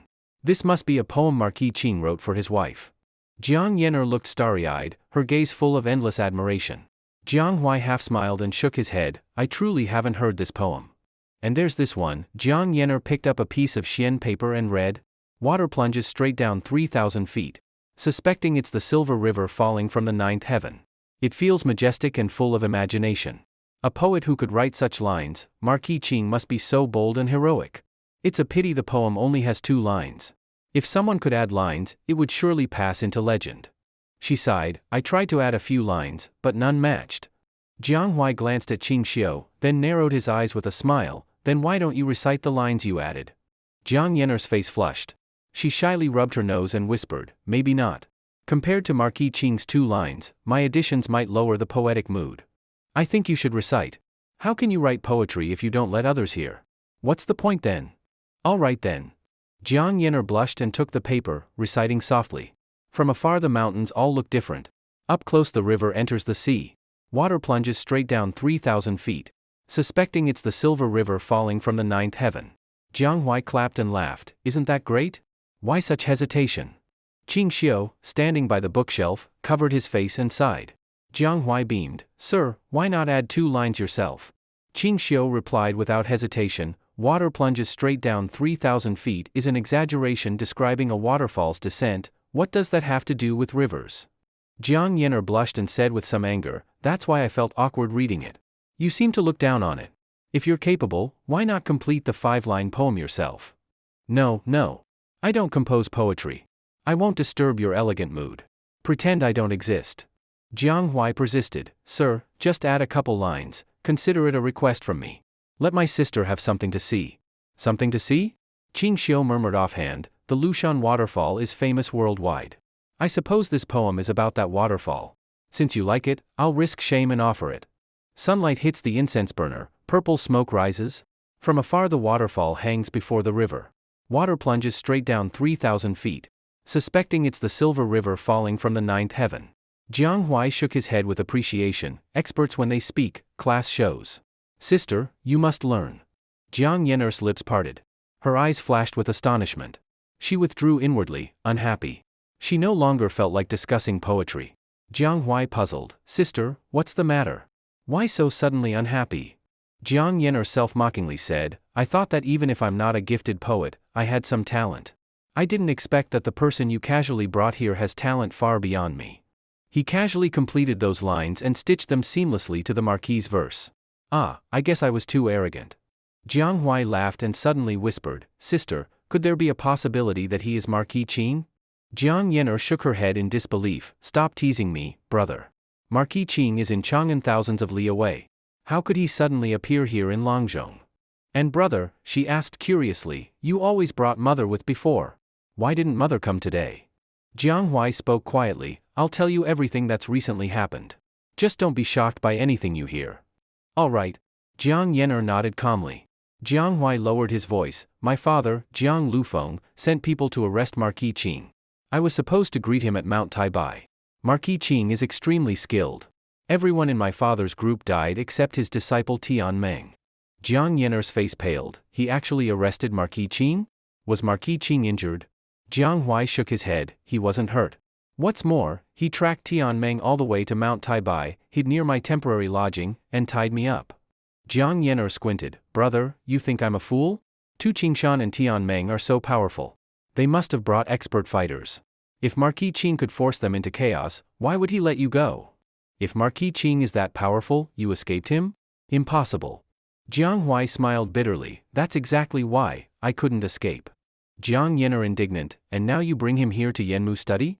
Even if you couldn't escape, why bring him? Jiang Huai looked at Ching Xio but said nothing. Jiang Yen'er suddenly froze, her eyes wide. She stared at Ching Xio and swallowed with a gulp. He is Marquis Ching. Without a doubt, Jiang Huai nodded. Jiang Yen'er panicked. Brother, since father wanted to arrest Marquis Ching, he surely won't give up easily. You brought Marquis Ching here, but if father captures him, Marquis Ching won't escape. Yanmu study is heavily guarded. If you hadn't brought me, you could have let him out. Before father discovers, quickly take Marquis Ching away. Do not let him fall into his grip. She looked worriedly at Ching Xio approaching them. Suddenly she frowned and asked, Brother, Marquis Ching is blind, right? Why, how can he see? Jiang Huai explained, Marquis Ching can't see, but his hearing is extremely sharp. He locates by sound, just like a normal person. Along the road he's caught wild pheasants and rabbits that I didn't even notice. Ching Xio now approached and sat down. He took a piece of black silk from his robe and skillfully blindfolded himself. Immediately his blindness became unmistakable. Jiang Yen'er parted her lips, even more surprised, but there was also excitement and bashfulness. Up close she saw Marquis Ching was far more handsome than she imagined. There was no scholar softness about him, only a tempered strength and aura of decisive killer. Ching Xio quietly said, "Long story short, your brother begged me to come here to rescue you." "Rescue me?" Jiang Yen'er's expression panicked. "No? I don't want to be rescued. You'd be killed. Father has many here, killer experts. Some as skilled as Tu Qingshan and others." Her face reddened, showing tender shyness. "Thank you Marquis Ching for wanting to rescue me. I am deeply grateful. But this is too dangerous. I cannot, for my own sake, cause Marquis Ching to die here." She solemnly rose and bowed. "Please Marquis Ching, do not take risks for me. Please leave this place with my brother as soon as possible." Ching Xio waved his hand coldly. "I've decided. Death won't shake me. Now hear my plan. Tonight, you two pretend to have a joyful banquet and drink yourself drunk, raise the spirits of the guards outside. At midnight, I will silently eliminate all the nearby guards. Then I will take you two and leave for Chang'an." "No, don't." Jiang Yen'er lightly bit her lip, her eyes filled with concern. "That's too dangerous. If Marquis Ching dies because of me, I will never be happy again." Ching Xio said coldly, "You have no right to speak here. I don't need your concern. Speak again, and I'll break your brother's legs." Jiang Huai's corner of the mouth twitched. She won't listen, yet threatens to break My legs? Since when does that make sense? Ching Xio was deliberately cold because he sensed the sister's concern had a hint of fangirl attachment. To prevent her becoming another one of those crazy fans, cold ruthless rejection was best. Otherwise if she insisted on giving him malformed children, who the hell could bear it? Sure enough, Ching Xio's coldness made Jiang Yen'er feel very wronged, and even a bit afraid of him. Exactly what Ching Xio intended. Jiang Huai sighed in his heart. He had hoped to match his sister with Marquis Ching, but Marquis Ching was indifferent, even resistant. So he let go of that idea. Marquis Ching said coldly, "The plan is set. Do as I say. You two talk, don't disturb me." He sat by the bookshelf, holding his blind staff in silence. Jiang Yen'er watched him for a while, full of disappointment. She tapped Jiang Huai gently and whispered, "Brother, during these days you've spent with Marquis Ching, has he always been this cold?" After 2 seconds silence, Jiang Huai nodded, "Yes. He and his wife are deeply in love. His heart has no room for another woman." Yen'er's eyes again filled with envy and sadness. Jiang Huai continued, "Originally, only his wife was captured. Marquis Ching risked himself as a hostage to exchange for her. Otherwise, with Tu Qingshan's people, they'd never be his match. Sister, I know you admire Marquis Ching's talent, but he's impossible for you. So you really should let that idea go." Yen'er opened her mouth but said nothing. She only bowed her head quietly, feeling low. Time passed slowly until night finally came. Jiang Huai asked Wang Zhaoan to deliver some food and wine to the study. Moments later, the brother and sister's laughter filled the pavilion. Outside, Wang Zhaoan wandered in the courtyard for a while. A young man beside him said, "Master, the young master and miss are talking very happily. With them sharing drink like this, they'll easily become drunk. I think, they might make a match tonight." Wang Zhaoan smiled and nodded, "Perhaps I worried too much. Even if the young master resisted the old sect master's arrangements, Miss Yen'er's beauty, he's a young man with strong passion. Drunk, he'd lose control. But perhaps this is his ruse. As long as they haven't shared a room, the young master might take her away. We mustn't let our guard down. Zicheng, tonight you personally stand guard, no slack." "Yes, master." Wang Zhaoan departed. Su Zicheng stood guard at the gate. About an hour later, Jiang Huai, reeking of alcohol and swaying, came to the courtyard gate. The gate was open. Seeing Jiang Huai drunk, Su asked politely, "Young master, are you leaving?" "Leaving?" Jiang Huai laughed, "I hardly see my sister. I'm not even tipsy yet. Leaving? Zicheng, where's your master?" Su replied respectfully, "Master retired for rest. He asked me to keep watch here." Jiang Huai patted Su's shoulder, "Go fetch some wine. Bring it in yourself. It's been a while since we met. Drinking with just the two of us is boring, you come drink with me." Young master, I'm afraid that's not appropriate." Jiang Huai frowned, "What's wrong with drinking with me? I won't let you get drunk." "What? Are you afraid I'll drug you?" Su shook his head quickly, "Of course not. You provided the wine yourself. If you drugged it, how could I not notice?" Jiang Huai laughed. Very well. Go get it. Relieved, Su left. Jiang Huai turned back into the pavilion, but as he did, a darker sense appeared on his face. Su returned with 2 jars of wine at the gate and hesitated before telling the gate guards, I'll go and have a drink. Come back in half an hour. If there's anything, call me. The armed guard nodded. Go ahead, Brother Su. Our brothers here will watch, no issues. Su entered Yanmu's study briskly.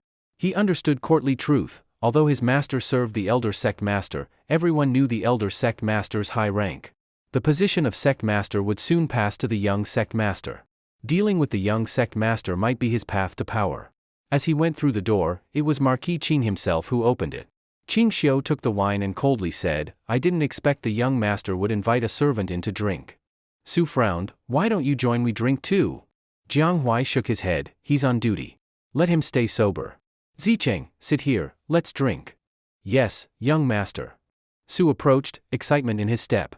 But as he moved to sit, a chill washed over him. His expression changed, he reached for his blade. Before he could act, he heard a pft. Suddenly his world inverted, the ground whirling. His face smashed into the floor, his head rolling. Su Zicheng never understood what killed him. Marquis Ching caught the body and gently laid it down. Inside the pavilion, Jiang Yener turned pale, covered her mouth to quiet sounds, her body trembling violently. She had never seen such a bloody, terrifying scene. At the flash of the blade strike, she shut her eyes tightly. Ching Xio flicked the blade and whispered, a moonless, windy night for murder. You two keep your laughter, Marquis Ching is back. He strode out of the pavilion, circled behind, and lightly leapt to the wall top. The guards were lax here, this was the best infiltration point. In the black night, others could not see him, but he knew each sentry's position. He moved along the wall, avoiding reed stake traps, came behind a man, pressed a hand over his mouth, and silently took another life with the staff blade. Reed stake traps made noise themselves when stepped on. In this pitch-dark night, even the guards relied on hearing to locate intruders. Unlike Marquis Ching, who had a god view, nothing escaped him. Nearby came a voice, Brother Bao, I'm going over there to take a leak. All right, careful not to step on traps. Don't worry, I know their spots. The man stopped about 3 meters from Marquis Ching. It was too easy. Marquis Ching stepped swiftly, covered his mouth, and took another life silently. He paused and urinated. After finishing, he strode toward Brother Bao's spot. Brother Bao heard the noise and grumbled, drink less water at night in the future. Sorry, Brother Bao, Marquis Ching responded. Huh? Brother Bao puzzled, why does your voice sound different? Marquis Ching didn't answer. Instead, he stood beside Bao and said, Brother Bao, do you know the Liangyu Ice House? Liangyu Ice House? What's that? Bao asked, confused. Ching Xio suddenly covered Bao's mouth and plunged his dagger into Bao's neck. Breathe deeply, relax, it's fine, soon it's over. He gently laid the body down and moved toward the next target. Thus he worked for the time of an incense stick, silently clearing all guards around the courtyard. Now only scattered night watchers in the village remained, around 30. Ching Xio moved swiftly, the night no hindrance. Wherever he passed, a scent of blood and horror followed. 2 incense sticks later, all night guards were eliminated. Although once nearly discovered, it passed without harm. Everything went far more smoothly than expected. When he returned to Yanmu's study, he was stained with blood. Jiang Yener stared at him blankly. Jiang Huai anxiously whispered, how is it? Marquis Ching coldly said, all night guards are taken care of. Come with me. Without waiting, Marquis Ching picked up each sibling and ran out. It wasn't that the siblings lacked speed, it's dark, they couldn't clearly follow the path. That slowed them down. Once they had some distance from the village, Marquis Ching released them. Jiang Huai and Jiang Yener both laughed, tears in their eyes. Their hearts full of gratitude toward Marquis Ching. Wang Zhaoan, though over 70, never skipped his morning martial exercises. When the sky turned pale at dawn, he was already dressed and stepped outside to train. Just as he left, a disheveled knife fighter burst into the courtyard, panic in his eyes, shouting loudly, Master Wang, it's terrible, the night guards around Yanmu's study are all dead. What? Wang Zhaoan's heart leaped. Grabbing the knife fighter by the collar, his eyes reddened, he roared, say it again. The knife fighter hurriedly replied, I got up to pee and smelled blood. When I went outside, I saw corpses around Yanmu's study. It's ruined, what a disaster. Wang Zhaoan's face turned grim, where are the guards posted around the village? I don't know. I didn't have time to look. As soon as I found the bodies, I came to inform you. Quickly gather everyone at the gate of Yanmu's study, hurry. Moments later, the knife fighter began sounding drums and bells throughout the village. Before long, dozens of villagers had gathered in front of Yanmu study. The atmosphere was oppressive, everyone looked grim. Wang Zhaoan emerged, holding a severed head in his left hand and a headless body in his right, grief etched on his face. Is this Zicheng? Someone recognized him. Zicheng was Wang Zhaoan's favored disciple.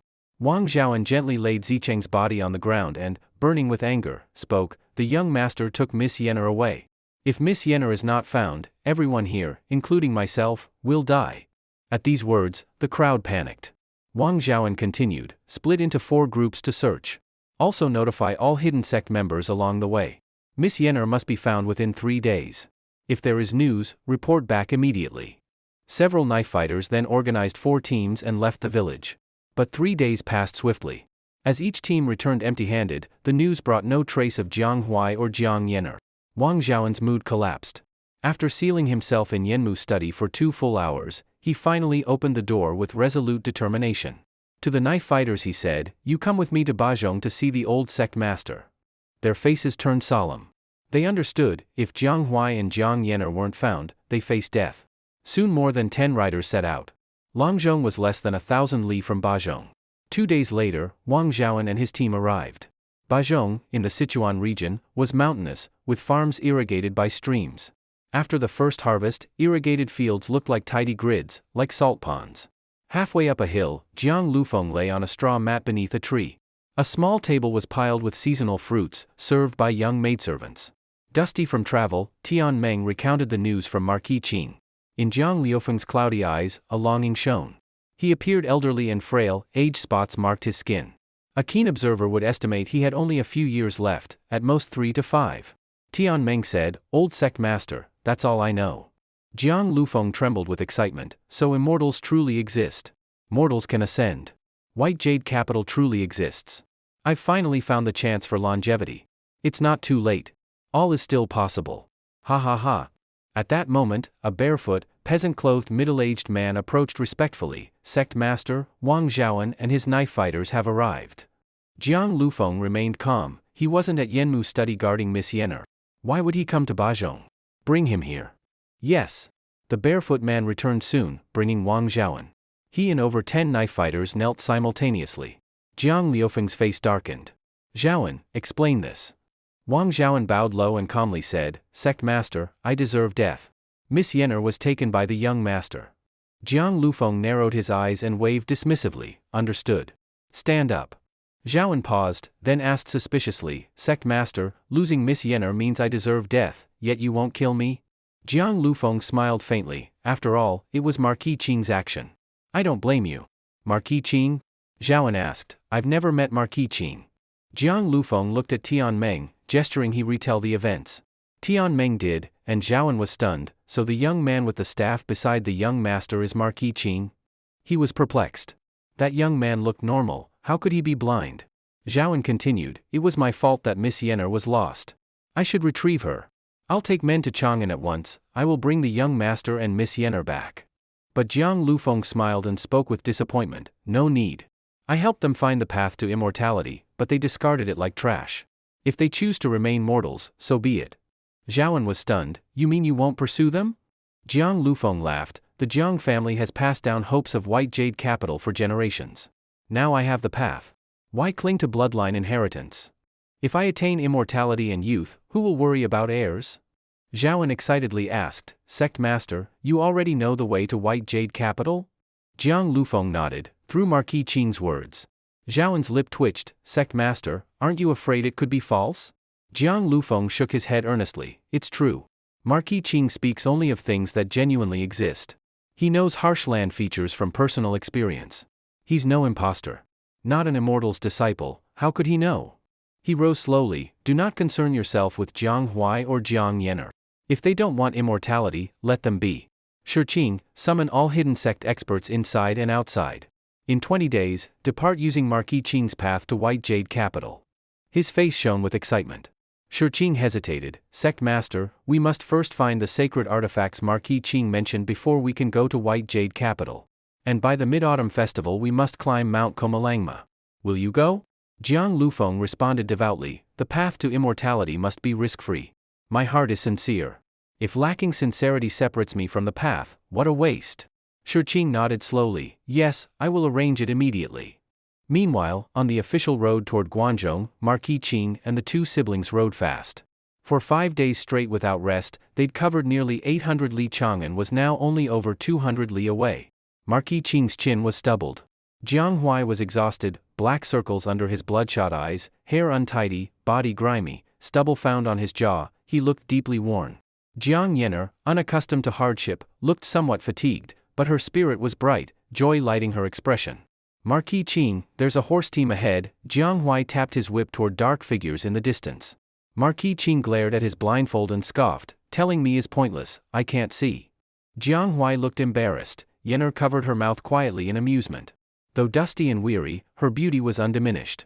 Marquis Ching regarded her briefly with appreciation. Though dangerous to touch, pleasing from afar was acceptable. Because the horse team was far, Marquis Ching did not notice. He licked his cracked lips and said, after days on the road, we're exhausted. Let's catch them and rest in their cart for a while. Let's go. The three rode to join the horse team. There were over 10 carts piled full and covered with gray cloth. Each of the 40-plus riders carried bulging bundles. The leader was a large bearded man. Seeing them approach, he halted and watched warily.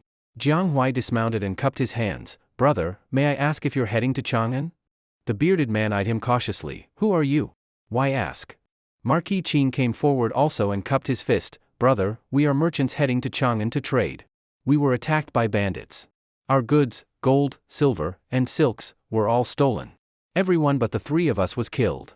We've been chased for 5 days and nights with no sleep. We're utterly exhausted. We hope to rest in your cart. We promise we'll leave before darkness and not cause trouble.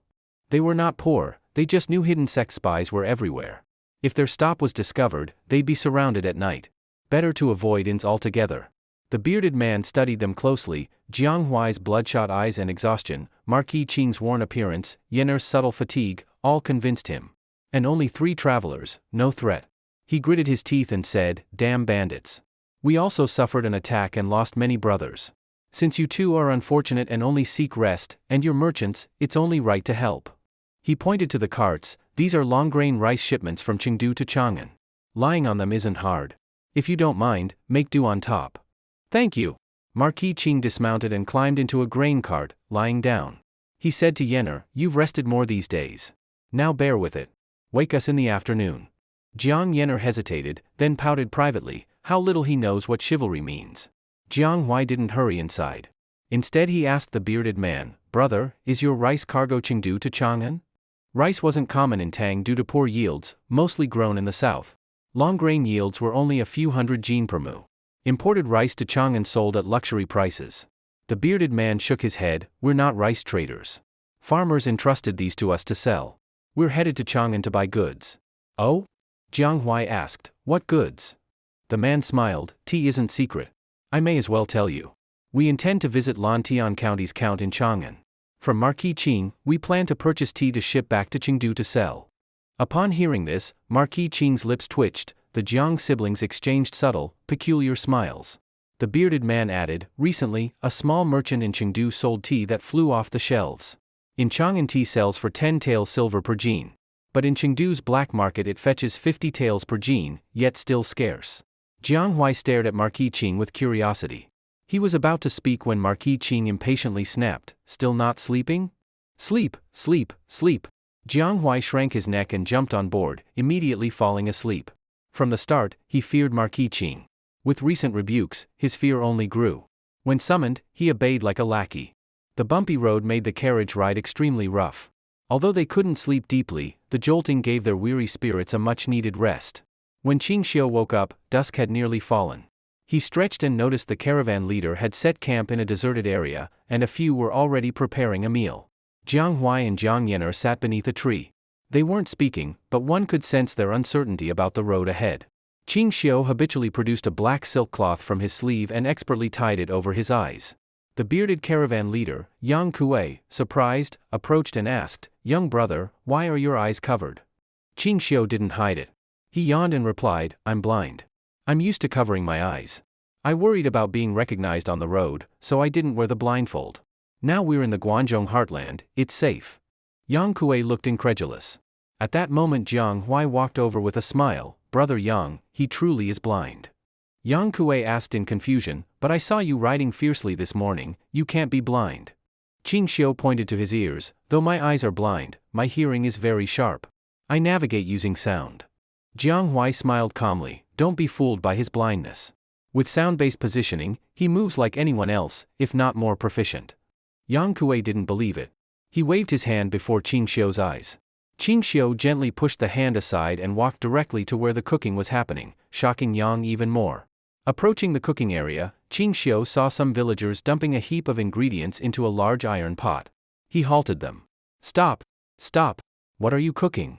A young man impatiently replied, we're cooking stew with sauce. After a day's journey, everyone's starving. Step aside, when it's done, I'll give each of you a bowl. Ching Xio shook his head, that just ruins the food. They were stirring a dark, unappetizing broth with a pungent smell, a real, dark cuisine. Yang Kuei walked over and said, young brother, let them cook, the whole group is hungry and waiting to eat. Ching Xio grudgingly walked away, planning to share this dreadful meal, they'd be home before nightfall tomorrow anyway. It wouldn't matter much. But Jiang Huai grabbed Yang Kuei's arm, eyes shining, no, brother Yang. Don't look down on him. He may be blind, but his cooking skill is second to none, no one surpasses him. Rubbing his hands, he looked at Ching Xio and laughed softly, sir, please don't let them ruin the food. My sister and I haven't eaten properly lately. If you have time today, could you please improve our meal? Ching Xio had insisted on being called only sir and not Marquis Ching, to avoid recognition. Jiang Huai had come to call him that habitually. The cook, scornful, sneered, what, a blind man cooking? He can't even see, do you think he can cook? You're joking. Jiang Huai proudly retorted, don't be so stubborn. Why don't you let him show what he can do? Ching Xio frowned and pulled Jiang Huai along, forget it. Just wait for the meal. But the cook refused. He dropped the big iron ladle into the pot, hands on his hips, and challenged, if you're so capable, come cook then, let's see what you can make. Yang Kuei glared at the cook, get back to cooking. We don't have time for nonsense. After Ching Xio and Jiang Huai walked away, Yang Kuei whispered, kicking the cook and scolding, you fool, these people's identities are unknown. You let them cook, aren't you afraid they'll drug us and steal our silver? The cook recoiled, repeatedly apologizing. Soon, the meal was ready. Yang Kuei had someone serve 3 bowls to Ching Xio's group. Ching Xio sniffed the bowl, it smelled odd. He sipped the broth, his expression instantly twisted. A swirl of sour, sweet, bitter, and spicy flavors flooded his mouth. Jiang Huai and Jiang Yener looked disgusted and set their bowls aside, deciding to go hungry. Ching Xio couldn't stand it, he dumped the contents and approached Yang Kuei. He tossed down a silver ingot worth 5 taels, brother Yang, may I borrow your stove and ingredients? Yang Kuei saw the generosity, tucked the silver away, and chuckled, 5 taels can buy a full stove set, you're welcome. If it breaks, don't expect me to compensate. Then he returned to eating the dark cuisine with relish. Ching Xio walked over to Jiang Huai and kicked him lightly, stop standing around, come help. Jiang Huai, unbothered, brushed off dust and smiled as he followed. Jiang Yener, curious, joined also. Though she'd never tasted Ching Xio's cooking before, she'd heard stories, how he once borrowed a restaurant kitchen in Feng County and whipped up midday dishes that had Jiang Huai belching from overindulgence. She wanted to see what delicacy this sir could prepare. Ching Xio rummaged in the caravan's food supplies. Finding lotus root as long as an arm, bok choy, cucumbers, celery, coriander, wheat flour, radish, scallion, ginger, garlic, even chives and eggs, his face lit up. The prior cook had dumped everything into a pot of dirty water, stewing vegetables with sauce and cooking rock-hard bread. That wasn't food, it was hazardous cooking. Ching Xio handed Jiang Yener a wooden bucket, get some water from the river. Nearby, a stream flowed clean enough. Yener, slightly annoyed, took the bucket, it was the first time she'd ever been told to fetch water. Before long, she had the water. Using daylight before dark, Ching Xio kneaded a large mass of dough, mixing in scallion, pepper, and fine salt. A voice nearby exclaimed, fine salt? Good heavens, you actually used fine salt? Yang Kuei suddenly appeared behind them, stunned to see Ching Xio holding a small pack of refined salt. Yener asked puzzled, it's just salt, why the fuss? Yang Kuei sighed, just salt? Miss, you must live in luxury, never touched real hardship. Refined salt costs 500 won per jin. Pure, impurity-free fine salt like this easily costs 1 guan, and it's almost impossible to buy. So to be honest, I used to sell coarse salt for the government. That yellow-black salt was precious. Bandits captured salt blocks and celebrated for weeks. If you carry such rare goods, it's no wonder they'd want to rob you. I'd have robbed you too. Ching Xio ignored him and added pig fat to the pan, starting to fry flatbreads. Within a short while, several fragrant flatbreads emerged. Nearby, villagers crowded around, mouths watering. They had never seen food cooked this way. Usually they got dry, cracker-like flatbreads that could chip teeth. He wasn't done. Ching Xio stir-fried the celery, then scrambled chives with egg. He sliced cucumber and dressed it with garlic and dark vinegar. Though tang vinegar wasn't refined like later eras, it was standard seasoning. Some poor families lacking salt would ferment vegetables or pickle cucumbers just using vinegar. He blanched some spinach and lotus slice, sprinkled garlic, and poured hot oil over it. With a sizzle, the aroma drew audible pops of saliva. When finished, he washed his hands, sat before the cutting board, rolled sleeves up, and ate. Jiang Yenner didn't hold back either. Ignoring proper lady decorum, she grabbed a flatbread and bit into it with eyes closed in pure delight. Jiang Huai clapped Yang Kuei on the shoulder. Brother Yang, calling it waste was too mild, they were wasting ingredients. Watching the three gorge, the caravan members glared at Yang Kuei resentfully. A few irritable men began kicking and punching the caravan cook, shouting obscenities. How dare you feed us pig slop? You ruin food, this is destroying food. If you don't cook properly tomorrow, I'd rather starve than eat your poison. You. The next morning at first light, eager to return home, Ching Xio rose early, skipped breakfast, bid Yang Kuei farewell, and rode off swiftly with Jiang Huai and Jiang Yenner. By evening they finally reached Sanha village. Even at dusk, Sanha village was bustling, more lively than any place they had seen, with people moving about and no sign of vendors packing up. Jiang Huai gazed ahead at the red brick and grey-tiled village in awe. Sir, is this your manor? Shock flickered through Jiang Yenner's eyes. Since age 9, she had been confined to Yanmu Zhai and hadn't stepped outside for 10 years.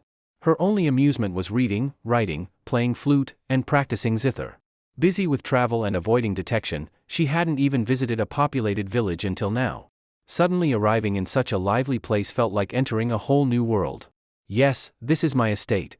Jiang Huai replied excitedly. After years of wandering, even visiting Chang'an twice, I've never seen such a vibrant village. This village's lively spirit was exactly what he had dreamed of.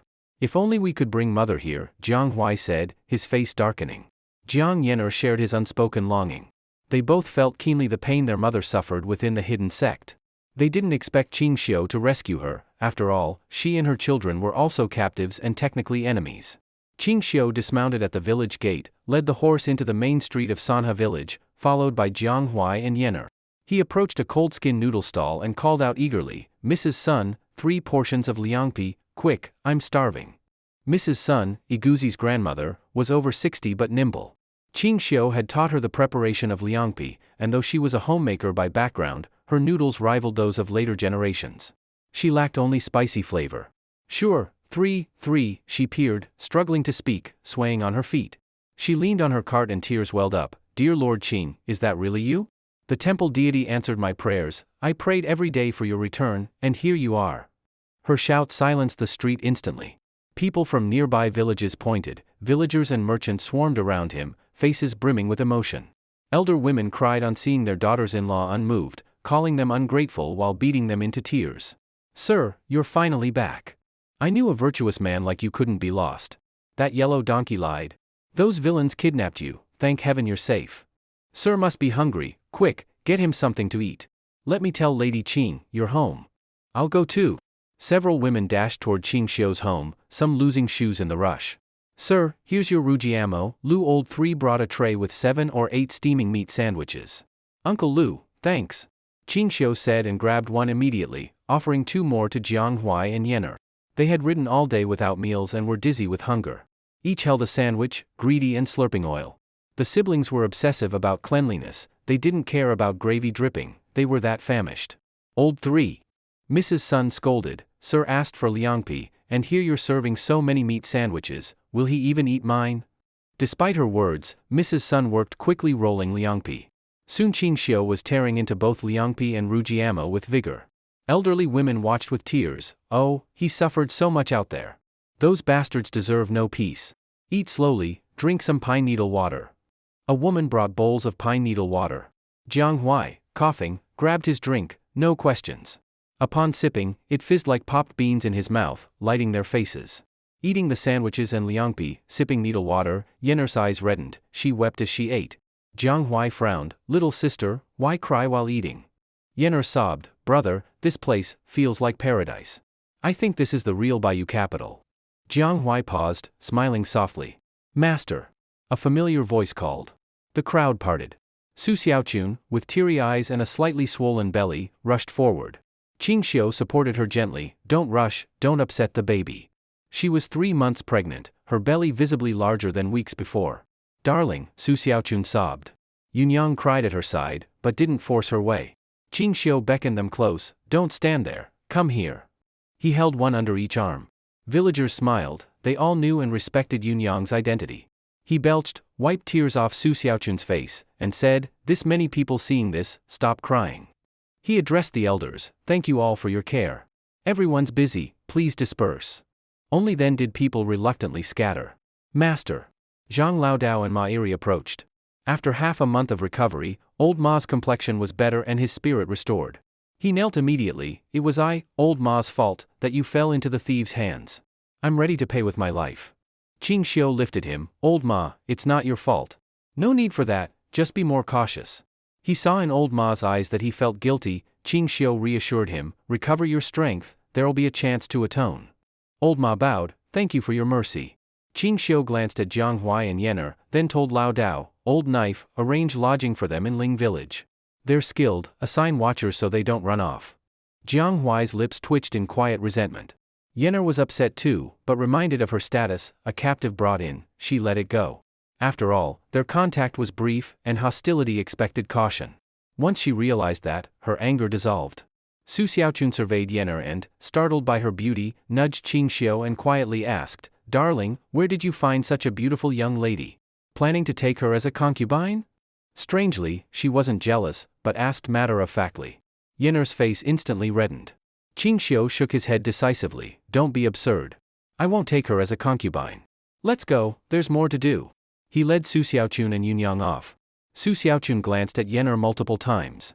Lao Dao seemed to sense something, sternly summoned over 100 guards, assigned lodging for the siblings, and he personally stationed outside their courtyard.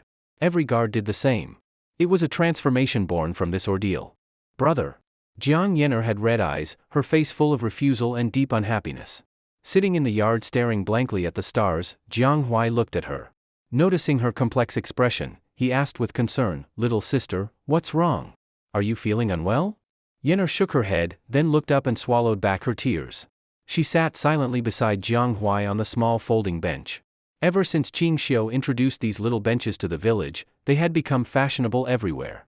They were comfortable to sit on and greatly preferred over kneeling on legless wooden planks. Even villagers from nearby areas embraced them. Palace eunuch Ling Er had also ordered many made for use in the palace. After a long silence, Yenner finally spoke.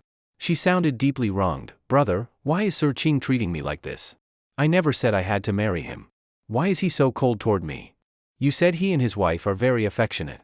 But these days I discovered he's not dull or uncaring, and his wife doesn't seem opposed to him taking a concubine. She even encouraged it just earlier. But then why does he treat me this way? Yenner's voice trembled with tears. Am I that ugly? Jiang Huai sighed heavily, then spoke softly. Throughout history, no man dislikes a beautiful woman. Little sister, you are not ugly, in fact, you're the most beautiful woman I've ever seen. In all these years, I've never seen anyone whose looks surpass yours. So why does he behave like that? His expression twisted in pain as he said, it's because of our bloodline. What does our bloodline have to do with it? Jiang Huai succinctly recounted Ching Xio's earlier explanation about genetic issues. Yenner's face went pale, she trembled with fear. He said in exhaustion, this isn't divine punishment, nor some consequence for purity, but the inevitable result of near-relative childbirth. Sister, whether it's you or me, having children is not possible in this life. I once foolishly hoped that after leaving the hidden sect, I could live a simple life with someone I truly loved. But if what he said is true, I might never be able to touch a woman again. Sir Ching doesn't want to risk mythical births, of course he keeps his distance from you. I see now. Yenner's tear-filled eyes looked mournful as she whispered, so it's our Jiang bloodline's fault, he fears monsters. Jiang Huai stood up, rest early. Brother, Yenner suddenly said, I want to stay in this village. I like it here, and I don't want to leave. Given the villagers' sincere warmth, this place felt like a pure land to her. Jiang Huai smiled faintly, of course you can stay. But he sees us as prisoners, at least now. I believe with time, he'll accept our living here. Yenner nodded firmly. Suddenly they heard rapid hoofbeats, both startled. Yenner whispered anxiously, brother, father wouldn't have sent people to find us here, right? Jiang Huai shook his head, unlikely. This is Chang'an, under the emperor's feet. Jiang Lufeng is not mad enough to start a public search like that. Just then, torches flared outside. A pair of mounted guards rode in, torches blazing, escorting Ling Er straight to Ching Xio's gate. Upon hearing the noise, Ching Xio rose from inside the courtyard and stepped to the gate. A few simple dishes and wine sat on the table. He had anticipated Ling Er's arrival at any moment. Ling Er rode in impeccably dressed, dismounted, and raised a salute. Ching Xio laughed warmly. I knew it, Marquis Ching is blessed by heaven. Your return was just a matter of time. Your Majesty. Ching Xio bowed, please enter. Ling Er shook his head with a smile. No need, I only came to confirm you have indeed returned safely. You and your wife haven't seen each other in half a month. I expect you have much to discuss. They say absence makes the heart grow fonder. I won't interrupt you, ha. Ching Xio replied calmly. Everything that needed to be said has been said. I knew your Majesty would come. I have prepared a modest drink in this humble home. Ling Er nodded. In that case, I won't fuss. Led on. They entered the courtyard together. Small dishes were neatly set on a side table, and a brazier on a wooden rack lit the area. They sat across from each other. Ling Er, curious, asked, Marquis, how did you escape from the bandits? Tell me the story.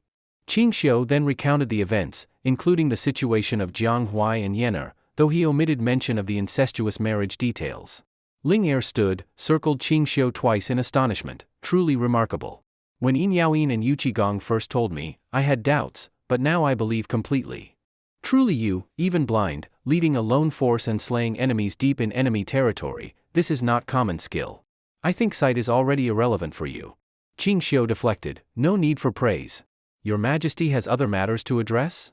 Ling Er resumed his seat, expression turning serious, not sure if it relates to you, but recently, the 5 clan families and the 8 great houses of Guanlong move frequently in Chang'an. Some have even visited your estate. I have a feeling something unwanted may occur. Ching Xio frowned but remained silent. Even he couldn't understand their frequent presence in Chang'an. Ling Er continued, in any case, Marquis, remain alert. If trouble arises, send word to the palace, I will provide full support. Oh. He shifted tone, smiling. When Yin Jijie and Yu Qijingda went searching for you in the Qinling, they found 2 women bound and left to wolves. They are now imprisoned in the Dali Temple prison. Marquis, how do you intend to deal with them? They're still alive? Ching Xio was startled. They really have strength. He looked to Ling Er. Your Majesty, what punishment do you see fit for kidnapping marquises and nobles? Ling Er pondered, then said, these 2 are from Miao villages, where ungoverned tribal lands exist. Miao power near Nanjiao is significant. Despite decades of efforts, Tang officials often fail there. Bandits kill officials regularly, mountain warfare is unfavorable. Clearing them would take tens of thousands of troops. I had those 2 women questioned by Daizhou. Marquis, you may not expect it, they hold high status in the Wuzhu ancestor sect. Ling Er added with a sly smile, one elder woman is the senior sister of the sect's holy maiden. When the head master dies, the holy maiden succeeds. Her disciple would become the next holy maiden. Ching Xio grew alert, but told him to speak plainly. Ling Er chuckled, consider this, the holy maiden's junior sister has been captured. The senior sister cannot ignore this. If your Majesty were to release or ally with the holy maiden, controlling Miao clans numbering hundreds of thousands would become easy. Ching Xio immediately understood. Ling Er aims to support a puppet within the Wuzhu sect to destabilize Nanjiao's tribal leadership and dismantle their coalition. Having understood the meaning in Ling Er's words, Ching Xio nodded and said, Your Majesty, that is indeed a good method. In the Nanjiao region there are many barbarians who act recklessly and often ambush Tang merchants traveling to Tufan. If this trouble can be resolved, it would surely be a good thing.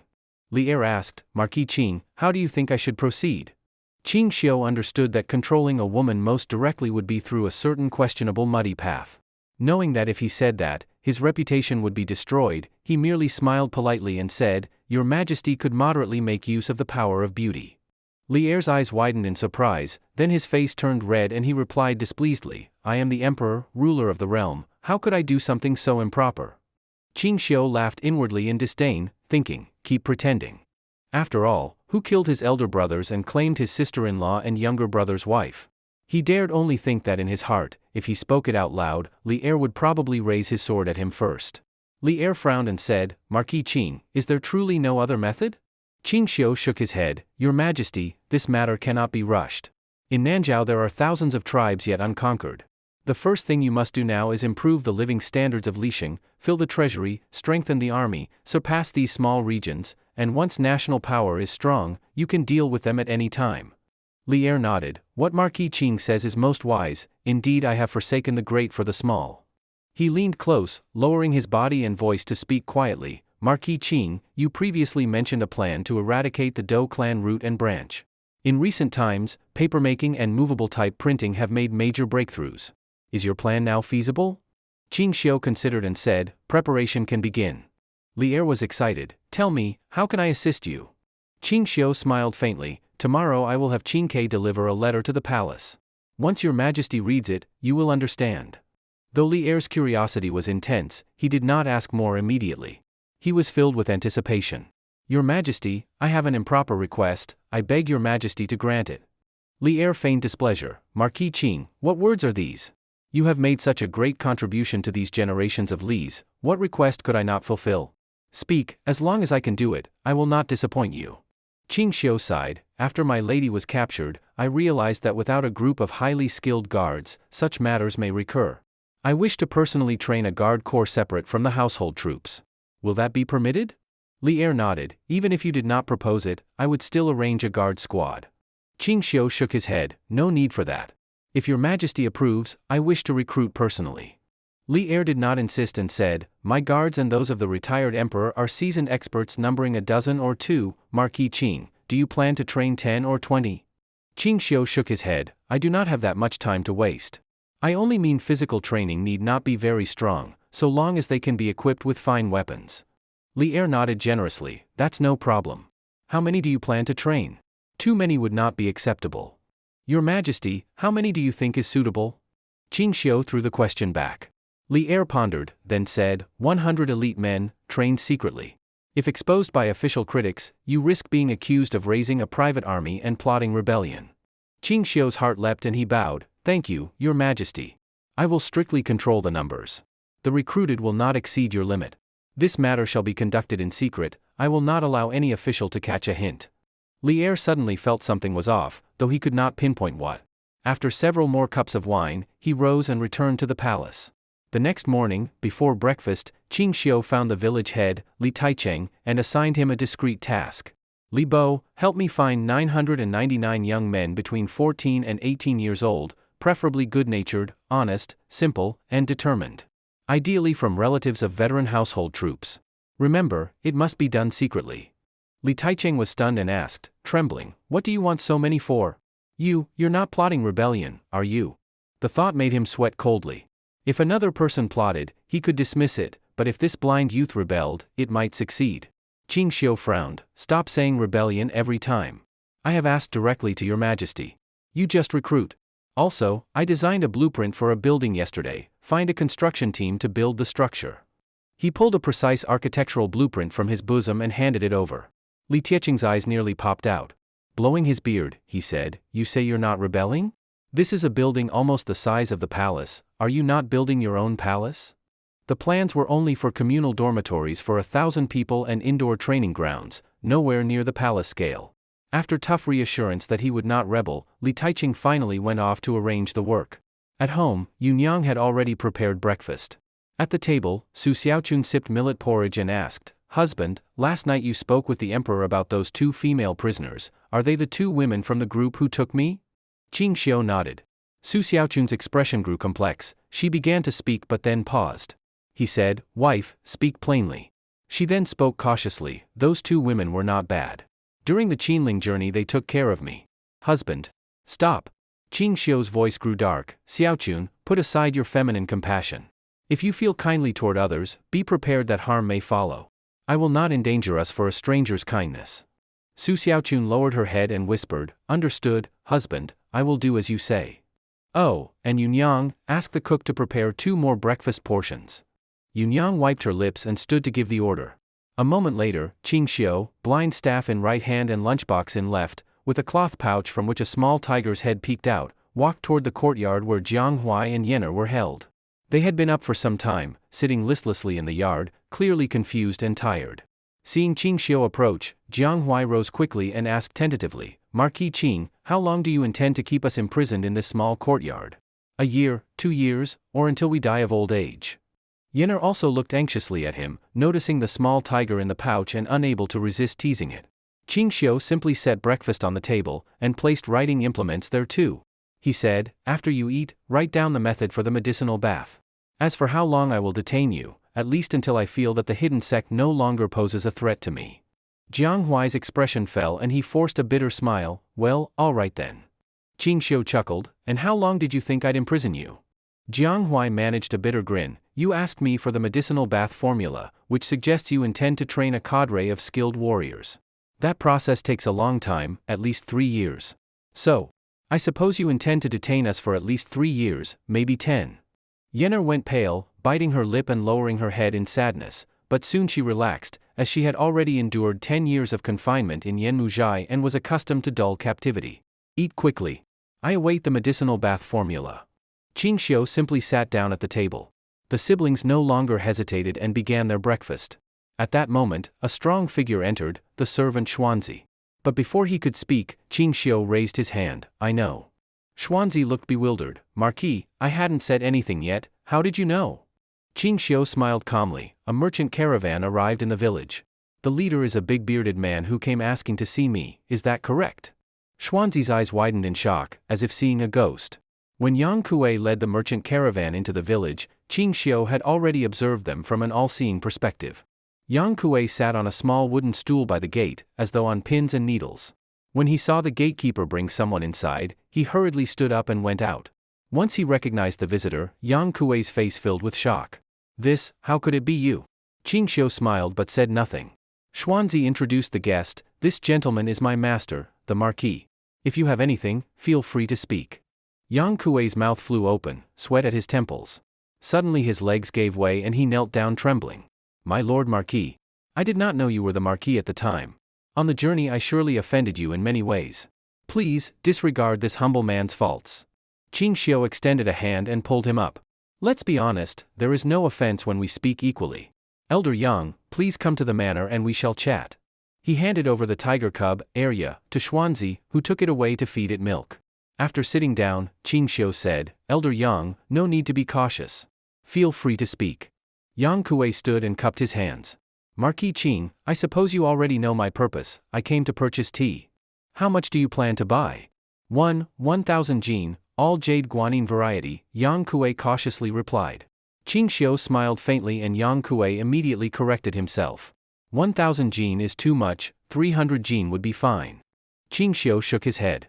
"Not too much, too little. What can you do with 1,000 jin?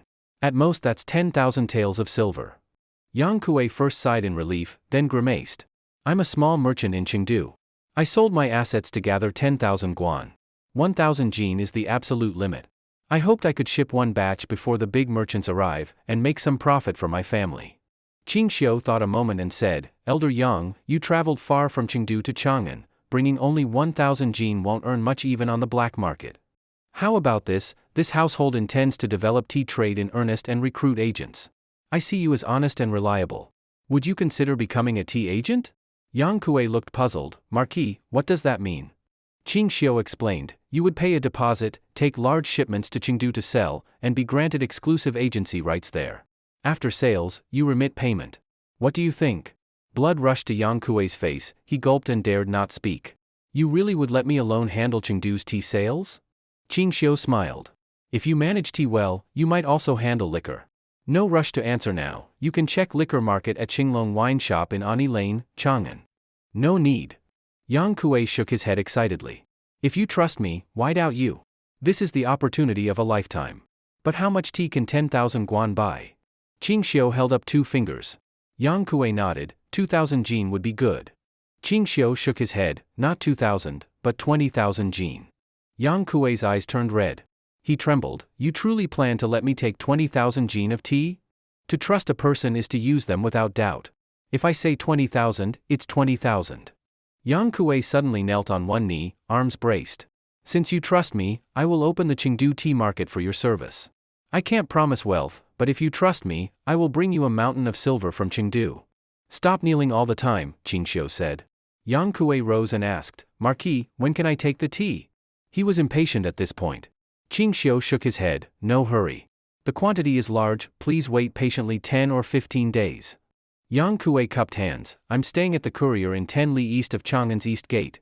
Once the tea is ready, simply send someone to notify me. I'll bring the silver at once. Ching Xio did not detain him. Yang Kuei left Sanha village at top speed. In truth, Ching Xio did not lack tea, he had stored hundreds of thousands of jin this season and was still stocking up. Tea sells out by winter morning. He planned this way to prepare coin exchange between Chang'an and Chengdu. Just as he was thinking of the silver exchange, Li Tai arrived. Seeing Ching Xio, the little boy burst into tears. Sir, you've finally returned. I feared you'd never come back. Ching Xio ruffled the 8-year-old's head and smiled. Ching Kei, it's been over half a month. How is the silver exchange coming along? At mention of silver exchange, Li Tai brightened, wiped his tears, and pulled out several sheets of fine xian paper covered in patterned marks and Chinese numerals, 100 taels, 500, 1,000, 5,000, 10,000, 50,000, 100,000. He held a 100-tael note and gently folded it into two. Sir, these notes are made from bamboo fiber and silk as you instructed. They're sturdy and last. Ching Xio felt the paper, it was light yet had the texture of currency and the strength of silk. He saw the anti-counterfeit watermark and nodded in appreciation at Li Tai's intelligence. Li Tai beamed with pride. Sir, I punched square holes in one sheet and aligned them, the seal mark of Chang'an Bank, of the issuing bank, private seal, and an Arabic numeral code unique to each note. Even if someone copied the seal, they still can't replicate this paper. Ching Xio nodded, though complex in handling, this system resists forgery. Like the various anti-counterfeit marks I imagined, but your system is excellent and can be used. For Tang-era technology, such anti-forgery combining material, seals, and Arabic numerals would be nearly impossible to fake. Li Tai, praised, was delighted. Ching Xio asked, and talents regarding silver exchange, how are your recruits? Li Tai sighed, Sir, I've only trained about 20 so far. That's not enough. Ching Xio smiled, that suffices for now. Let's begin a few pilot offices, one in Chang'an, one in Chengdu. Earlier I hosted a merchant who can help promote the exchange. Li Tai asked, shall I arrange production of more notes and send some people to Chengdu to open a silver exchange office? Yes, but consider the details carefully. Of course, won't let you down. Wait. Ching Xio stopped him as he turned to leave and handed him a letter. Give this to your father. Have 1 million copies printed exactly as written. Hearing 1 million copies, Li Tai was startled, then cautiously put the letter in his satchel. Then Ching Xio sent Erguzi out with a procurement list for items targeting the Dou family. Soon, Li Tai returned to the palace and delivered the letter and message to Li Er. Inside the throne hall, Li Er eagerly opened the letter and read. Cold sweat appeared on his forehead and his pupils shrank. He gasped inwardly, trembling, this letter was a hot potato. Empress Zhang Sun, noticing Li Er's distress, came forward. Your Majesty, what has happened?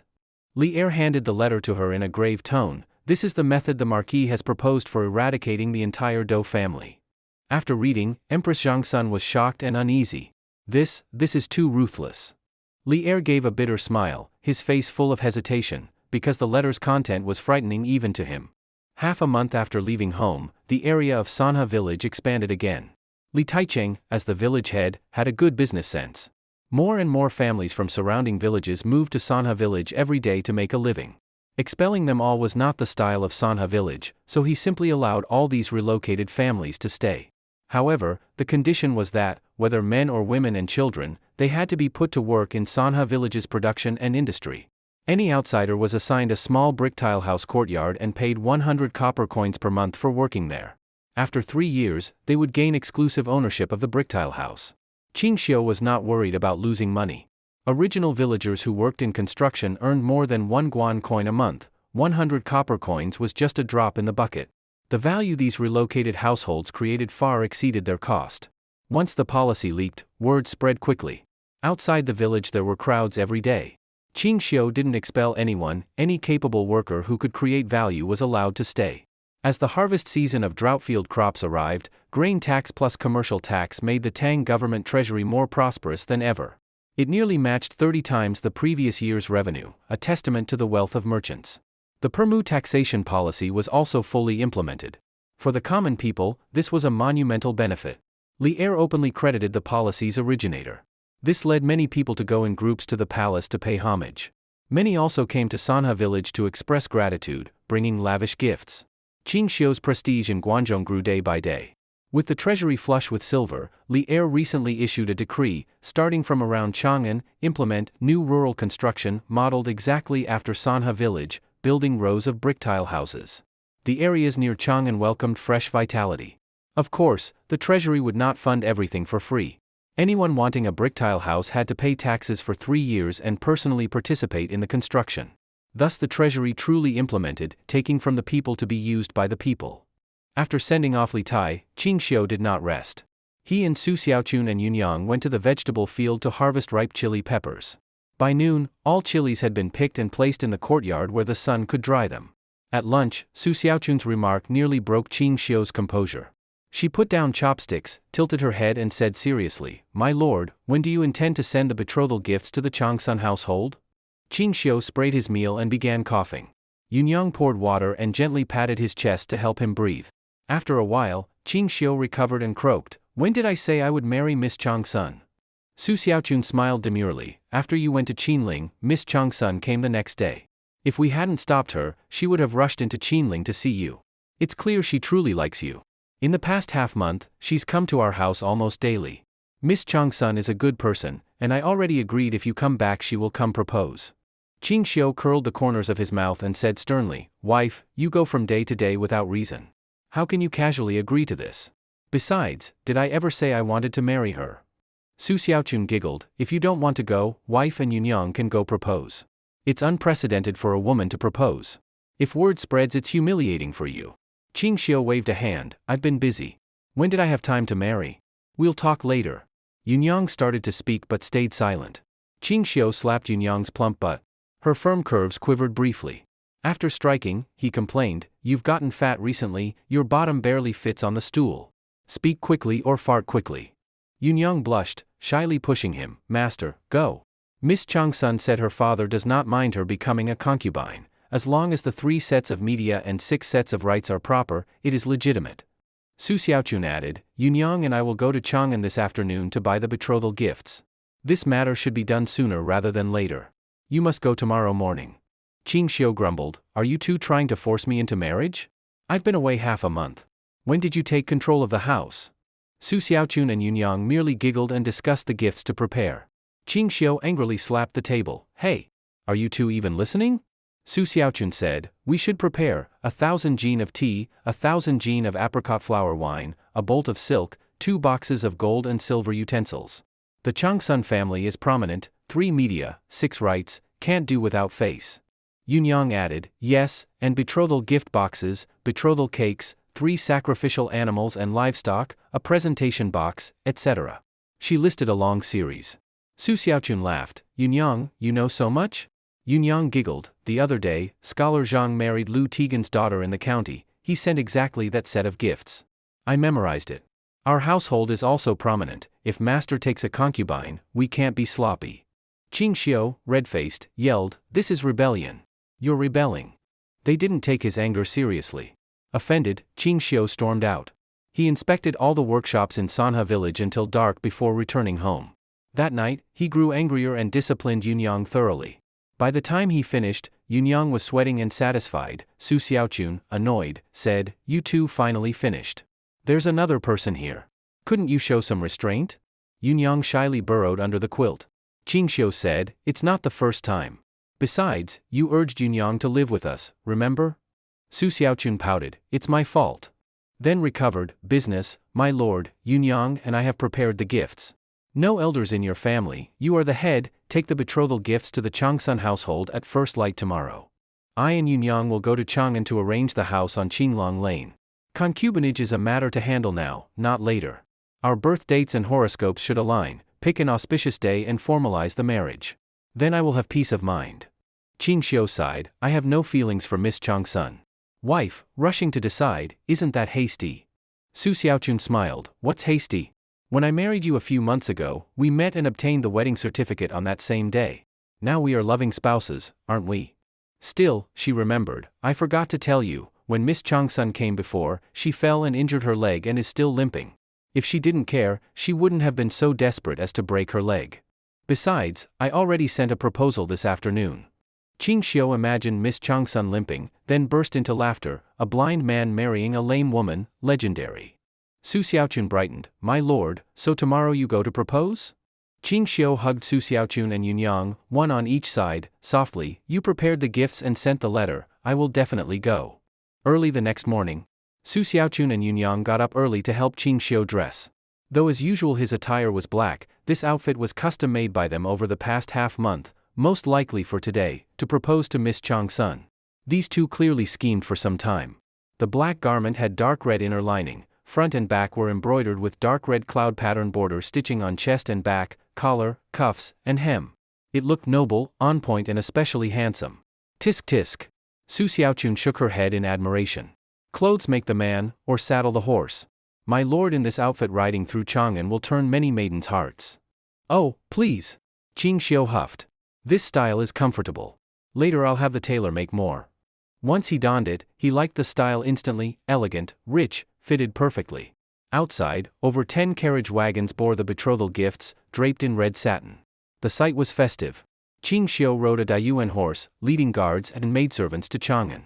Because this was a formal event, he did not wear his blindfold, he looked straight ahead. As soon as they entered Chang'an city, he attracted the attention of the whole city. Many guessed, who was this young noble exuding such lavish richness? In the Changsun residence, inside the alley, Changsun Wuji and his wife, Madame Zhao, sat across from each other at the table.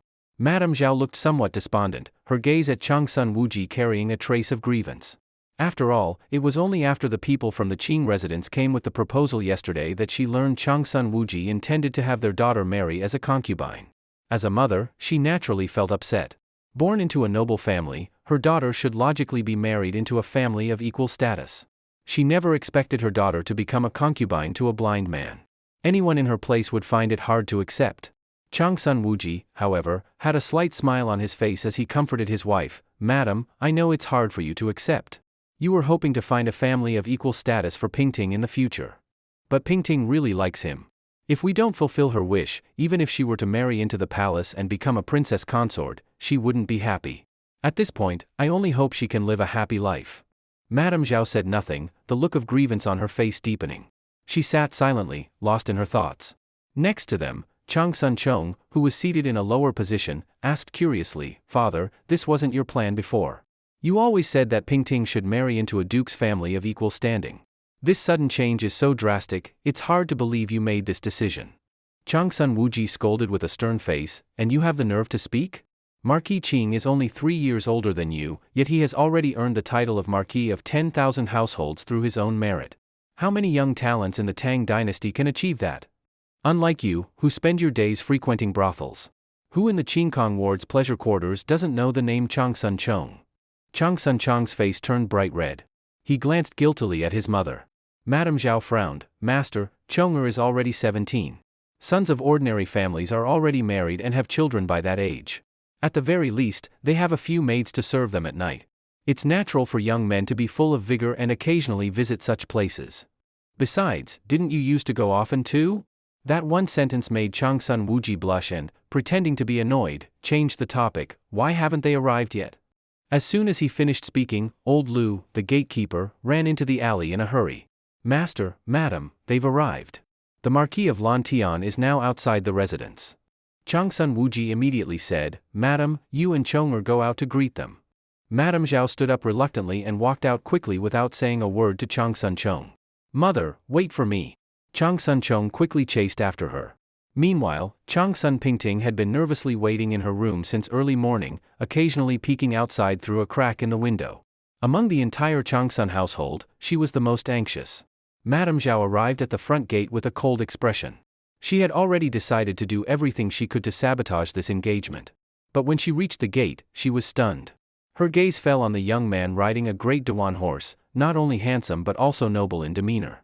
Just one glance, and Madame Zhao's heart skipped a beat. What a handsome young man.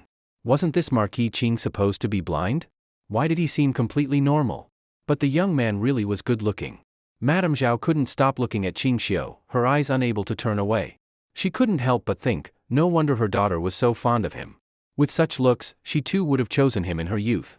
Unconsciously, a gentle smile appeared on Madame Zhao's face. Ching Xio dismounted, and Li Taicheng whispered in his ear, "That's Madame Changsun and young Master Changsun." Ching Xio cupped his hands toward the entrance. Ching Xio greets Madame Changsun. Changsun Chong held only a minor official post without a noble title, so he was the one who had to salute Ching Xio. Changsun Chong observed him curiously. At that moment, Madame Zhao gently nudged him, snapping him out of his daze. He quickly saluted. Minor Minister of the Ancestral Temple, Changsun Chong, greets the Marquis of Lan Tian. The family has been waiting in the alley for some time. Please, come in for tea. As he spoke, he made a welcoming gesture. Ching Xio felt a growing fondness for his future brother-in-law. Despite rumors that he was a playboy, this polite first impression was quite favorable. Li Taicheng accompanied Ching Xio into the Changsun residence. Once inside, he handed the gift list to the gatekeeper. The gatekeeper, familiar with such matters, went outside and announced loudly to the crowd. On the second day of the 5th month, the Marquis of Lan Tian seeks to marry the eldest daughter of Zhao Gong, Changsun Pingting, and has presented generous betrothal gifts, 1,000 caddies of tea, 1,000 caddies of famous Xinhua village wine, 2,000 strings of silver coins. The nearby onlookers began whispering and discussing excitedly. Inside the alley, Changsun Wuji warmly welcomed Ching Xio, enthusiastically taking his hand and leading him in. The maids began serving tea. Li Taicheng cupped his hands with a smile. "Lord Changsun, Madame Changsun, I am Li Taicheng, formerly the left guard of the retired emperor, currently village chief of Sanha. Marquis Qing has no living parents and has received much favor. I've come on his behalf to deliver the proposal and witness the ceremony." He took out a red silk scroll with 8 bold characters written in black ink. This was the birthdate and characters Ching Xio had created for himself after transmigrating. He was only 20 by calculation. Changsun Wuji smiled and gestured. "Village Chief Li, we've met several times during your service to the retired emperor. Please, have some tea." Li Taicheng sat in the lower seat inside the alley. Changsun Wuji instructed, "Madam, please bring Pingting's birth details." "Yes, master." Madame Zhao replied with a smile and left the alley. As she left, she stole another glance at Ching Xio, her smile revealing a mother-in-law's growing approval of her future son-in-law. "Chong'er, go invite Scholar Zhang of the Zhang family to help match the birth dates and choose an auspicious wedding day." "Yes, father." Changsun Chong left joyfully. In recent days, he'd often heard people discussing this young Marquis of Lan Tian, even in official circles and brothels. He had long wanted to meet him. Unexpectedly, this man was about to become his brother-in-law, a pleasant surprise. After everyone left, Ching Xio said to Changsun Wuji, "Lord Changsun, I have no parents and little knowledge of marriage customs. If I do anything inappropriate, please let me know." Changsun Wuji laughed and patted his shoulder. "Marquis Qing, you're being too modest. You've done everything properly. Pingting is my eldest daughter. I now entrust her to you. Please treat her well. If she ever fails to follow the virtues of a woman, disrespects the main wife, disrespects your family, or disobeys the household, feel free to send word to the Changsun residence. My wife will teach her properly." Then he whispered to a maid nearby, "Go and bring the young lady to serve tea." Soon, Changsun Pingting entered the alley with a red face, unable to look directly at Ching Xio. She carefully poured tea and handed it over, saying with a trembling voice, "Lord Qing, please drink tea." Her hands were shaking so much that the lid of the teacup rattled, making her blush even more. When marrying a main wife, the bride doesn't serve tea. But for a concubine, not only must she serve tea to the husband, but the main wife must also be present. Ching Xio didn't bring Susiaun, also to give face to Changsun Wuji. And Changsun Wuji asking Pingting to serve tea in person was likewise a gesture of respect toward Ching Xio. Ching Xio took the tea and drank it all, handing back the cup. "Thank you, Miss Changsun." Changsun Pingting blushed deeply, covered her face with her sleeve, and left quickly. Changsun Chong had invited a famous matchmaker scholar from Chang'an to check the birth details and select an auspicious wedding date. May 10th. In 8 days, Changsun Pingting would officially enter the household. Next came a family banquet, return gifts, and finally a farewell. Before parting, Changsun Chong approached with a grin, "Marquis Qing, we're family now. You're my brother-in-law. I'll visit your residence in a few days and get familiar with the place." Ching Xio smiled faintly. "It's a deal."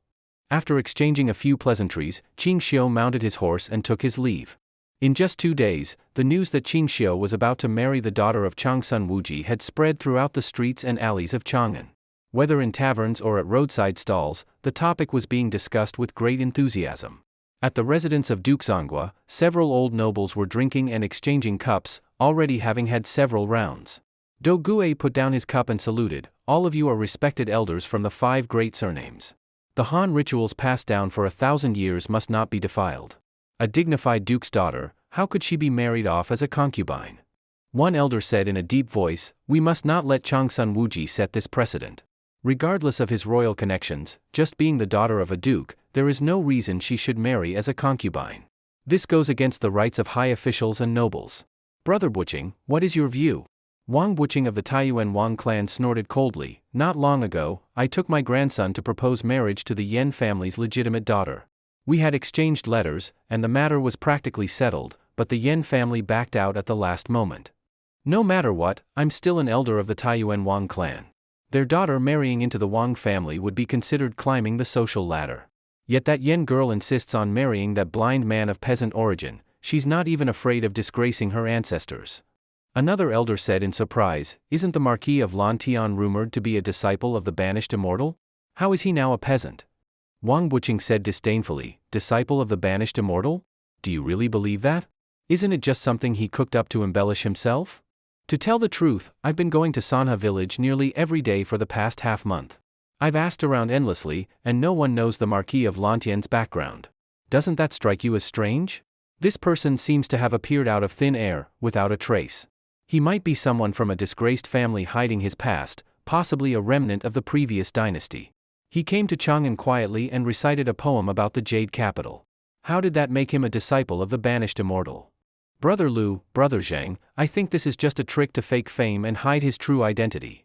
The one called Brother Lu was an old scholar over 70, with drooping eyebrows, a flat nose, thick lips, and 2 missing front teeth, making him especially distinctive. Lu Guangyuan frowned. "Brother Buching, in my view, what you say is not accurate. If this man were truly of peasant origin, how could he accumulate wealth in just a few months through tea and wine business? Peasants don't have such skills."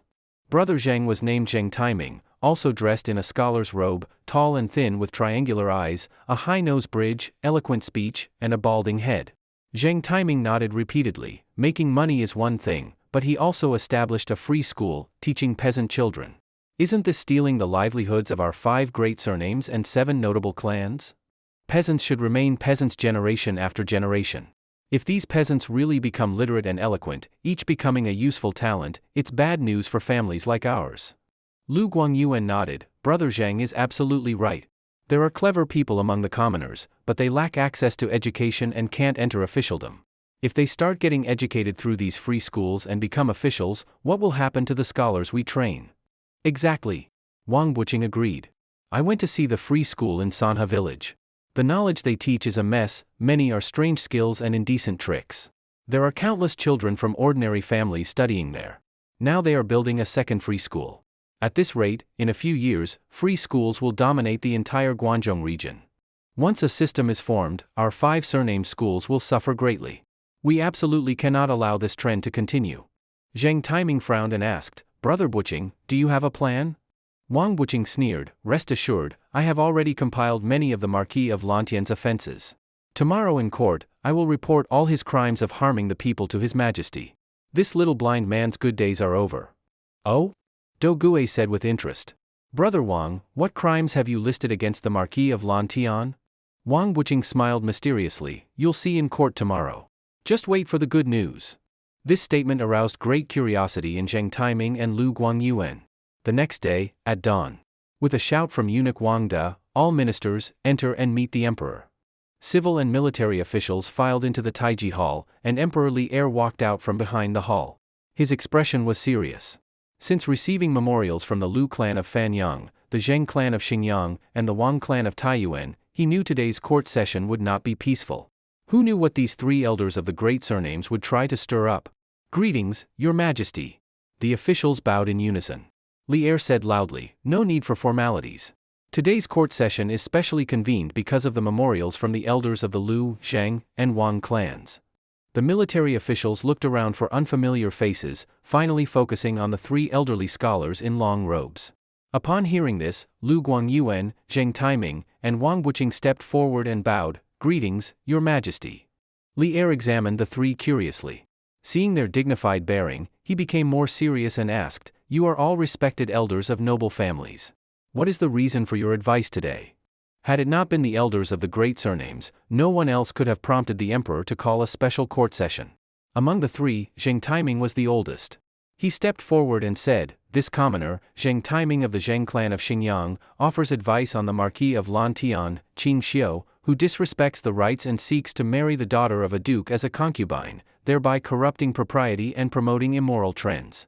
This commoner also admonishes the right Deputy Minister of the Department of State Affairs, Chang Sun Wuji. As a duke and a model official, he should set an example and uphold proper rights, but he willingly marries off his daughter as a concubine, which is intolerable. I ask Your Majesty to uphold the propriety of the Tang nobility and correct this harmful trend." Li Er raised an eyebrow and looked at Chang Sun Wuji. He had already heard of this matter and confirmed it with Chang Sun Wuji. Chang Sun Wuji immediately stepped out of the official's line and glared angrily, "Elder Zheng, what does my daughter's marriage have to do with you? It was my own choice to marry her off as a concubine. It only concerns my family's rights. Why do you meddle?" Zheng Taiming calmly replied, "Lord Changsun holds high rank. Though it is your family matter, the influence is immense. If this precedent is set, our 1,000-year traditions will collapse. My advice is not aimed at you, but at preserving the rights of the nobility. Your Majesty, please correct the law to ensure noble daughters do not become concubines, to preserve the rights from collapse. This must not be allowed to start." Li Er squinted at the three and thought, these three old foxes came well prepared. He smiled faintly, "Elder Zheng, you exaggerate. As the saying goes, even an honest official finds it hard to judge family affairs. The young couple are in love. One wants to marry, the other wants to be married. As an outsider, how can I interfere? As Lord Changsun said, if he marries his daughter as a concubine, it is his family's dignity that suffers. It has nothing to do with you, me, or anyone else here. As an elder of a great surname, Elder Zheng, you're overstepping. I cannot grant your wish." Li Er smiled slightly. What a joke. If marrying a daughter as a concubine breaks the rights, how would he marry his own daughter to the Duke of Xiangqing? Zheng Taiming continued, "Your Majesty, as ruler, you should uphold Confucian rights as an example. Please do not ignore this and let corruption grow. Please put a stop to this evil trend." Chang Sun Wuji angrily said, "Elder Zheng, you have no official position and are not of noble rank. What gives you the right to instruct His Majesty? As a mere commoner, you insult the royal dignity in court. What is your intention? I only care that our millennia-old rights are not ignored. That is not an insult to the royal family. Lord Changsun, don't exaggerate." Chang Sun Wuji slammed his palm on the rail, his eyes wide. "These great surname elders meddle too much. This is the Imperial court, not your home. Your Majesty, I ask you to expel this old traitor from the court." Chang Sun Wuji was truly furious, even calling them old traitors, making the other officials look at him with a mix of admiration and concern.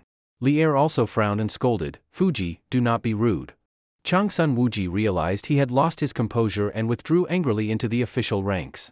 Everyone understood that offending the great surname elders meant trouble. The censors from those families would find ways to impeach him, if not real issues, they would fabricate some. Li Er laughed and said, "Elder Zheng, I still say the same thing, this is Chang Sun Wuji's family matter. It has nothing to do with me, and I can't manage that much. Elder Zheng, don't waste your words. If you have other matters, feel free to speak. If not, don't delay the court from discussing state affairs." Li Er appeared cheerful, but in fact, he was already issuing an expulsion order. Zheng Taiming understood that if he insisted any further, he might be attacked by all and eventually be expelled from court. At that point, the Zheng clan of Xingyang would become a laughingstock, which would severely affect the family's development. "Your Majesty, this humble subject has something to report." At this moment, Wang Wuqing stepped forward. Li Er asked, "Where is this elder from?" Wang Wuqing replied calmly, "This commoner is Wang Wuqing of the Taiyuan Wang clan." "What matter do you wish to report?" Li Er asked. Wang Wuqing said loudly, "This humble subject accuses the Marquis of Lantian, Ching Xio." Li Er squinted, his eyes full of cold light. At this moment, he finally understood that these three elders of the 5 surnames had come for Qing Ho. Their purpose was already obvious. "What do you accuse the Marquis of Lantian of?" Wang Wuqing cupped his hands and said, "Since spring began, there has been no rain in Guangzhou. This led to a sharp reduction in the harvest of dry fields. The people of Guangzhou barely have enough grain to eat. I accuse the Marquis of Tion of wasting large amounts of grain to brew wine for profit. All that grain was collected by him to make wine. The stored grain in households across Guangzhou is decreasing. Before the autumn harvest, if people run out of grain and have nothing to buy, it will cause widespread famine. He completely disregards the people's lives. This is his first crime. Hey, old man! Yu Qigong roared. He couldn't stand it anymore. He rushed forward, grabbed Wang Buqing by the collar, and shouted angrily, Qing Ho collects grain, one willing to buy, one willing to sell. What does his winemaking have to do with you? It's not because of Qing Ho that people have no grain. If they keep their grain and don't sell it, who can starve to death? You old thief are meddling too much. Wang Buqing turned pale from fright. Standing on tiptoe, he pointed at the big hand on his collar, trembling. A gentleman uses words, not violence. You brute, let go of me. Jingda. Li Er frowned and scolded. Yu Qigong suddenly gave a push and then released his grip. Wang Buqing stumbled back a few steps and nearly fell. What does his winemaking have to do with you? I only drink one kind of wine. Xinhua village suits my taste the best. If I can't drink it because of you, I'll personally go to Taiyuan and smash your head in. Yu Qigong glared at Wang Buqing, snorted coldly, and returned to the military ranks. Chang Yaojin folded his arms and sneered, Elder Wang, this brother of mine is Yu Qigong. When he kills, he doesn't blink. A dozen kilograms of horse lance in his hand swings like straw. If you stop him from drinking, your Wang family of sour scholars would be wiped out with a single swing. Qin Xiong, half asleep, opened his eyes and said, that's not an exaggeration. Wang Buqing's face turned green with anger. He snorted and said angrily, I am ashamed to associate with brutes. In a time of disaster, the Marquis of Tion wastes grain to brew wine. This could easily lead to a famine. If I speak for the people and end up ruined, I accept it willingly.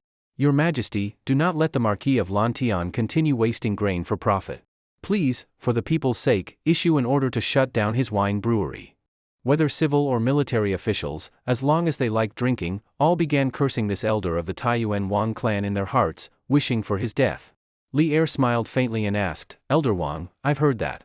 Do you have any other charges against the Marquis of Tion? Wang Buqing continued, Your Majesty, my second charge is that the Marquis of Tion has been building extensively on his fiefdom.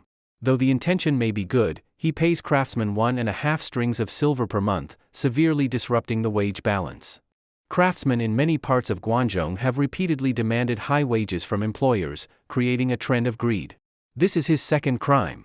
Because of the Marquis of Tion's high wages, some hired craftsmen now fish for 3 days and dry nets for 2. Laziness is on the rise.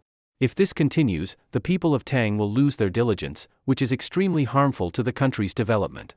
This is his third crime. Wang Buqing seemed to have opened a floodgate and went on and on. The school set up by the Marquis of Tion teaches not only reading and writing, but many strange and perverse skills. This has caused the children of common families to become obsessed with oddities, neglecting their studies. This will lead to a future filled with useless people. His motives are malicious.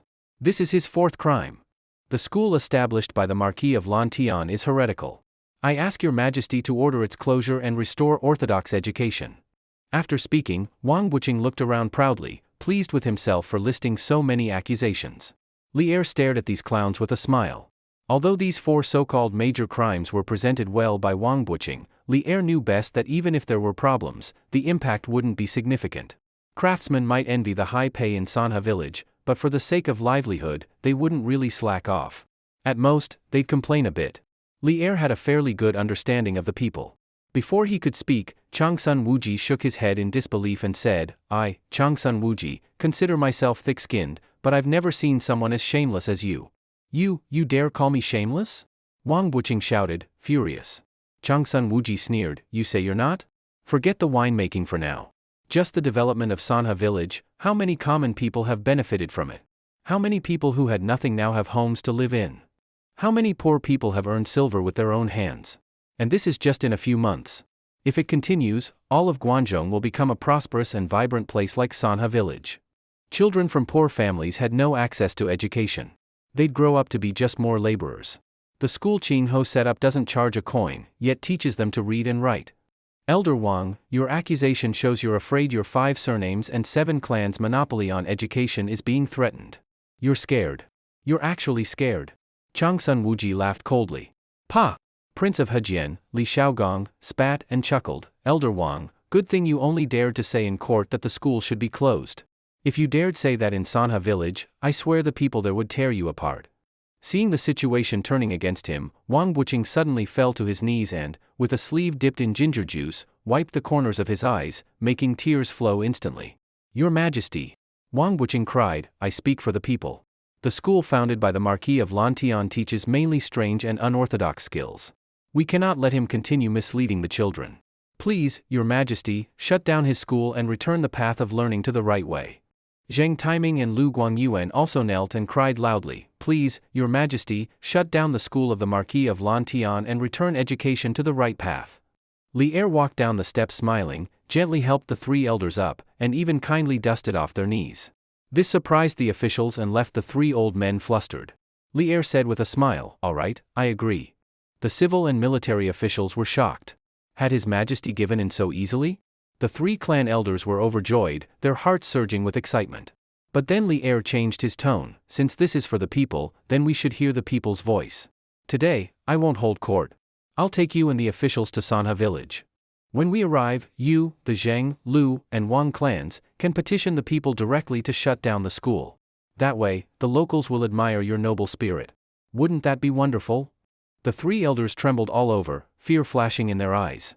If that really happened, wouldn't the local people tear them apart? Wang Wuqing quickly said, Your Majesty can decide alone. We won't go. Our families are just clans among the people. Being admired by the people should be Your Majesty's honor. We dare not take it. Yes, we are unworthy of such admiration. That should belong to Your Majesty. Li Er's eyes turned cold, his face showed a mocking smile. So I'm the one who should take the blame? Do you really take me, Li Er, for a scapegoat? The three elders of the five surnames kept making excuses, their shamelessness reaching outrageous levels. Li Er said discontentedly, Elders, you clearly understand how hard it is for children from poor families to get an education. Marquis Ching teaches freely on his own fief. Even if it's just basic reading and writing, to the poor, this is an immense kindness. In my view, you're just playing dumb. Even without the free school, the children of poor families would still grow up to be commoners. With the school established by Marquis Ching, if they can read and write, what harm is there in learning a few unusual skills? Seeing the three of them looking uneasy, Li Er smiled and said, If your five surnames can also establish free schools in Guangzhou like Marquis Ching and teach the children of commoners, I promise to shut down Marquis Ching's school. What do you think? Wang Wuqing's expression changed slightly. He hurriedly cried out, Your Majesty, though we come from noble clans, we are still commoners by birth. Unlike Marquis Ching, we don't have deep pockets. Even if we emptied our homes, we couldn't afford to run free schools. Li Er smiled and said, How about this, I'll fund the schools, and you provide the teachers. I'll cover food, lodging, and even offer some wages. This way, you won't spend a penny and can still earn money from me. Why not take the deal? Then, Li Er winked at Changsun Wuji.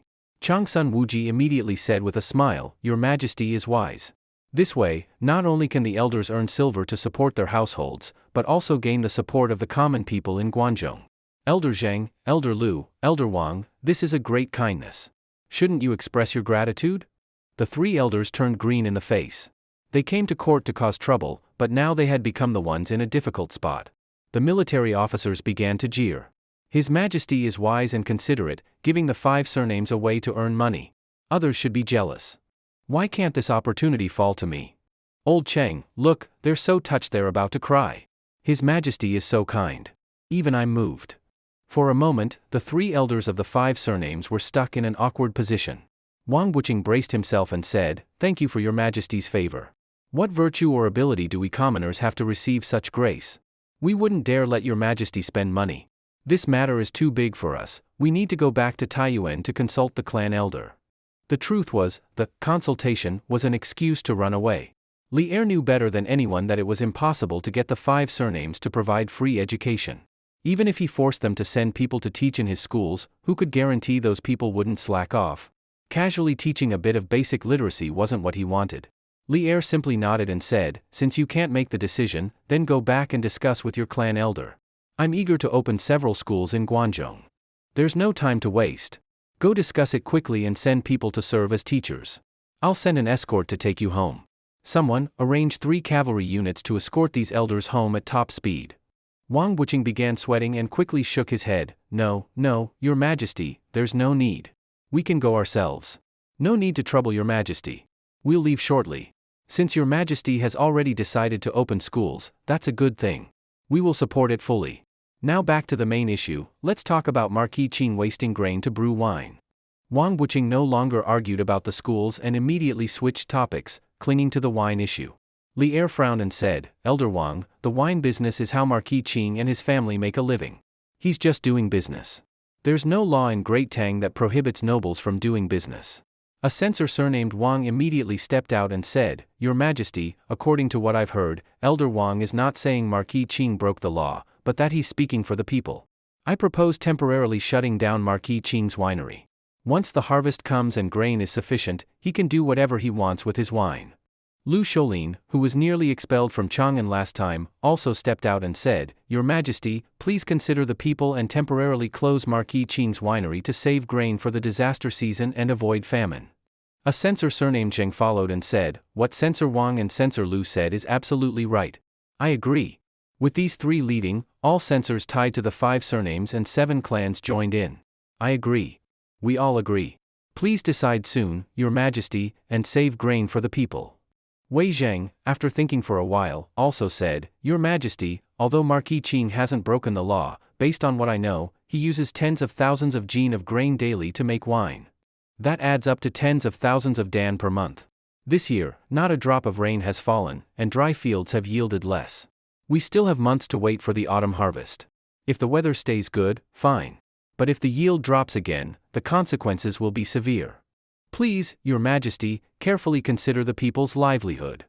Wei Zheng's words made the military generals start to ponder. What he said did make sense. Seeing a dozen censors agreeing, Li Er's expression turned grim. He said seriously, I've said already, the wine business is how Marquis Qing makes a living. He hasn't broken the law. The construction in Sanha village required large sums of silver daily. Li Er knew that much of this money was coming out of Qing Ho's own pocket. Where did his money come from? Wasn't it the profits from the wine business? As for tea, Li Er had already evaluated it, its market had stabilized. It was no longer as profitable as before. Please think of the people. Wang Wuqing knelt and bowed, a slight smile on his lips. Zheng Taiming, Lu Guangyuan, Lu Shoulin, almost all the censors knelt. Please consider the people and save grain for possible future famines. Li Er nodded coldly, Your intentions are for the people. I thank you. He gritted his teeth saying, Thank you. He continued, Your hearts are in the right place, and that's good. But I still say, Marquis Qing hasn't broken the law. I have no reason to shut down his winery. But since all of you request this, why not invite Marquis Qing to court? He cares for the people. He built Sanha village. If you can persuade him to shut down the winery voluntarily, I have nothing to say. Wang De, summon Marquis Qing from Sanha village to the palace. Yes, Your Majesty. Wang De immediately took a team of messengers to Sanha village. At that time in Sanha village, Ching Xio was cheerfully chatting with an old doctor beside him. Elder son, as you can see, Sanha village's medical hall is clean and sanitary, far better than your thatched hut. Plus, we can provide you with endless medicinal herbs. Practicing here is far more convenient than in a hut. Look at all the doctors and attendants here. You won't need to handle every small task yourself. I'll pay you 3 strings of silver monthly. Whenever you want to eat, just come to my house. You've tasted my cook's dishes before, you know how good they are. If you want something special, I can personally cook for you, iron pot stew turtle, small rooster stewed with bull's whip, lamb kidneys roasted with garlic, all good for your health. Others can't make such food. The private courtyard next to the medical hall was personally designed by me. It's full of flowers and herbs. You can also plant medicinal fields. It's peaceful and clean. If you stay, that courtyard is yours. Ching Xio said with a smile, determined to keep Sun Simiao in Sanha village. This man was a real divine doctor. Keeping him had countless benefits. Even if he had kidney issues in the future, he could easily get a remedy. Master, how about we stay? Look how great this place is, said Sun Simiao's disciple, Ling Qiu, fanning the flames. Sun Simiao nodded and said with a smile, Sure. Staying here, being 20 li from Qinling isn't a big deal. Except that herb collecting will be a bit harder. Life here is livelier. Ching Xio smiled and replied, Then I'll host a feast at noon to welcome Elder Sunday. Just then, Xuanzi arrived with a few palace messengers at the medical hall. After a round of negotiations with eunuch Wang De, Ching Xio looked displeased. He didn't want to cause trouble, but trouble kept finding him.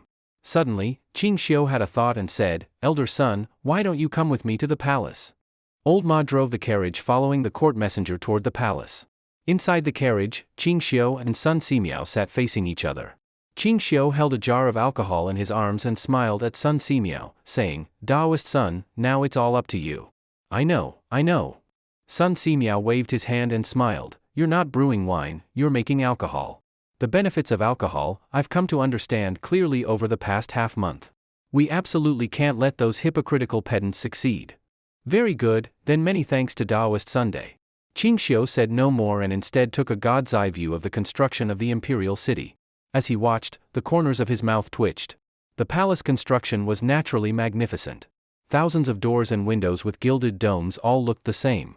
Crimson walls over two Shanghai, pagoda-like buildings were everywhere, over 10 meters tall. Bronze eaves hung high on the four corners of the domes, such tall structures with metal eaves? Isn't that just asking to be struck by lightning? No wonder Li Er issued a self-blaming edict almost every year, saying he had done poorly and angered heaven, resulting in divine punishment by lightning. The reason had finally been found. Placing metal structures at such heights, when thunder and rain come, what would lightning strike if not the palace? Especially the Taiji Hall, atop its dome shone a polished brass dragon head, seemingly showing off to the thunder god and lightning mother, "Come strike me." After getting off the carriage, they followed the court messenger straight through Chengtian Gate. Beyond it lay the Taiji Palace. Wang De entered the Taiji Hall first and reported to Li Er. Li Er nodded. Only then did Wang De shout, "Summon the Marquis of Lantian and Daoist Sun Simiao to appear before the emperor." As the two stepped into the Taiji Hall, all the officials looked puzzled, not understanding why Daoist Sun Simiao had also come. Was it just a coincidence? "Greetings to your majesty," the two saluted Li Er. Li Er waved his hand and said, "Marquis Qing, Daoist Sun, no need for formalities." The officials focused their attention on Ching Xio, and some couldn't help whispering praise. So this is the Marquis of Lantian? Truly deserving of his reputation. Didn't expect the Marquis of Lantian to be such a young man. I've heard the rumors of his handsome appearance, seeing him today, it's indeed extraordinary. Ching Xio wore the same outfit as when he proposed marriage at the Changsun residence, with a black satin blindfold and a purple sandalwood walking stick. Although his blindness was obvious, his noble aura could not be ignored. Ching Xio asked loudly, "May I ask why your majesty summoned this subject to the palace?" Li Er said expressionlessly, "Marquis Qing, these three men beside you are elders from the 5 surnames and 7 clans. The eldest is Zheng Taiming of the Zheng clan of Xingyang. The second is Lu Guangyuan of the Lu clan of Fanyang. Leading them is Wang Buqing of the Wang clan of Taiyuan. They came to the palace to accuse you." As he spoke, Li Er wore a hint of amusement on his lips, his heart full of anticipation. He was eager to see Ching Xio humble these 3 arrogant clan elders. Ching Xio said coldly, "So it's the 3 elders from the Zhangs of Xingyang, the Lus of Fanyang, and the Wangs of Taiyuan. I have never met you and have no grievance with you. Why would you accuse me?" Wang Buqing carefully observed him and said coldly, "Marquis of Lantian, there has been no rain this year. Guangzhong's grain yield has greatly decreased. In such a year of disaster, you waste large amounts of grain to brew wine and profit. As righteous men, we speak for the people and must act without hesitation." Ching Xio sneered, "I use my own money to buy grain and make my own wine, what does it have to do with you? If the people have no rice to cook, they should buy grain from grain merchants. What does that have to do with my brewing? Elder Wang, aren't you meddling too much?" Wang Buqing smiled faintly and bowed to Li Er, "Your Majesty, since the 7th year of Wuda, Guangzhong suffered a great drought, and the people had no harvest. The retired emperor issued a prohibition on alcohol to ensure grain wasn't wasted and to stabilize supply and demand. In the 8th year of Wuda, the weather was favorable, and there was a good harvest. The retired emperor lifted the prohibition, and winemakers resumed business. But in the 9th year, another drought hit Guangzhong, and the retired emperor reissued the prohibition to secure the food supply. After your majesty ascended the throne and changed the era name to Zhengguan, the prohibition was lifted again. Wine cellars became active once more. Now that another drought has struck, shouldn't your majesty follow the retired emperor's example and reissue a prohibition?" Li Er squinted sharply and said in a low voice, "Elder Wang, before Marquis Qing arrived, why didn't you bring this up?" Wang Buqing bowed, "This humble one just remembered it after Marquis Qing arrived." Li Er's expression darkened, "Very well, a fine elder of the Taiyuan Wang clan. So you were just waiting to trap me, eh?" Wang Buqing, full of righteous airs, said, "Your Majesty, don't falsely accuse this humble one. You are the emperor, I'm a mere commoner. How could I dig a trap for your Majesty?" Li Er said coldly, "What if I don't issue a prohibition on alcohol? Zhang Timing stepped out and calmly said, Your Majesty governs with both civil and military virtues, your talent is unparalleled. Otherwise, the retired emperor wouldn't have passed the throne to you. He surely saw your greatness. Then Zhang Timing smiled slightly. The retired emperor cared for the people. Whenever there was a disaster, he would issue a prohibition. Your Majesty also cares for the people. If this is again a year of disaster, surely your Majesty, in your great wisdom, would follow suit and gain the people's admiration. Li Er's face twitched several times, his expression dark enough to drip water. Changsun Wuji said darkly, Elder Zhang, does this mean that if His Majesty doesn't issue a prohibition, he's not as good as the retired emperor? Zhang Timing's expression changed, and he hurriedly shook his head. This humble one never meant that. Lord Changsun, please don't slander me. The way of the king lies in the hearts of the people. Only now did the civil and military officials view these three with new respect. They didn't come just to target someone, but with a deeper goal. If Li Er didn't issue a prohibition, it would suggest he was an unwise ruler, less caring than the retired emperor. If he did, it would ruin Ching Xio's wine business and grant the noble clans the reputation of boldly advising the emperor for the people's sake, elevating their status. The situation had developed to the point that Li Er was one step behind. At that moment, a censor jumped out. Please, Your Majesty, show compassion and issue a prohibition. Please, Your Majesty, show compassion and issue a prohibition. I agree. I second that. Li Er's face couldn't have looked worse. Wei Zheng also stepped forward and said, Your Majesty, in my opinion, if you don't issue a prohibition today, you will seem uncaring to the people. If you do, you will win their support. But it will harm the Marquis of Lantian's wine business. After speaking, Wei Zheng looked at Ching Xio. Li Er turned to Ching Xio. His eyes were full of helplessness. No matter what he chose, it would be difficult. Of course, issuing the prohibition had political benefits, the only downside being that it raised the clan's prestige. But Ching Xio just smiled and bowed. Your Majesty cares for the people, and farming is difficult. If this is a year of disaster and there is little grain, naturally, a prohibition should be issued to conserve supplies. Li Er opened his mouth in surprise, then said with gratitude, Marquis Qing, your understanding eases my heart. But I pity your wine business. Your source of income will be cut off. Li Er's eyes were full of guilt. If he had thought it through earlier, he wouldn't have fallen into Wang Buqing's trap. Ching Xio asked puzzled, Why does your Majesty say this? You issue your prohibition. It has no effect on me. My wine shops will still open. I just need to tweak a few strokes and add a single character. The civil and military officials were dumbfounded, staring in shock. What? Was he planning to defy the prohibition? The prohibition is issued, and you're still selling wine? And saying in court that your business won't be affected? Li Er was equally stunned, his mouth twitching nonstop. The three clan elders were even more confused, staring at the smiling Ching Xio full of question marks. At this point, where did his confidence come from? Ahem, ahem. Li Er coughed twice seriously and said, Marquis Qing, I've already issued the alcohol prohibition. Why do you say it won't affect your family's liquor business? Are you planning to defy the prohibition and continue selling alcohol? Selling alcohol? Ching Xio looked surprised. Your Majesty, when did I ever say I would continue selling alcohol after the prohibition?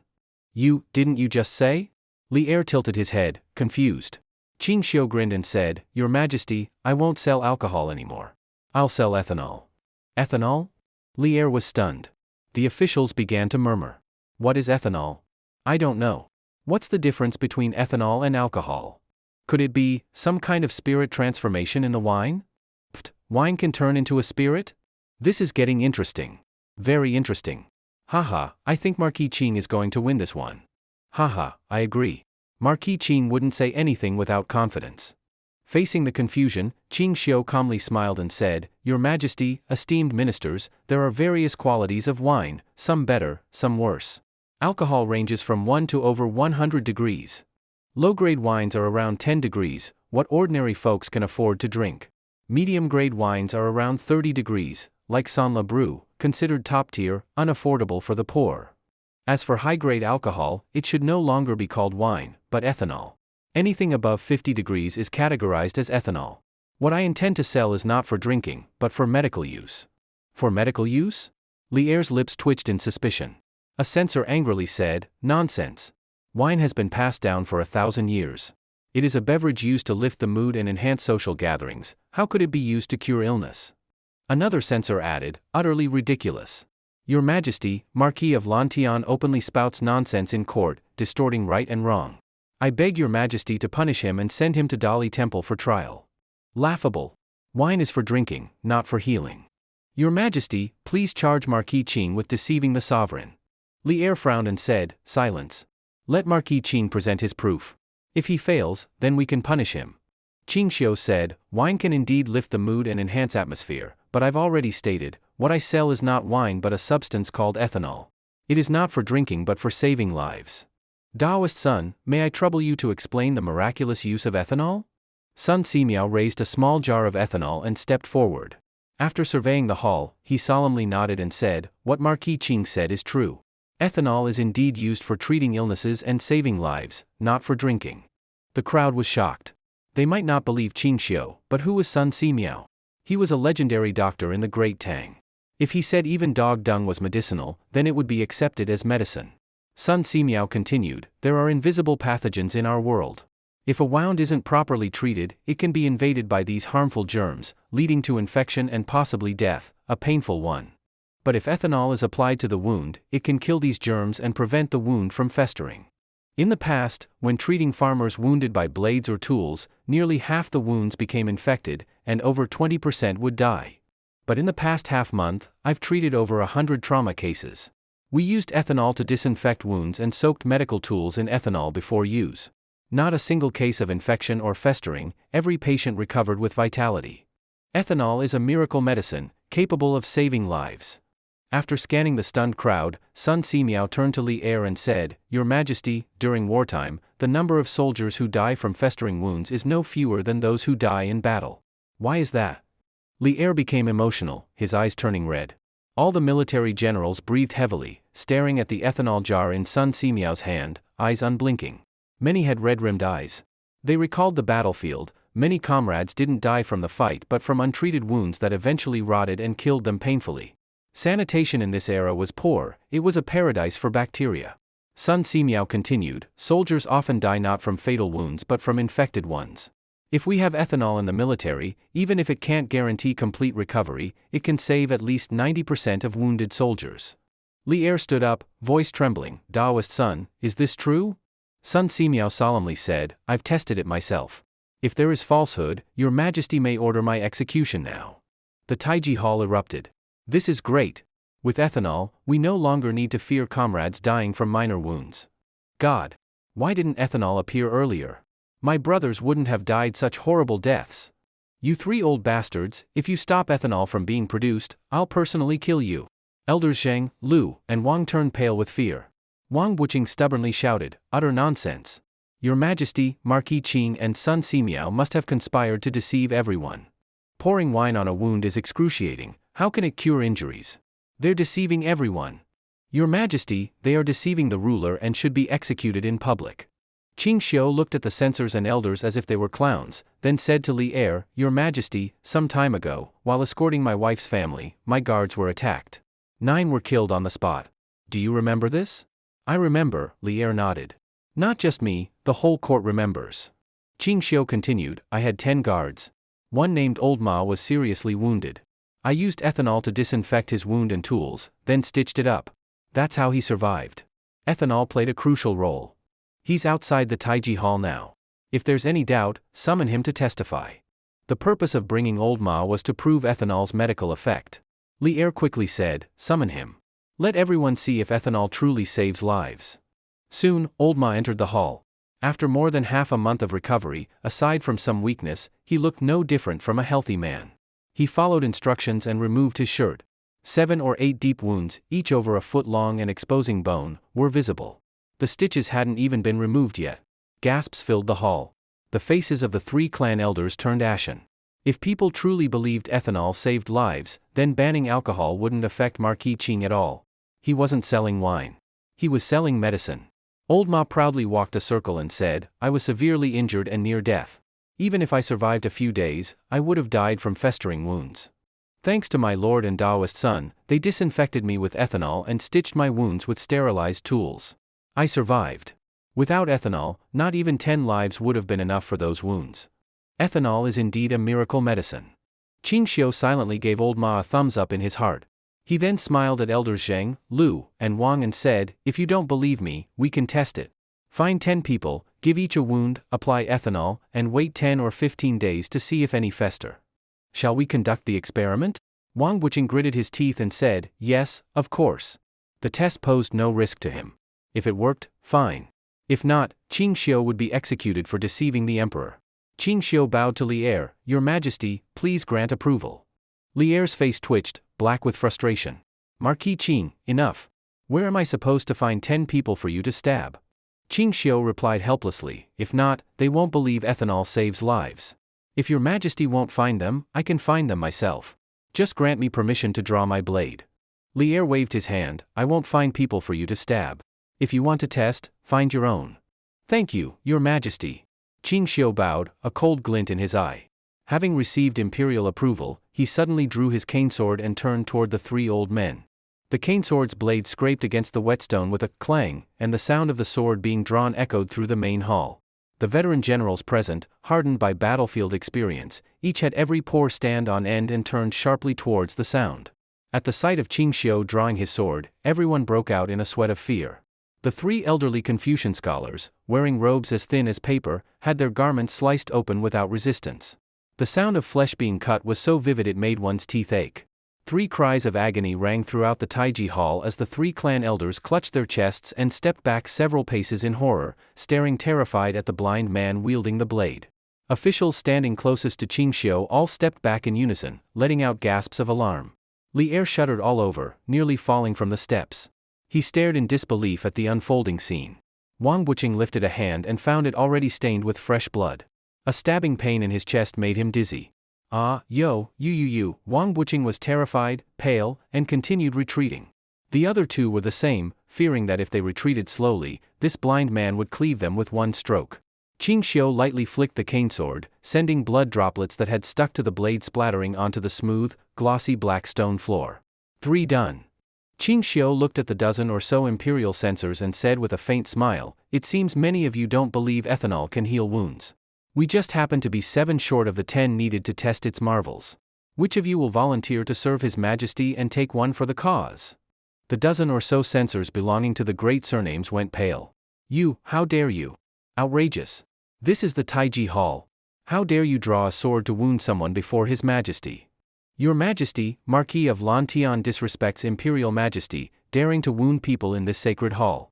I impeach Marquis Qing for defiling the court. Guards, seize him. He intends regicide, kill him on the spot. Ching Xio walked up to one of the most fearful censors and said coolly, Sir, earlier I saw you wearing a disdainful expression. I suppose you don't believe ethanol can heal wounds. That's fine. I always prefer to persuade by virtue. Since you offered, is 1/2 much to test its power? Nearby, Yu Qigong's mouth twitched and he muttered, persuade by virtue? I think he means, persuade by slash. That censor turned deathly pale and fell to the ground, wetting his trousers, face red in terror. Marquis Qing, spare me, spare me. I believe ethanol can heal wounds. Oh? And you? Ching Xio looked at another censor. This censor stepped back, swallowed, then nodded wildly. I believe too. I believe. Li Er's face was as black as a pot's bottom. He roared, Marquis Qing, enough. You cease at once. Although furious, a flash of pleasure lit his eyes. It took someone like Ching Xio to do what he himself dared not. He was emperor and had to be restrained. Ching Xio had no official post and no desire to serve. He acted like a brute, proving that scholars meet soldiers and reason gets lost. Ching Xio did not sheath his sword. Instead he said, Your Majesty, I just asked and was granted permission to draw my sword inside Taiji Hall. I've already tested on 3, and there are still 7 to go. Your Majesty, please wait. Once I cut 7 more censors and reach 10, we can test ethanol's wonders properly. Li Er slammed the table and snarled, This is the Taiji Hall. If you want to cut people, do it outside. These censors are ministers of the court. If you defile them, you're intentionally harming court officials, a capital crime. Cease at once. Only then did Ching Xio sheath the sword. He bowed to Li Er, Your Majesty, they did not believe. I only wished them to experience it firsthand. That's not allowed. Li Er glared, They're my trusted ministers, how can you kill them at will? Zheng Taiming lay on the floor, groaning weakly, send for the physician. I'm dying. I'm about to die. Lu Guangyuan clutched his chest, grimacing in pain, You braggart. I'm over 60, old enough to be your grandfather. You strike a nearly elderly man like that? Aren't you scared of backlash? Oh heaven. Wang Wuqing sat on the floor and lamented to the sky. A young, powerful marquis in the court wounds 360 to 70-year-old elderly subjects with a sword. Is there justice left? Is there any law left? Please, Your Majesty, stand up for us. Li Er's mouth twitched as he weighed matters in his mind. Changsun Wuji smiled and said, Elder Zhang, Elder Lu, Elder Wang, are you intending to sue Marquis Qing? What? Impossible? Wang Wuqing shot a furious glare at Changsun Wuji. Zhang Taiming and Lu Guangyuan also glared angrily. Changsun Wuji smiled and nodded. Of course it's possible. But under Tang law, when a civilian accuses an official, they must receive 10 blows before the case proceeds. Qing Ho after all is a marquis of noble rank. You commoners accuse him, you each must first endure 10 strokes of the board. Several military officers couldn't hold back laughing. The 3 elders paled further. If their faces were already ashen, now they turned even more ashen. Li Er expressionlessly nodded. Indeed, that is the law. If you insist on suing Marquis Qing, we must first arrange for officials of the Ministry of Justice to administer your punishment. Are you sure? The 3 old men's lips twitched non-stop. Their chest wounds cut to the bone, their pain was excruciating, and in the current warm weather, the blood did not stop flowing. If they still received 10 strikes, they might not die, but they'd lose layers of skin. Ching Xio said solemnly, Sirs, I'm not trying to kill you. You were the ones who proposed testing ethanol's effectiveness.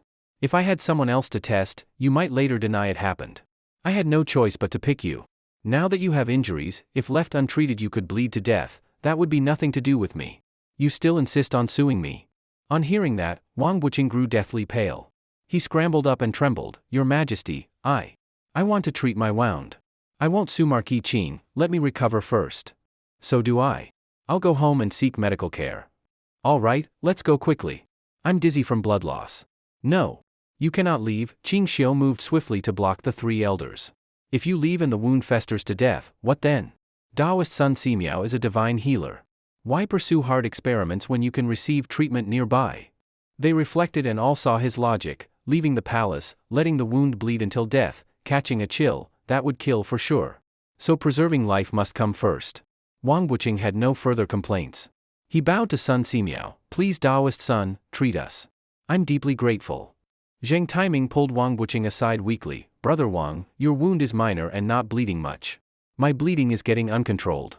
Please let Taoist Sun treat me first. Wang Wuqing, irked, said, Brother Zhang, I spoke first. Lu Guangyuan said, Brother Wang, let Brother Zhang go first. His wound is worse. All right then.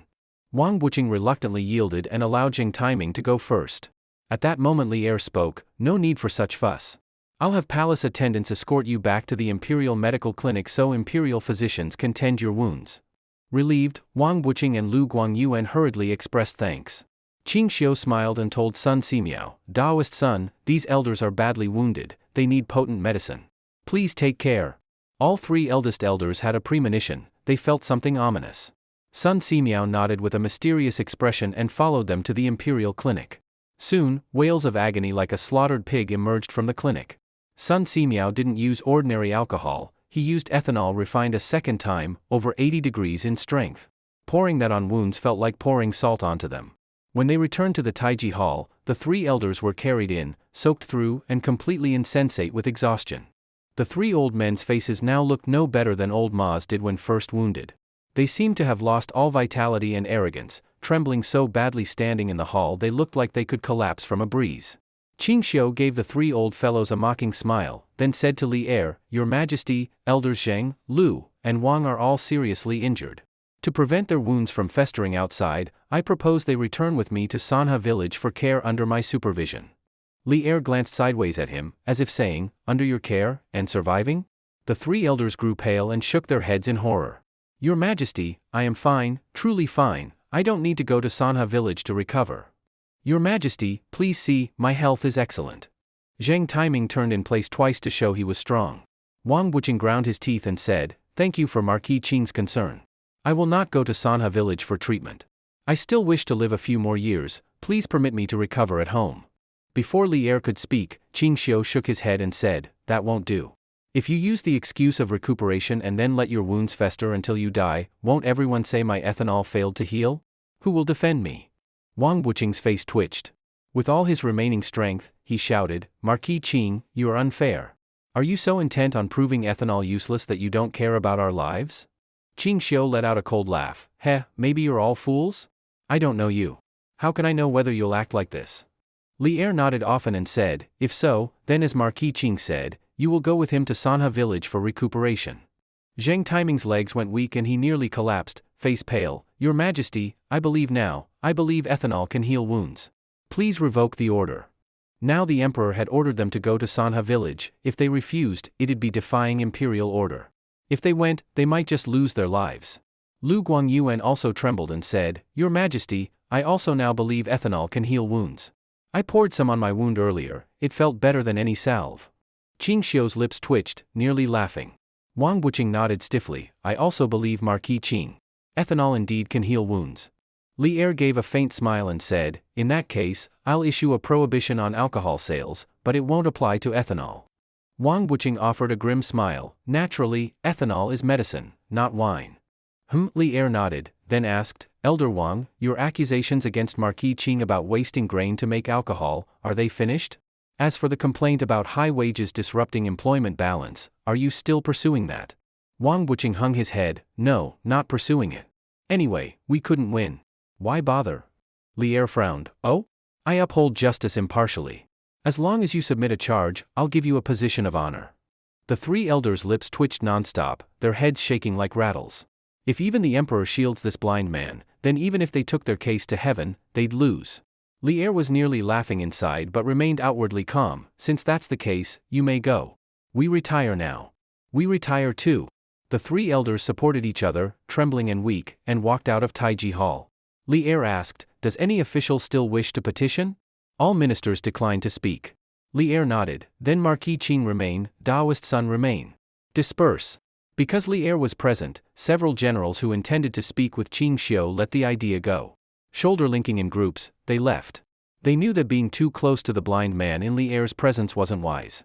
Once the ministers dispersed, only Li Er, Wang De, Ching Xio, and Sun Simiao remained in the hall.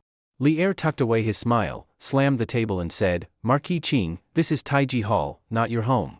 If you draw a sword and injure someone without my verbal permission during court, that's a capital crime. In the future, show some restraint. Yes, Your Majesty.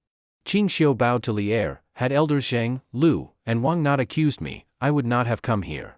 Li Er raised an eyebrow, so Marquis Ching didn't want to come to court? Ching Xio shook his head, indeed, I did not wish to. Why? Li Er asked, somewhat expectant. Ching Xio said, Your Majesty saw it too, I am a brute. Court rules are many. As a marquis, eyes are on me. Because of your strategies recently, I've gained some prestige among the people. That isn't good for me.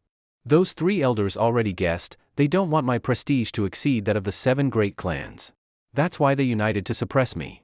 This kind of matter is bound to happen again. If I slip even slightly, I'll face impeachment. I don't enjoy this meddling and scheming.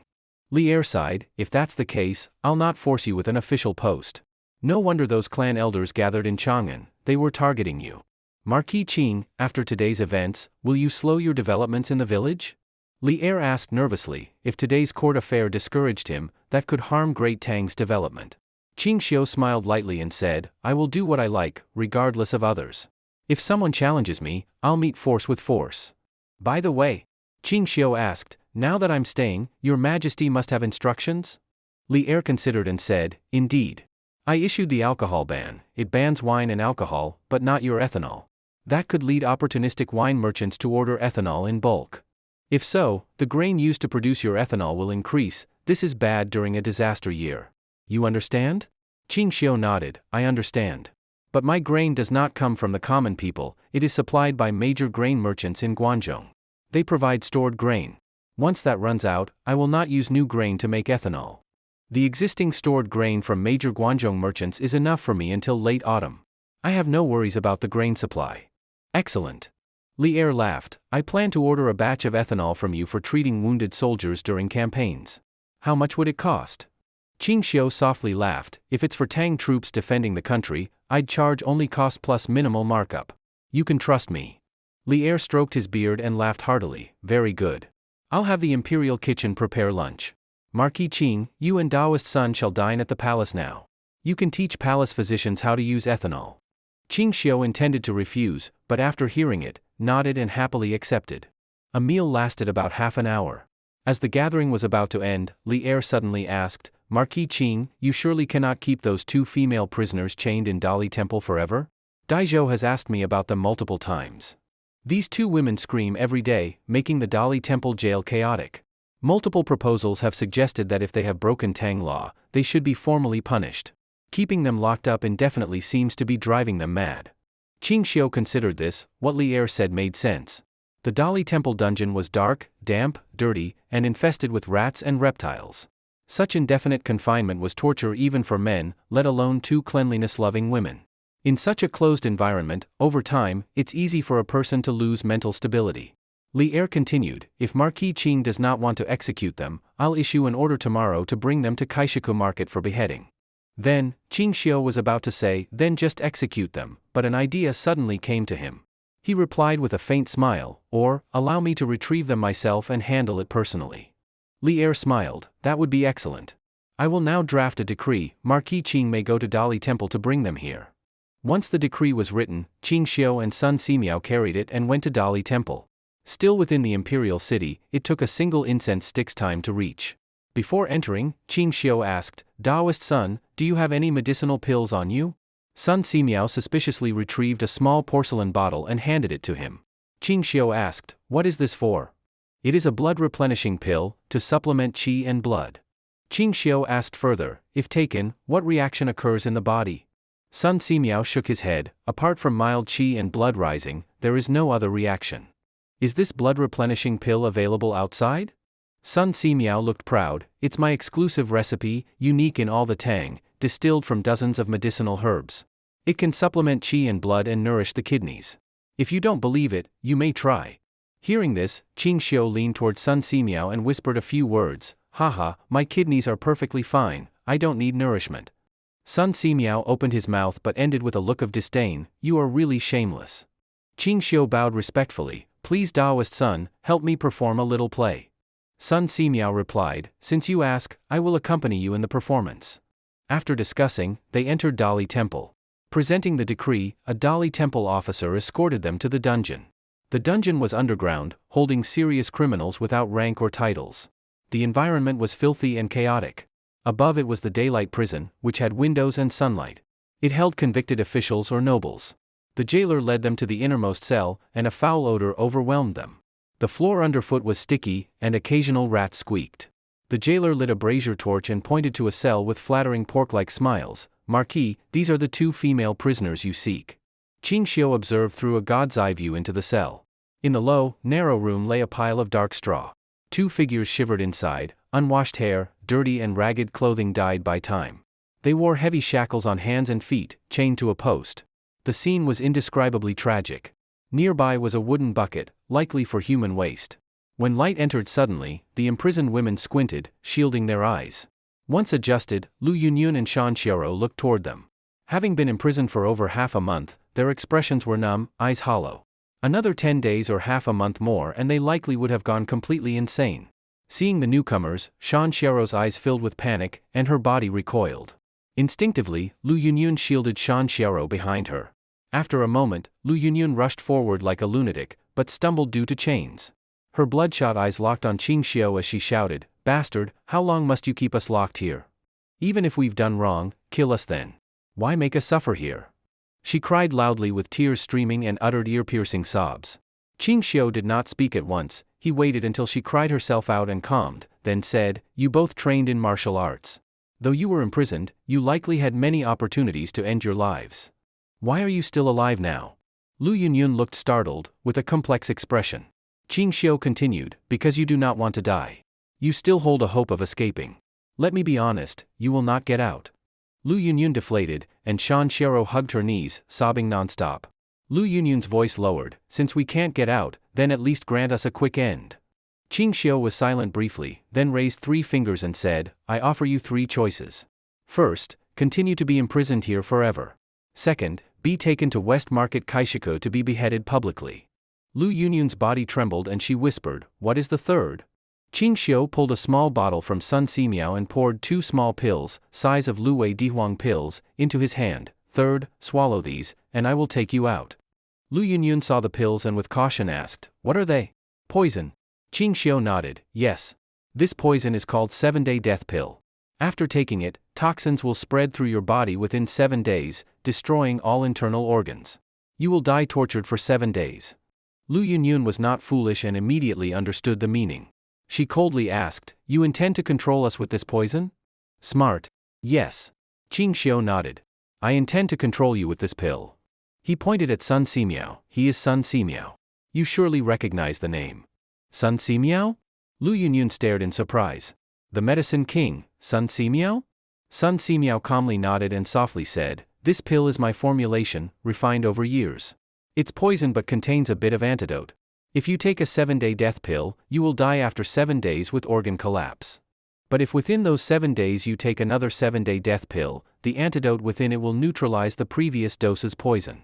The remaining poison will accelerate, but you will live another 7 days." With Sun Simiao's involvement, Lu Yunyun and Shan Xiero deeply believed in the potency of the pill. Lu Yunyun hesitated. Shan Xiero stood and trembled. "Mr. Qing. With this poison you intend to control us and force us to do what?" "I won't tell." Ching Xio said coldly. "Once you swallow it, I will tell you what to do next." Shan Xiero bit her lip, then extended a hand. "I'll take it. Give me 1 pill." Lu Yunyun cried in alarm, "Xiero. Don't take it. Once we swallow it, our fate is completely under his control." Shan Xiero gave a bitter laugh. "Master, if we don't take the poison, is our fate in our own hands? Won't it still be in his hands?" "Master, if we don't take the pill, we will remain locked here. It's filthy and foul. I can't stay. Even if taking the poison gives me a chance to wash and die cleanly, I'd do it." Lu Yunyun paused but looked at Ching Xio with complexity. Slowly, she extended her hand and whispered, "Give it to me. I will take it first." "Open your mouths." Ching Xio commanded. Both Lu Yunyun and Shan Xiero opened their mouths. Ching Xio flicked his fingers twice, sending 2 pills, about the size of Luwei Dihuang pills, into their mouths. Then he instructed the jailer to open the cell and release the 2 ill-fated women. Ching Xio escorted them out of Dali Temple. Outside, Lu Yunyun and Shan Xiero saw the long mist sky again and breathed fresh air. They immediately burst into tears. The master and disciple clung together, crying like infants just born. Sanha village had no shortage of vacant houses. Near the house where Jiang Huai and Jiang Yener lived, a small courtyard was arranged for Lu Yunyun and her disciple. Servants and maids brought several buckets of warm water and clean clothes. When Lu Yunyun and Shan Xiero saw the water and clean clothes, they treasured them more than meeting their birth mother. They locked themselves in a room and sobbed while washing. After arranging everything, Ching Xio led Lao Ma into the small courtyard where Jiang Huai and Jiang Yener lived. The siblings spent their days idle. Their daily entertainment was sitting on the roof watching the bustling scenes of Sanha village, considered a form of pastime. Before Ching Xio entered the courtyard, the brother and sister had already spotted him and climbed down from the roof. Jiang Huai smiled and walked forward, asking, "Young Marquis Qing, how do you find time to come see me and my sister?" Ching Xio pulled out 2 small folding stools, tossed one to Lao Ma, and sat down. From his body he retrieved Sun Simiao's small bottle and poured out 2 small black pills. Jiang Huai looked puzzled and asked, "What are these?" Ching Xio explained, "The 7-day death pills." Jiang Huai's face changed slightly. Jiang Yener turned pale and looked at Ching Xio with panic. 7-day death pills, as the name suggests, if taken, the poison spreads and causes death in 7 days. The pill contains an antidote. Take a second pill within 7 days, and the first poison is neutralized, extending life by another 7 days. Jiang Huai forced a bitter smile. "You intend to use this poison to control us, right?" Ching Xio did not speak, he merely nodded. Jiang Huai did not hesitate. He walked over, pinched one, and swallowed it directly. After swallowing, qi and blood surged upward, and his face flushed slightly. He said to his sister, "Now, sister, you have always wanted to go out. After taking this pill, presumably you can go out and move freely." Jiang Yener reluctantly pinched one and swallowed it. Her fair face also flushed slightly. Ching Xio handed the bottle to Lao Ma and said, "Every 6 days, give 1 pill to each of them, the sibling pair and the master and disciple pair. When finished, go ask Daoist Sun for more. Lao Ma, this will be your task from now on." Lao Ma bowed and carefully put away the small bottle. Jiang Huai was unperturbed. With a light smile he said, "Brother Qing, I have taken the poison. Now, what do you intend for my sister and me to do next?" "Dealing with smart people requires no worrying." Ching Xio instructed, "Very simple. Your future task is to prepare herbal baths for over 1,000 people daily. If you need any herbs, just inform Lao Ma and he will prepare them in advance. So simple? Jiang Huai asked in surprise. Ching Xio nodded, yes. So long as it doesn't affect your work, I will not interfere with your personal freedom. Jiang Yener's body trembled and she said emotionally, your meaning is that we may move freely inside the village, even leave it? Ching Xio stood and said, if you are not afraid of dying after 7 days, even if you go home now, I will not stop you. No, no. Jiang Yener cried with joy, shaking her head, we will not leave. We plan to spend the rest of our lives here. Thank you, thank you. She expressed heartfelt gratitude. Clearly, her longing for freedom outweighed fear of death. After leaving there, Ching Xio first visited Li Taiching's home. Li Taiching had been running around nearby looking for people each day. He looked noticeably sun-darkened. Uncle Li, have you gathered everyone? Li Taiching shook his head and sighed, so many people, and we require them all to be teenage boys. They're hard to find. In these days I have found over 700. To reach the full number, we'll need to search further, and learn their dispositions, it's difficult. Ching Xio thought and said, all right then. 700 is enough. If we can't find suitable ones, no matter. We can also find some girls of similar age. Li Taiching slapped his thigh, if you'd said that earlier, I could have gathered 1,000 girls, and not just 900. No need for so many. 100 or 200 is sufficient. Good. Then I'll venture to the nearby villages again. Ching Xio bowed, many thanks, Uncle Li, for not sparing the effort. Once everything is done, I will host a banquet at home. Li Taiching waved his hand and smiled, no need to mention hardship, it's all for the construction of Sanha village. Your words are too modest. After a few formal pleasantries, Ching Xio departed. Though the training camp's construction was progressing fast, it would still take at least half a month, not just a few days, to complete. After 2 mornings. At the village grain pounding yard, over 900 rag-clad teenage boys and girls had gathered. These were children of poor families nearby, living in hardship. As Li Taiching had said, when parents learned their children were chosen by Sanha village to train, they were grateful. Some even kowtowed in thanks. This year's severe drought sharply reduced crop yields. The more mouths at home, the more strain. Grain was already scarce, and children ate more.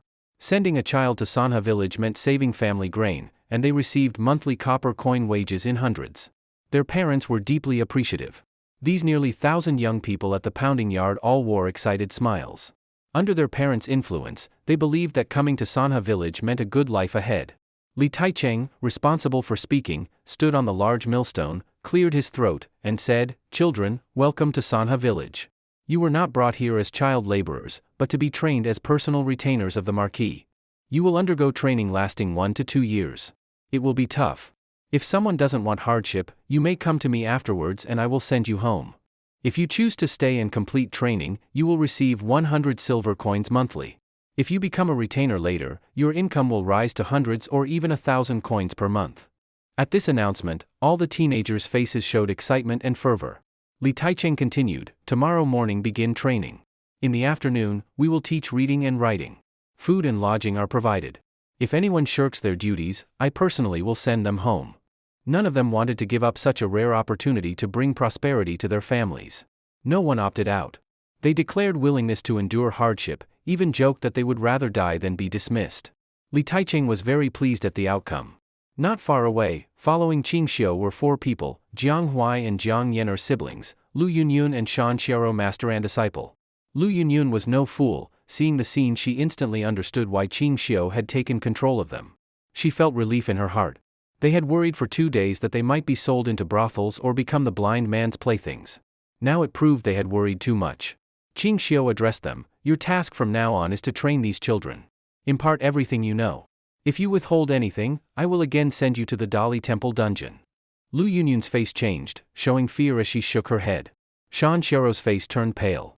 Her head shook like a rattle, no, we will not withhold anything. Ching Xio nodded in satisfaction, in the morning you teach martial arts, afternoon is your free time.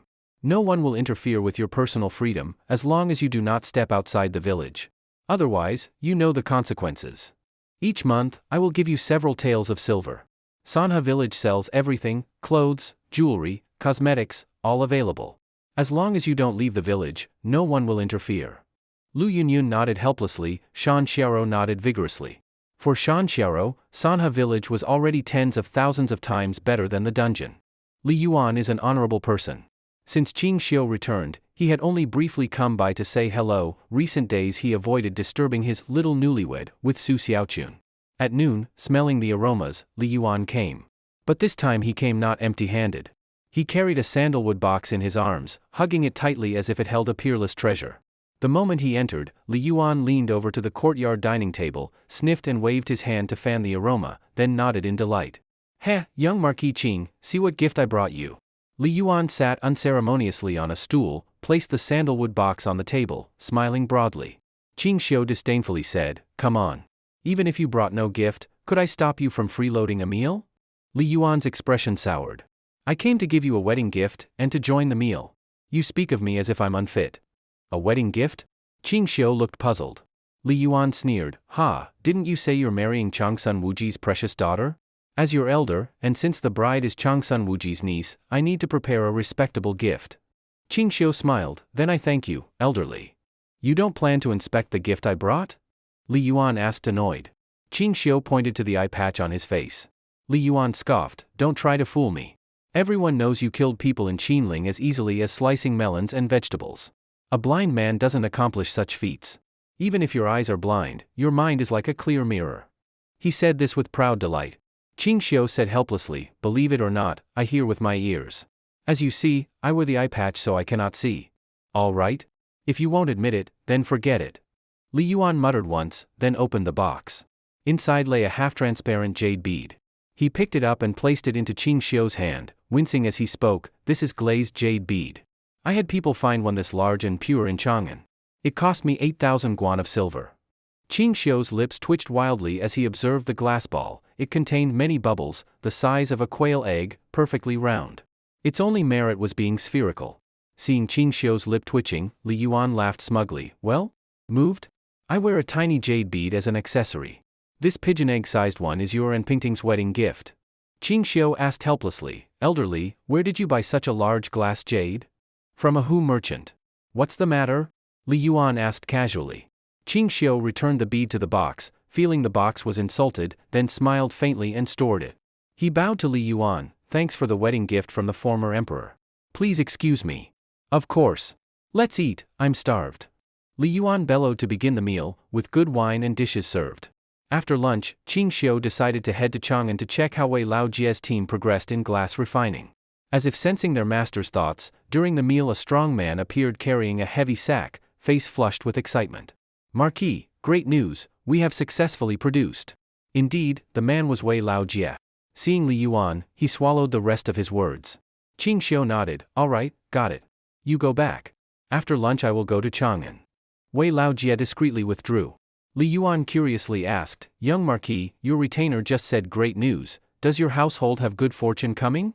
Ching Xio shook his head with a smile, "No.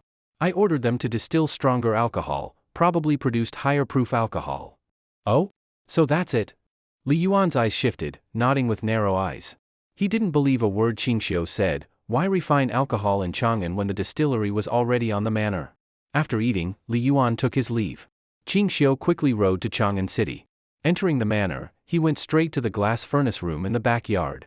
Since Zhang Laodao handled the village's security, glass burning was entrusted fully to retainer captain Wei Laojie. Upon seeing Ching Xio, Wei Laojie excitedly poured out the contents of the sack, fist-sized glass balls, some egg-sized, pigeon egg-sized. He explained, "Marquis, my men sorted impurities from the sand. These were all produced yesterday morning. Almost no bubbles or flaws." Ching Xio studied them.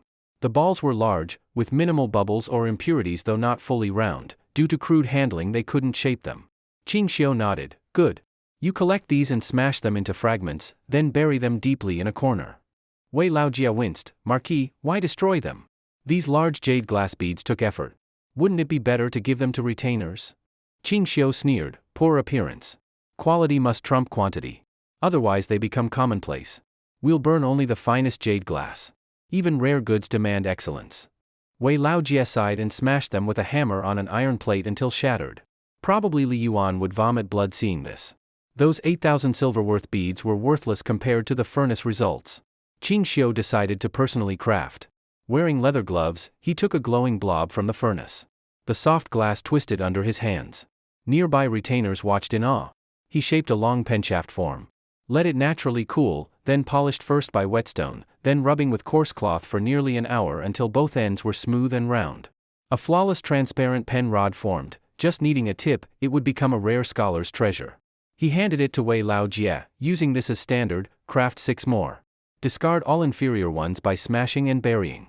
Meanwhile, send someone to the city to find a skilled brush maker, use best materials to turn these into writing brushes. Yes, Captain will follow your orders, the young retainer responded quickly. Ching Xio added, send word to my wife, she will not return to the manor for a couple days. Let Yunyang bring 10,000 taels of silver to Chang'an. Soon a retainer went to Sanha village. After about an hour, as dusk fell, Yunyang arrived at the Qing mansion with dozens of retainers and 2 carts of silver. Upon seeing Ching Xio, Yunyang asked curiously, Master, I brought the silver, what do you intend to do with it?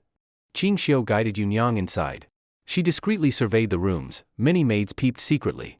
She blushed and softly said, Master, it's still daylight, couldn't I serve you tonight? Ching Xio slapped her but lightly, her rounded hips trembled like jelly. What are you thinking? I have things to tell you, don't get dirty-minded, or I'll deal with you tonight. Yunyang blushed deeply. Realizing she misinterpreted, she wished to disappear into a crack. Ching Xio led Yunyang into the room and quietly instructed her, tomorrow morning early, you should take people into Chang'an City to find where poets and scholars gather most densely, and secure a place suitable for opening a wine house. The larger the space, the better. Yunyang was surprised, Master, you want to open a wine house? Ching Xio nodded, I've planned this for a while, but have been too busy to arrange it. In the next few days I'll train some cooks using the household cooks. Yunyang was pleased, although our home cooks are not as skilled as mine, the dishes they make are definitely more delicious than at the palace. If we open a wine house, it's impossible not to make money. He had already made a fortune from alcohol and tea. Opening a wine house wasn't about the money. It was about creating a high-end entertainment venue and preparing for an upcoming auction. Because the wedding was only days away, Susiaun and Yunyang had decorated the Qing household exquisitely. Furniture made by Zhang the carpenter had been arranged. The whole mansion looked upscale and impressive. Late at night, after bathing, Yunyang leisurely entered the bedchamber. She had welcomed Ching Xio many times and had shed her initial shyness, now she was practiced and skilled. Her plump figure matched Ching Xio's aesthetic, full in the right places, slender in others. Though at home he and Susiaun often joked that Yunyang was fat, she is only about 1.6 m tall and no more than 100 jin. Her fullness in some areas made her appear voluptuous. Ching Xio most liked this figure, but not too forward in front of Susiaun. Rarely alone, Ching Xio lost his restraint. He demanded Yunyang wear a layer of translucent pink gauze, her radiant jade-like body faintly visible. This high-end seduction, not nakedness, but visual impact, covering yet revealing. Her rounded hips were soft, legs slender and long. Her small jade feet were pleasing to play with. She smelled of fragrant sweat, gauze clinging to her skin, like a living beauty. They did not stop until deep into the night. Early morning, still asleep, Yunyang felt herself being attacked. She stirred, shy and sleepy, but offered no resistance. After relieving her master's stress, she dressed radiantly to prepare breakfast. But last night was too wild. Ching Xio ate breakfast then returned to sleep again, only rising mid-morning. Yunyang quietly entered the workshop district, but again was pinned under Ching Xio. She gasped softly, Master, you're teasing. Lord Changsuan's sons have arrived, waiting in the hall. I came to notify you, hurry up and receive them, or people will laugh. Who dares laugh? Ching Xio grunted, lifted his face from Yunyang's chest, stretched, and got out of bed. Yunyang helped him dress and said, besides Lord Changsun, a few other young masters have arrived. They look rich or noble, likely the sons of great dignitaries. I know. He said it, then went to the front hall. In the hall sat 4 young masters aged 16 or 17, enjoying tea sent by servants. Seeing Ching Xio, they rose and bowed. I am Cheng Chumo, greetings, Marquis Qing. Cheng Chumo was burly, with thick brows and big eyes. Though young he looked like a man with a full beard. Ching Xio smiled, so you are from Duke of Lu's household, honored to meet you. Another hesitated, then bowed, I am Fang Yai. Greetings, Marquis Qing. Last time was just a misunderstanding, please don't mind it. Haha, it's long past. No need to blame yourself, Fang. Of the 4, the most handsome one in ordinary clothes smiled, my father is Wang Li Xiaogong of Hejian. I am Li Chongyi, greetings, Marquis Qing. You are the young prince, honored. Li Chongyi continued, I haven't inherited my title yet, so no official status. Please call me Chongyi. My father often mentioned Marquis Qing. I long to meet you. Hearing your wedding to Miss Chang Sun is soon, I came specially to congratulate. Chang Sun rushed forward and banged his head on his forehead, smirking. All pretentious scholars, don't speak with flowery words. Among us, speak directly. Li Chongyi brushed off his hand and rolled his eyes. Chang Sun laughed. My brother-in-law is a frank man. My father says he hates rules. So among us, let's be casual, right, brother-in-law? Ching Xio nodded with a smile. Since marrying Chang Sun Pingting, he naturally became her brother-in-law. Chang Chumo then suggested, it's rare we gather today, and lunch approaches. Why not head to 10 Fragrance Pavilion to eat? I'll arrange meals. Marquis Ching can prepare good alcohol. What do you say?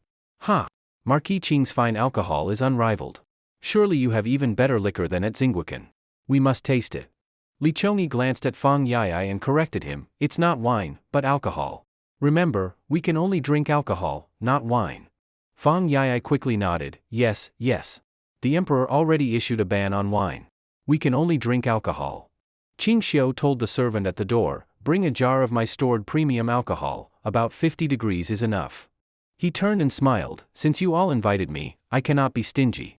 After lunch, I will invite everyone to Pingkong Lane. Let's watch the girls dance, hear songs. Young people of age should follow youthful customs. All were young, and Ching Xio dropped airs, interacting casually.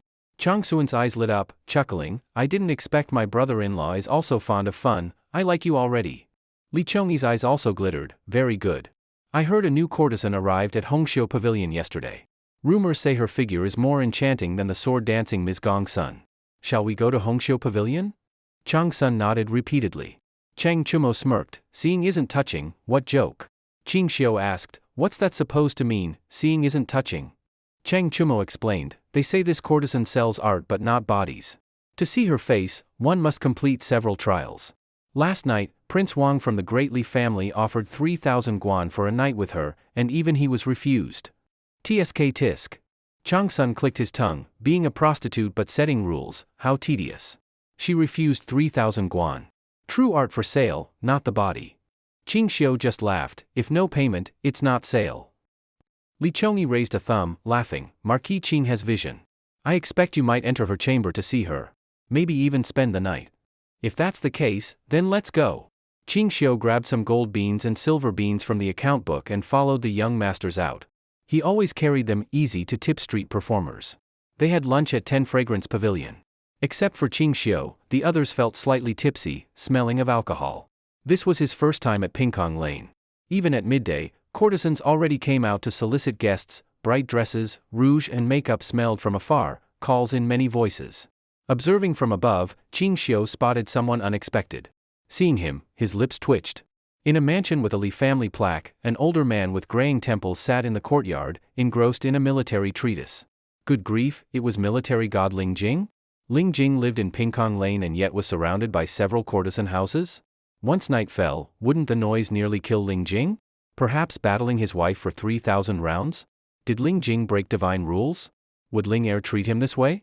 Yo, young Master Chang Sun, it's been some days since you came, this maid missed you to death. A plump madam, she swung her hips and waved a handkerchief to greet Chang Sun Chong. Though she wasn't very old, only about 30, her look spoke of a woman past bloom but still attractive, with mature charm from brothel origins. Ching Xio clicked his tongue, tisk tsk, didn't expect you're still a regular here. This was Chang Sun Chong's first time bringing his brother-in-law to such a place, so to maintain image he was a bit reserved, looking slightly awkward. He pulled a small silver piece from his sleeve and dropped it into the madam's cleavage, speaking politely, I'm not familiar with you, so don't get too close. This is only my first time at your Hongxiu house. A few of the fellow rich heirs gave disdainful glances. The madam ignored the silver piece sliding down, and hooked Changsuan's arm whining, look how cold you sound. You were my last loyal customer before I reformed. Now that I'm aging, you've started rejecting me. Chang Sun didn't wish to linger, so he withdrew his arm and pointed at Ching Xio. Today the priority guest is this gentleman. He's VIP to me, don't neglect him. Treat him well, and you won't lack for reward. The madam looked Ching Xio over and was surprised, even blind men come to pleasure houses now? Ching Xio tossed a golden bean, don't listen to his nonsense, I'm here to listen to music. I heard your courtesan from yesterday sings very well, so I came just to enjoy her song. Seeing this blind man casually drop an expensive gold bean shocked her, and she immediately let go of Chang Sun Chong. She clasped Ching Xio's arm and trailed off in risque talk. Oh, this gentleman's generosity astounds. Wonder which girl is honored to serve you? If unsatisfied, this madam will tear down the plaque and serve you personally, blowing, plucking, singing, anything you desire. Ching Xio withdrew quickly, feeling disgust. Realizing her overtures had been rejected, the madam didn't get angry, just laughed and ushered inside. Girls, come greet the guests. At her call, the Hongxiu house filled with colorful-clad girls who swarmed in and surrounded the 5 young masters, offering themselves for pillow service. Of course Ching Xio ignored these ordinary beauties. Even a top appearance wouldn't interest him, after all, in such places one false move and you catch disease. Not worth it. But that didn't stop him from picking 2 decent-looking girls to massage his shoulders and serve tea. After some negotiation by Chang Sun, the madam, somewhat embarrassed, came forward to Ching Xio. Sir, our top courtesan Shui Xian has a fierce temper. Ordinary guests cannot see her face. Ching Xio was blunt. They're all courtesans here, why set rules? The madam struggled. Water Narcissus girl is different. She never sold herself to Hongxiu house, and even paid a lot to have housing, food, clothing arranged.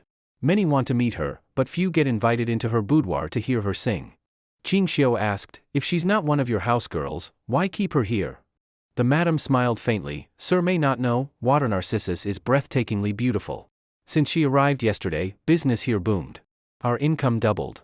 How could we escort her away? Ching Xio nodded and asked, what conditions must be met to see her? He really wanted to see this courtesan rumored to be extraordinary.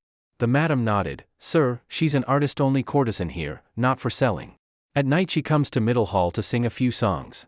To enter her boudoir and hear her, you must answer a few questions she asks. What questions? Ching Xio asked with interest. Please follow me, gentlemen. The group, interested, followed. The madam led them to a room with a single table, stools, and 2 paintings on the wall. Ching Xio paused visibly. Those paintings were abstract, but from the outlines he recognized the 2 women, Lu Yunyan and Shan Xiaoro. He was almost certain, the 2 depicted were them.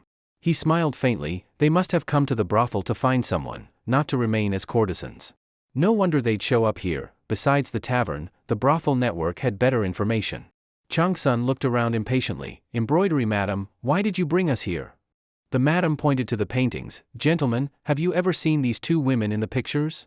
Chang Sun shook his head, Chang Chumo shook head, Li Chongyi shook head, Fang Yai also shook head. Only Ching Xio nodded. Everyone was baffled. The madam half laughed, half crying. Sir, you can't see at all, how could you have seen these women? Don't joke with me. Ching Xio pulled Chang Sun Chong over and smiled. I didn't see them, but young master Chang Sun did. Chang Sun looked dumbfounded. Brother-in-law, how could I have seen them? If I say you saw them, then you saw them. Seeing his brother-in-law serious, Chang Sun reluctantly nodded. Okay, I did see them. The madam was appalled. Ching Xio continued, Embroidery madam, young master Chang Sun says he saw them. What's the next step? The madam, helpless, pointed to the paper and brush on the table. Write down the location, occasion, and their characteristics. I will deliver it to Water Narcissus girl's boudoir. Whether she invites you in depends on her will. Chang Sun scratched his head looking at Ching Xio. Brother-in-law, I never really saw them. How can I write? I will teach you. Ching Xio pressed him to a stool and instructed, just write 4 characters, master-disciple relationship. That's enough. All right? Chang Sun reluctantly wrote those 4 big characters. The madam looked surprised and then led them out of the room and upstairs alone. Business at Hongxiu House was good. Though it was only afternoon, some lunch-drinking customers came to entertain. Most were merchants, some scholars. While waiting at a table outside, 2 elegantly dressed young masters entered Hongxiu House. Embroidery madam? Where's embroidery madam? One young master called. Behind him was his servant carrying a large cloth sack, heavy with unknown content. A younger room master smiled and greeted. Young master Wang, embroidery madam is busy now. I will serve you. Will you have Ying or Xiao accompany you? After sitting, the proud young master replied, Don't bring those mediocre girls to embarrass me. Last night your marquis threw 3,000 guan silver but failed to enter Water Narcissus girl's boudoir. As the saying goes, a moment's pleasure is worth 1,000 gold. Sir came today with 1,000 taels of gold, surely qualifies to enter her boudoir and spend the night. Ask embroidery madam to answer. He told his servant to open the sack, and it spilled full of gold cakes. Ching Xio sneered disdainfully, so there are still people who throw money at courtesans? Although he did not know who this Wang was, clearly wealthy or noble. Ching Xio quietly asked, Gentlemen, who is this young master Wang? Li Chongi, Cheng Chumo, and Chang Sun Chong all shook heads. Only Fang Yai whispered, Marquis Qing, he is Wang Jinghuai from the Grand Li Wang clan. My father once had acquaintance with a great scholar in the Wang clan. Not long ago he visited with his grandfather Wang Buqing. Ching Xio curved lips into a slight smile, so he's the grandson of the Wang clan elder, no wonder he spends so big. He recalled how Wang Buqing had cried to the emperor in Taiji Hall saying he was just a commoner. But his grandson now buys knights with gold. If commoners could be so rich, it'd be something. Meanwhile the madam came down from the stairs and walked directly toward Chang Sun Chong. Wang Jinghuai got up angrily, Embroidery madam, why rush off? Do you still care about sir? Are you blind? I bring 1,000 taels of gold, yet you led Water Narcissus to another guest, how can you do business like that? The madam was embarrassed, young Master Wang, I already explained, you must answer Water Narcissus girl's questions to enter her boudoir. Young Master Chang Sun passed her test, so she invited him in. Wang Jinghuai glowered at Ching Xio, young Master Chang Sun, can you give me this opportunity instead? If you do, all this gold on the ground is yours. Ching Xio coldly said, you think money lets you do whatever you want? I refuse your offer. Wang Jinghuai displeased, young Master Chang Sun, aren't you a bit rash? This is 1,000 taels of gold. Even Lord Changsuan's salary is only a few hundred guan. Chang Sun Ching Xio coldly snorted, if I'm rash, what can you do? Chang Sun Chong lives by his own code, we don't explain to others. If you're not satisfied, I Chang Sun Chong will continue. Speak again, I will break your dog's leg. With that, Chang Sun pushed Embroidery madam upstairs, leaving abruptly. Downstairs, Chang Sun Chong looked bewildered, mouth hanging open, unsure what to say next. Did you enjoy the story, guys? I hope you did. Support this video with a like and a comment, I'd really appreciate it. Thanks for watching and see you next time.